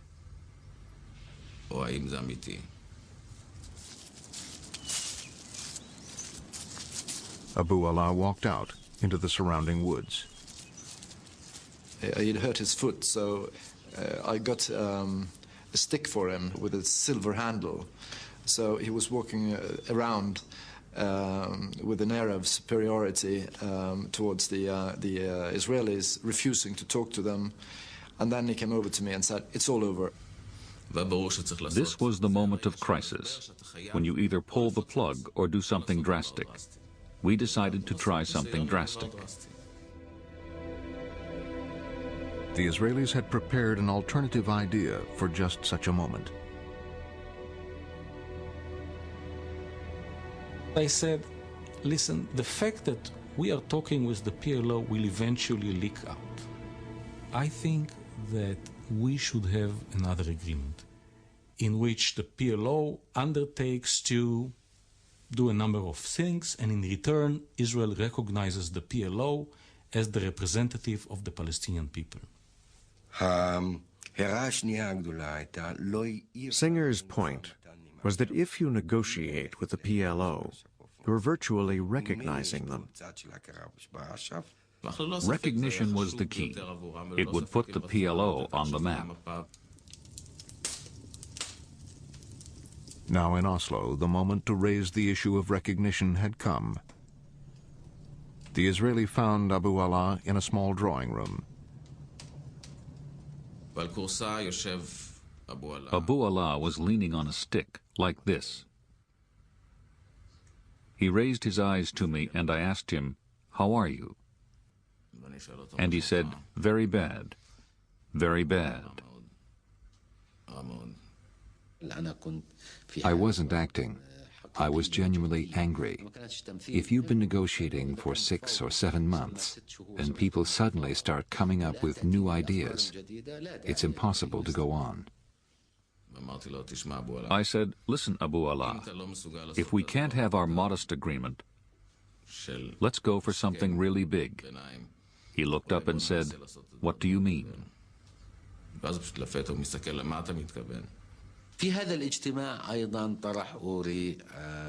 Uri raised the idea of mutual recognition between the PLO and the Israeli government. He dictated some conditions. The main points were that the PLO would recognize Israel's right to exist, renounce terrorism and violence, and change the PLO charter to reflect the new reality.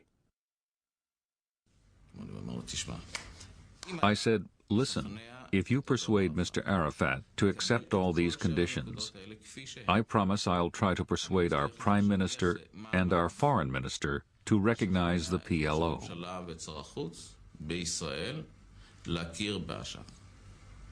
And then these two gentlemen, Uri Savir and Abu Allah, came suddenly bursting out of the room, laughing and joking, and they had solved a basic problem. It was the breakthrough they were looking for.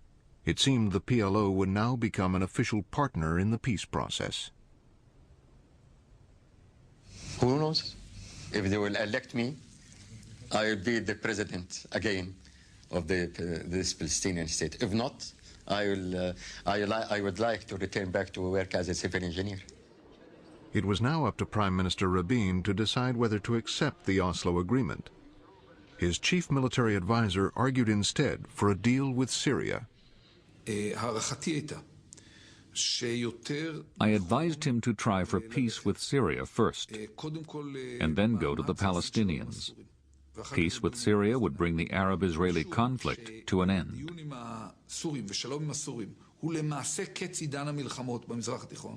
If Syria could be persuaded to sign a peace treaty, its client state Lebanon would follow, and the Palestinians and Jordan would have little choice but to fall in line. It was in the interest of both us and the Syrians, and it would reduce the Palestinians' scope for haggling. An agreement with Syria will make a positive strategic difference to Israel. An agreement with the Palestinians would just be public relations.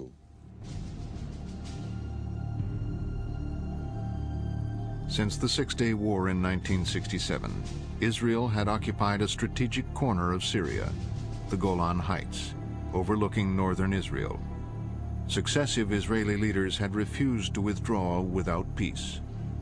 We know that Syria would not make a deal with Israel, would not make peace with Israel for less than full withdrawal.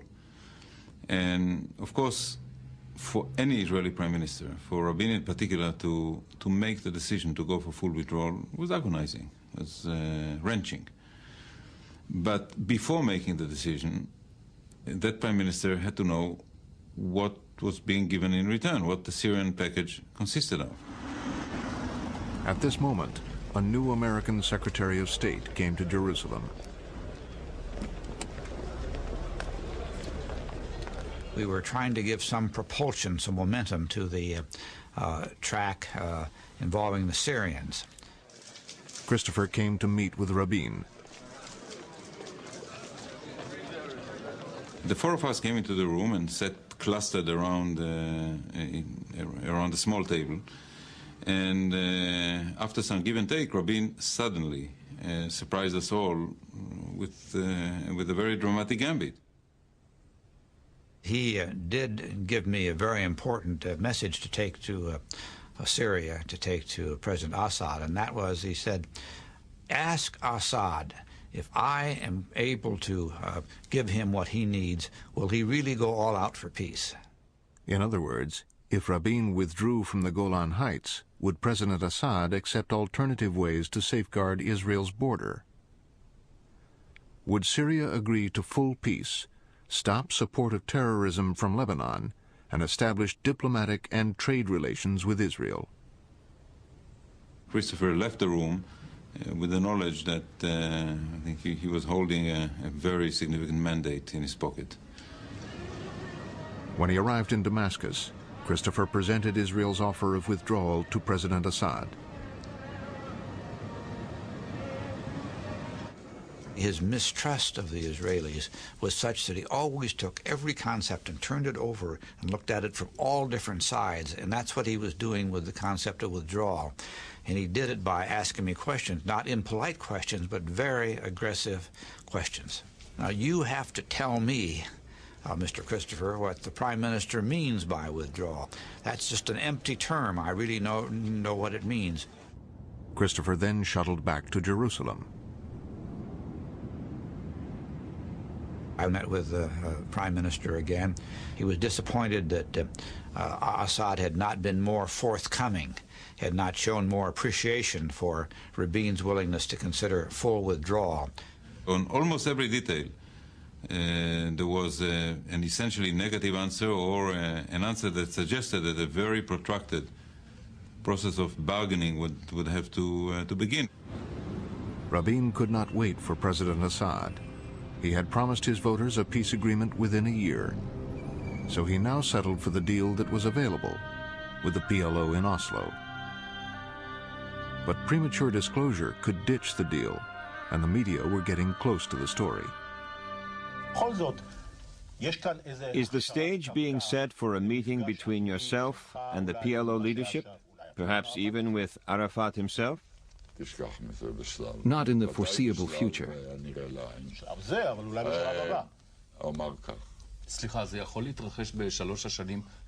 Before the next election, at least? I hope not. Rabin had to act fast. He gave the go-ahead to Foreign Minister Shimon Peres. Shimon Peres told me, Yoel, take all your documents, come with me. We're going to conclude the agreement. Peres set off for Scandinavia. To clinch the deal, he needed a smokescreen.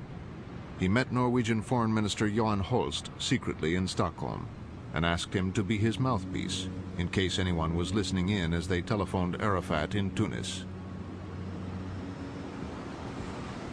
I called Arafat and I got him immediately on the line. And I told him that in the code we used at the time, Abu Ammar, which is Arafat's nom de guerre, I have the two fathers here. That was the code for foreign ministers. My father and the other father. And he immediately understood what I meant. And I said, and they want to finish everything tonight. We went through the last disputed points, one by one. The phone's loudspeaker was turned on, so all of us could hear Holst on the other end.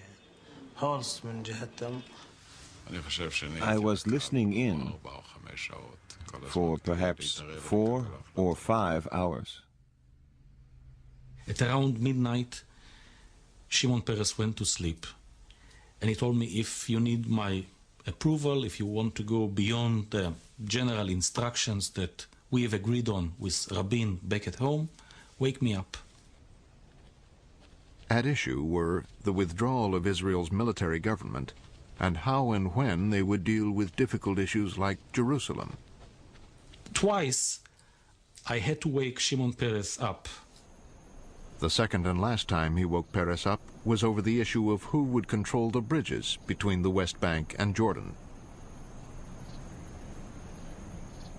We wanted to be able to control people entering and exiting from the autonomous areas to see that they are not, concealing weapons and the like. We wanted the crossing points to be under our control. I said to Holst, tell him we will not retreat from our positions. Tell them if we don't settle it tonight, it might never get settled.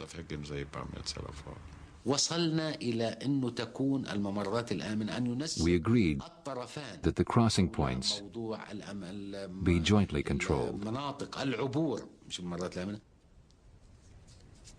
It was 5 o'clock in the morning. After 7 hours on the telephone, they finally had an agreement. I think the phone bill was paid by the Swedish government. We still owe them the money. President Clinton agreed to host a signing ceremony. Then, with everyone gathering in Washington and on their way to the White House, Yasser Arafat noticed something missing from the document, the name PLO. He said, "I cannot sign this document. I'm the chairman of the PLO, not the head of the Palestinian delegation. And Israel has recognized the PLO. So what are the Israelis up to? Sort it out."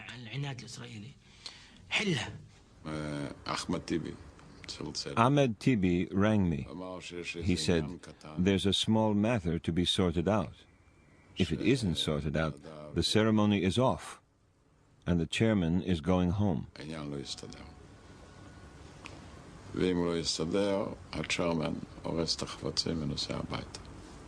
I saw Arafat ordering the plane to be ready to leave Washington if they don't accept the PLO.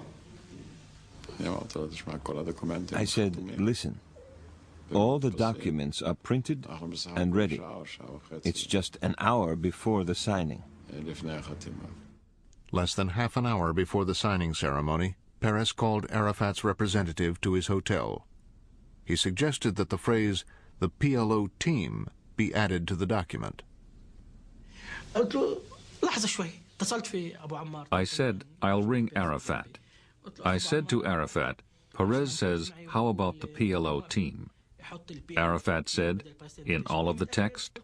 I said, "In all the text." He said, "Okay, 2 kisses, one for you and one for Peres."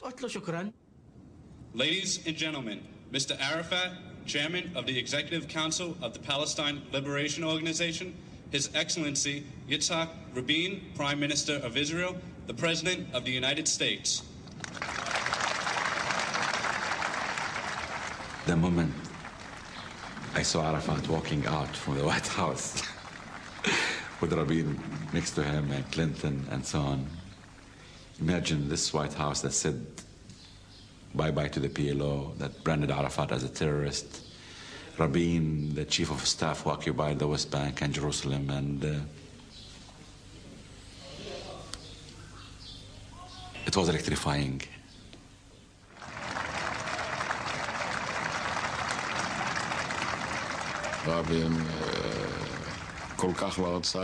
Rabin didn't want to look at Arafat. It was terrible.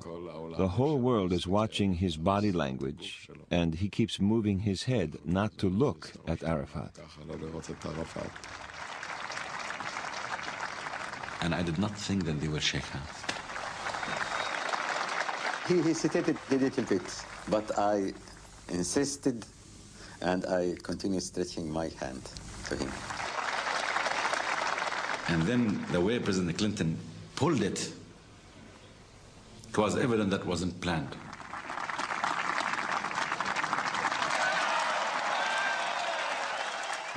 Arafat just wouldn't let go of his hand. He's a great expert at such things.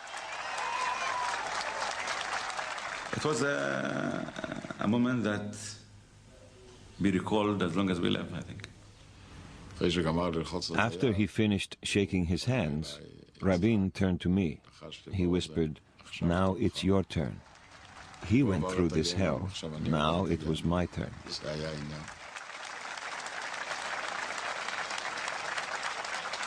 But the agreement did not bring peace. In the occupied territories, a large number of Palestinians vowed to continue the fight. In Israel, too, the opposition was fierce. We think that this endangers Israel, and what I would do as Prime Minister is to do anything responsible within the rule of law to stop and nullify the dangers that emanate from this agreement with the PLO to Israel's security.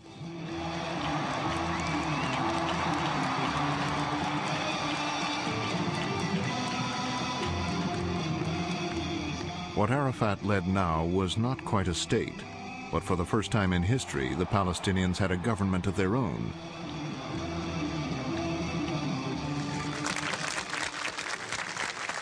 Among the Arab countries, now Jordan would join Egypt in making a deal with the Israelis. King Hussein was at last able to sign the peace treaty he had wanted. What we have accomplished and what we are committed to is the end of the state of war between Jordan and Israel.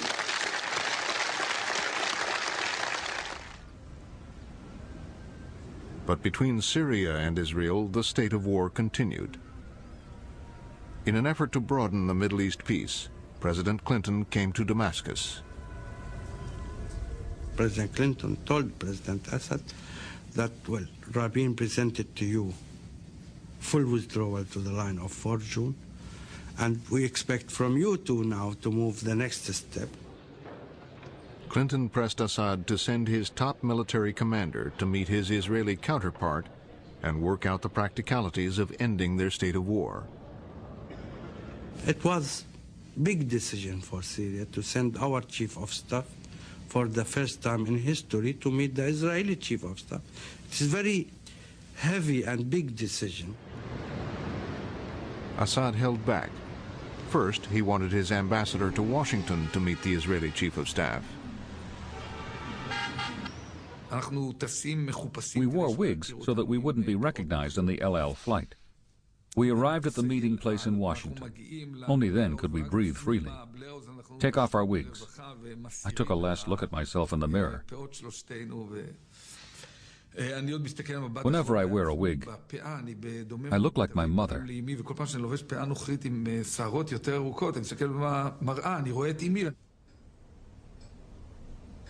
The Israeli commander began the meeting by speaking of a military withdrawal, without specifying the precise frontier. I insisted that withdrawal has to be to the line of 4 June 1967. I repeat this word more than 20 times during the talk with Barak. Like a parrot, he repeated their demand to withdraw to the June 4th border. The Israeli wanted a more informal exchange. During breaks, we walked in the garden. There, we were off the record. And we spoke frankly whether they are committed to settlement with Syria or not, whether they understand what it requires. On the patio, there were these arched doorways. I compared peace between us to the keystone of the arch. At the end, you feel that he wants to make it. He wants to find a solution. He wants to give his blessing. This encouraging start led Assad to send his chief of staff to join the talks. They discussed military safeguards, for example, the future of Israel's early warning station in the Golan. Talks progressed in fits and starts.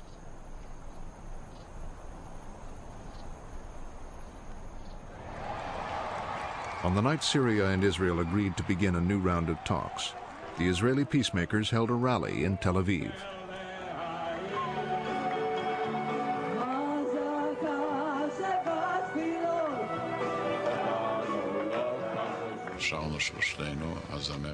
We sang, the three of us, the singer Miri Aloni, Yitzhak, and myself.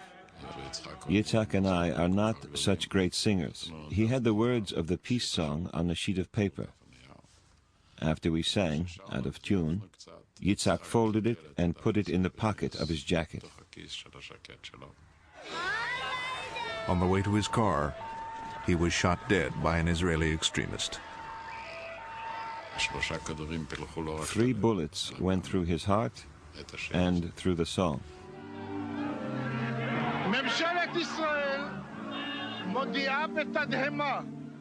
The government of Israel, with shock and sorrow, announces the death of Prime Minister Yitzhak Rabin, who was murdered by an assassin tonight in Tel Aviv.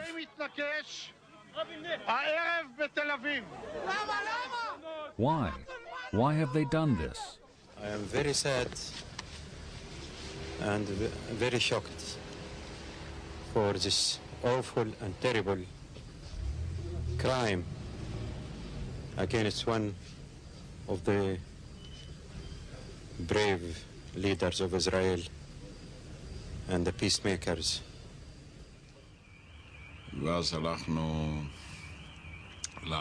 We went to the room where he was lying on the bed. His body was covered with a sheet up to here. On his face was an expression of peace and maybe irony. It was his typical Rabin smile. I kissed his forehead and said goodbye.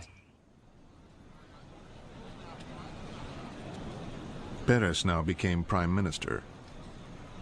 President Clinton was determined to see that Rabin's commitment to seeking peace with Syria didn't die with him. The Americans still wanted Israel to keep Rabin's promise to withdraw from the Golan Heights. Rabin had held the Syrian track rather closely to himself. So when he was assassinated, all of a sudden it became very important to pass on to now Prime Minister Peres what had been happening. President Clinton said, "Here are the promises Yitzhak gave." He asked if these promises committed me. I said, "Whatever Yitzhak was committed to, I am committed to." Peres asked the Americans to arrange a summit with President Assad so that Peres could repeat his Oslo triumph and bring the negotiations with Syria to a quick conclusion. I told him to ask Assad, "Do you want to fly high and fast or low and slow?" We are ready to fly high and fast in one condition, to know when we land and where we land. President Assad, in my judgment, missed a historic opportunity because he wasn't prepared to take a greater risk for peace. Peres had set a date for the next general election. But then, 4 days later, Palestinian terrorist attacks changed Israel's political landscape. It was a ferocious blast. The suicide bomber detonated 10 kilos of explosives in the middle of a crowded commuter bus. 24 Israelis were killed.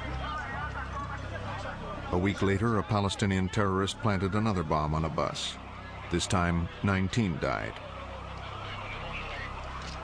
The promises of peace and reconciliation seemed hollow. As new elections approached, many voters cared more about security than peace. These terrorist attacks lost us 20% in the polls. It was catastrophic. I knew another bomb would end the whole thing. The terrorists struck again. In Tel Aviv's busiest shopping street, 14 died and over 100 were injured.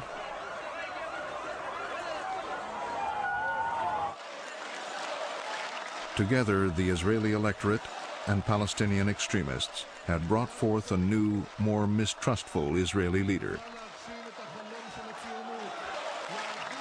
The major decision took place before the elections, when I said that I would honor the Oslo Accords, even though I thought they contained many flaws.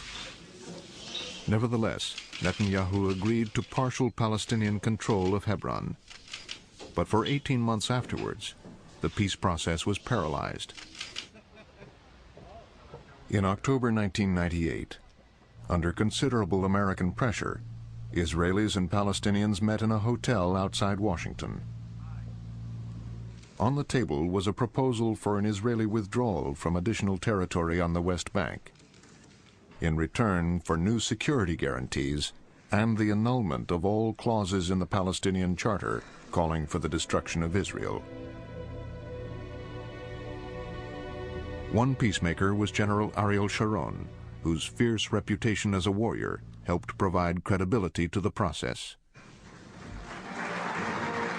9 days of diplomatic urging, cajoling, intervening, and arm-twisting by President Clinton finally produced results. This agreement is good for Israel's security.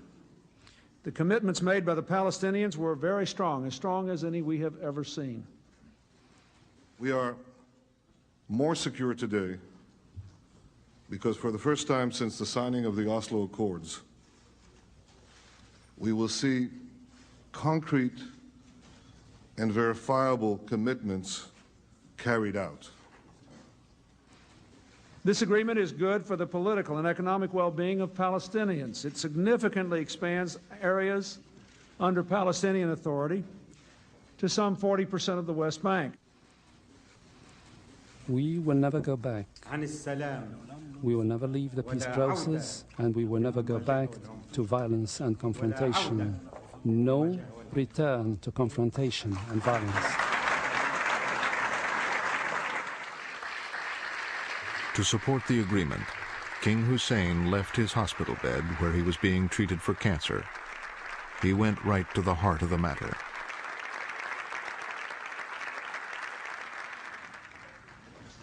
We quarrel, we agree, we are friendly, we are not friendly, but we have no right to dictate through irresponsible action or narrow-mindedness the future of our children and their children's children. There has been enough destruction, enough death, enough waste. And it's time that together we occupy a place beyond ourselves, our peoples, that is worthy of them under the sun, the descendants of the children of Abraham. After 50 years of war and suffering, a halting, tentative partition of Palestine was underway.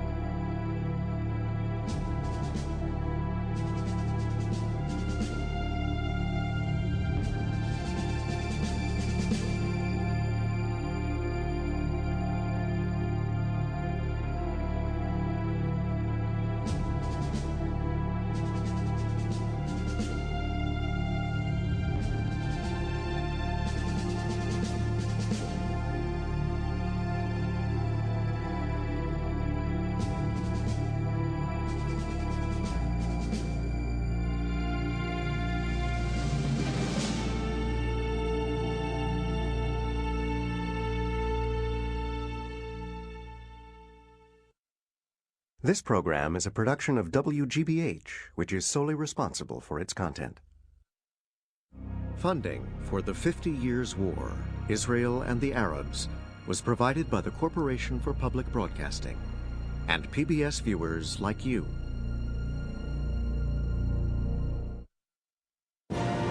This is History's Best on PBS.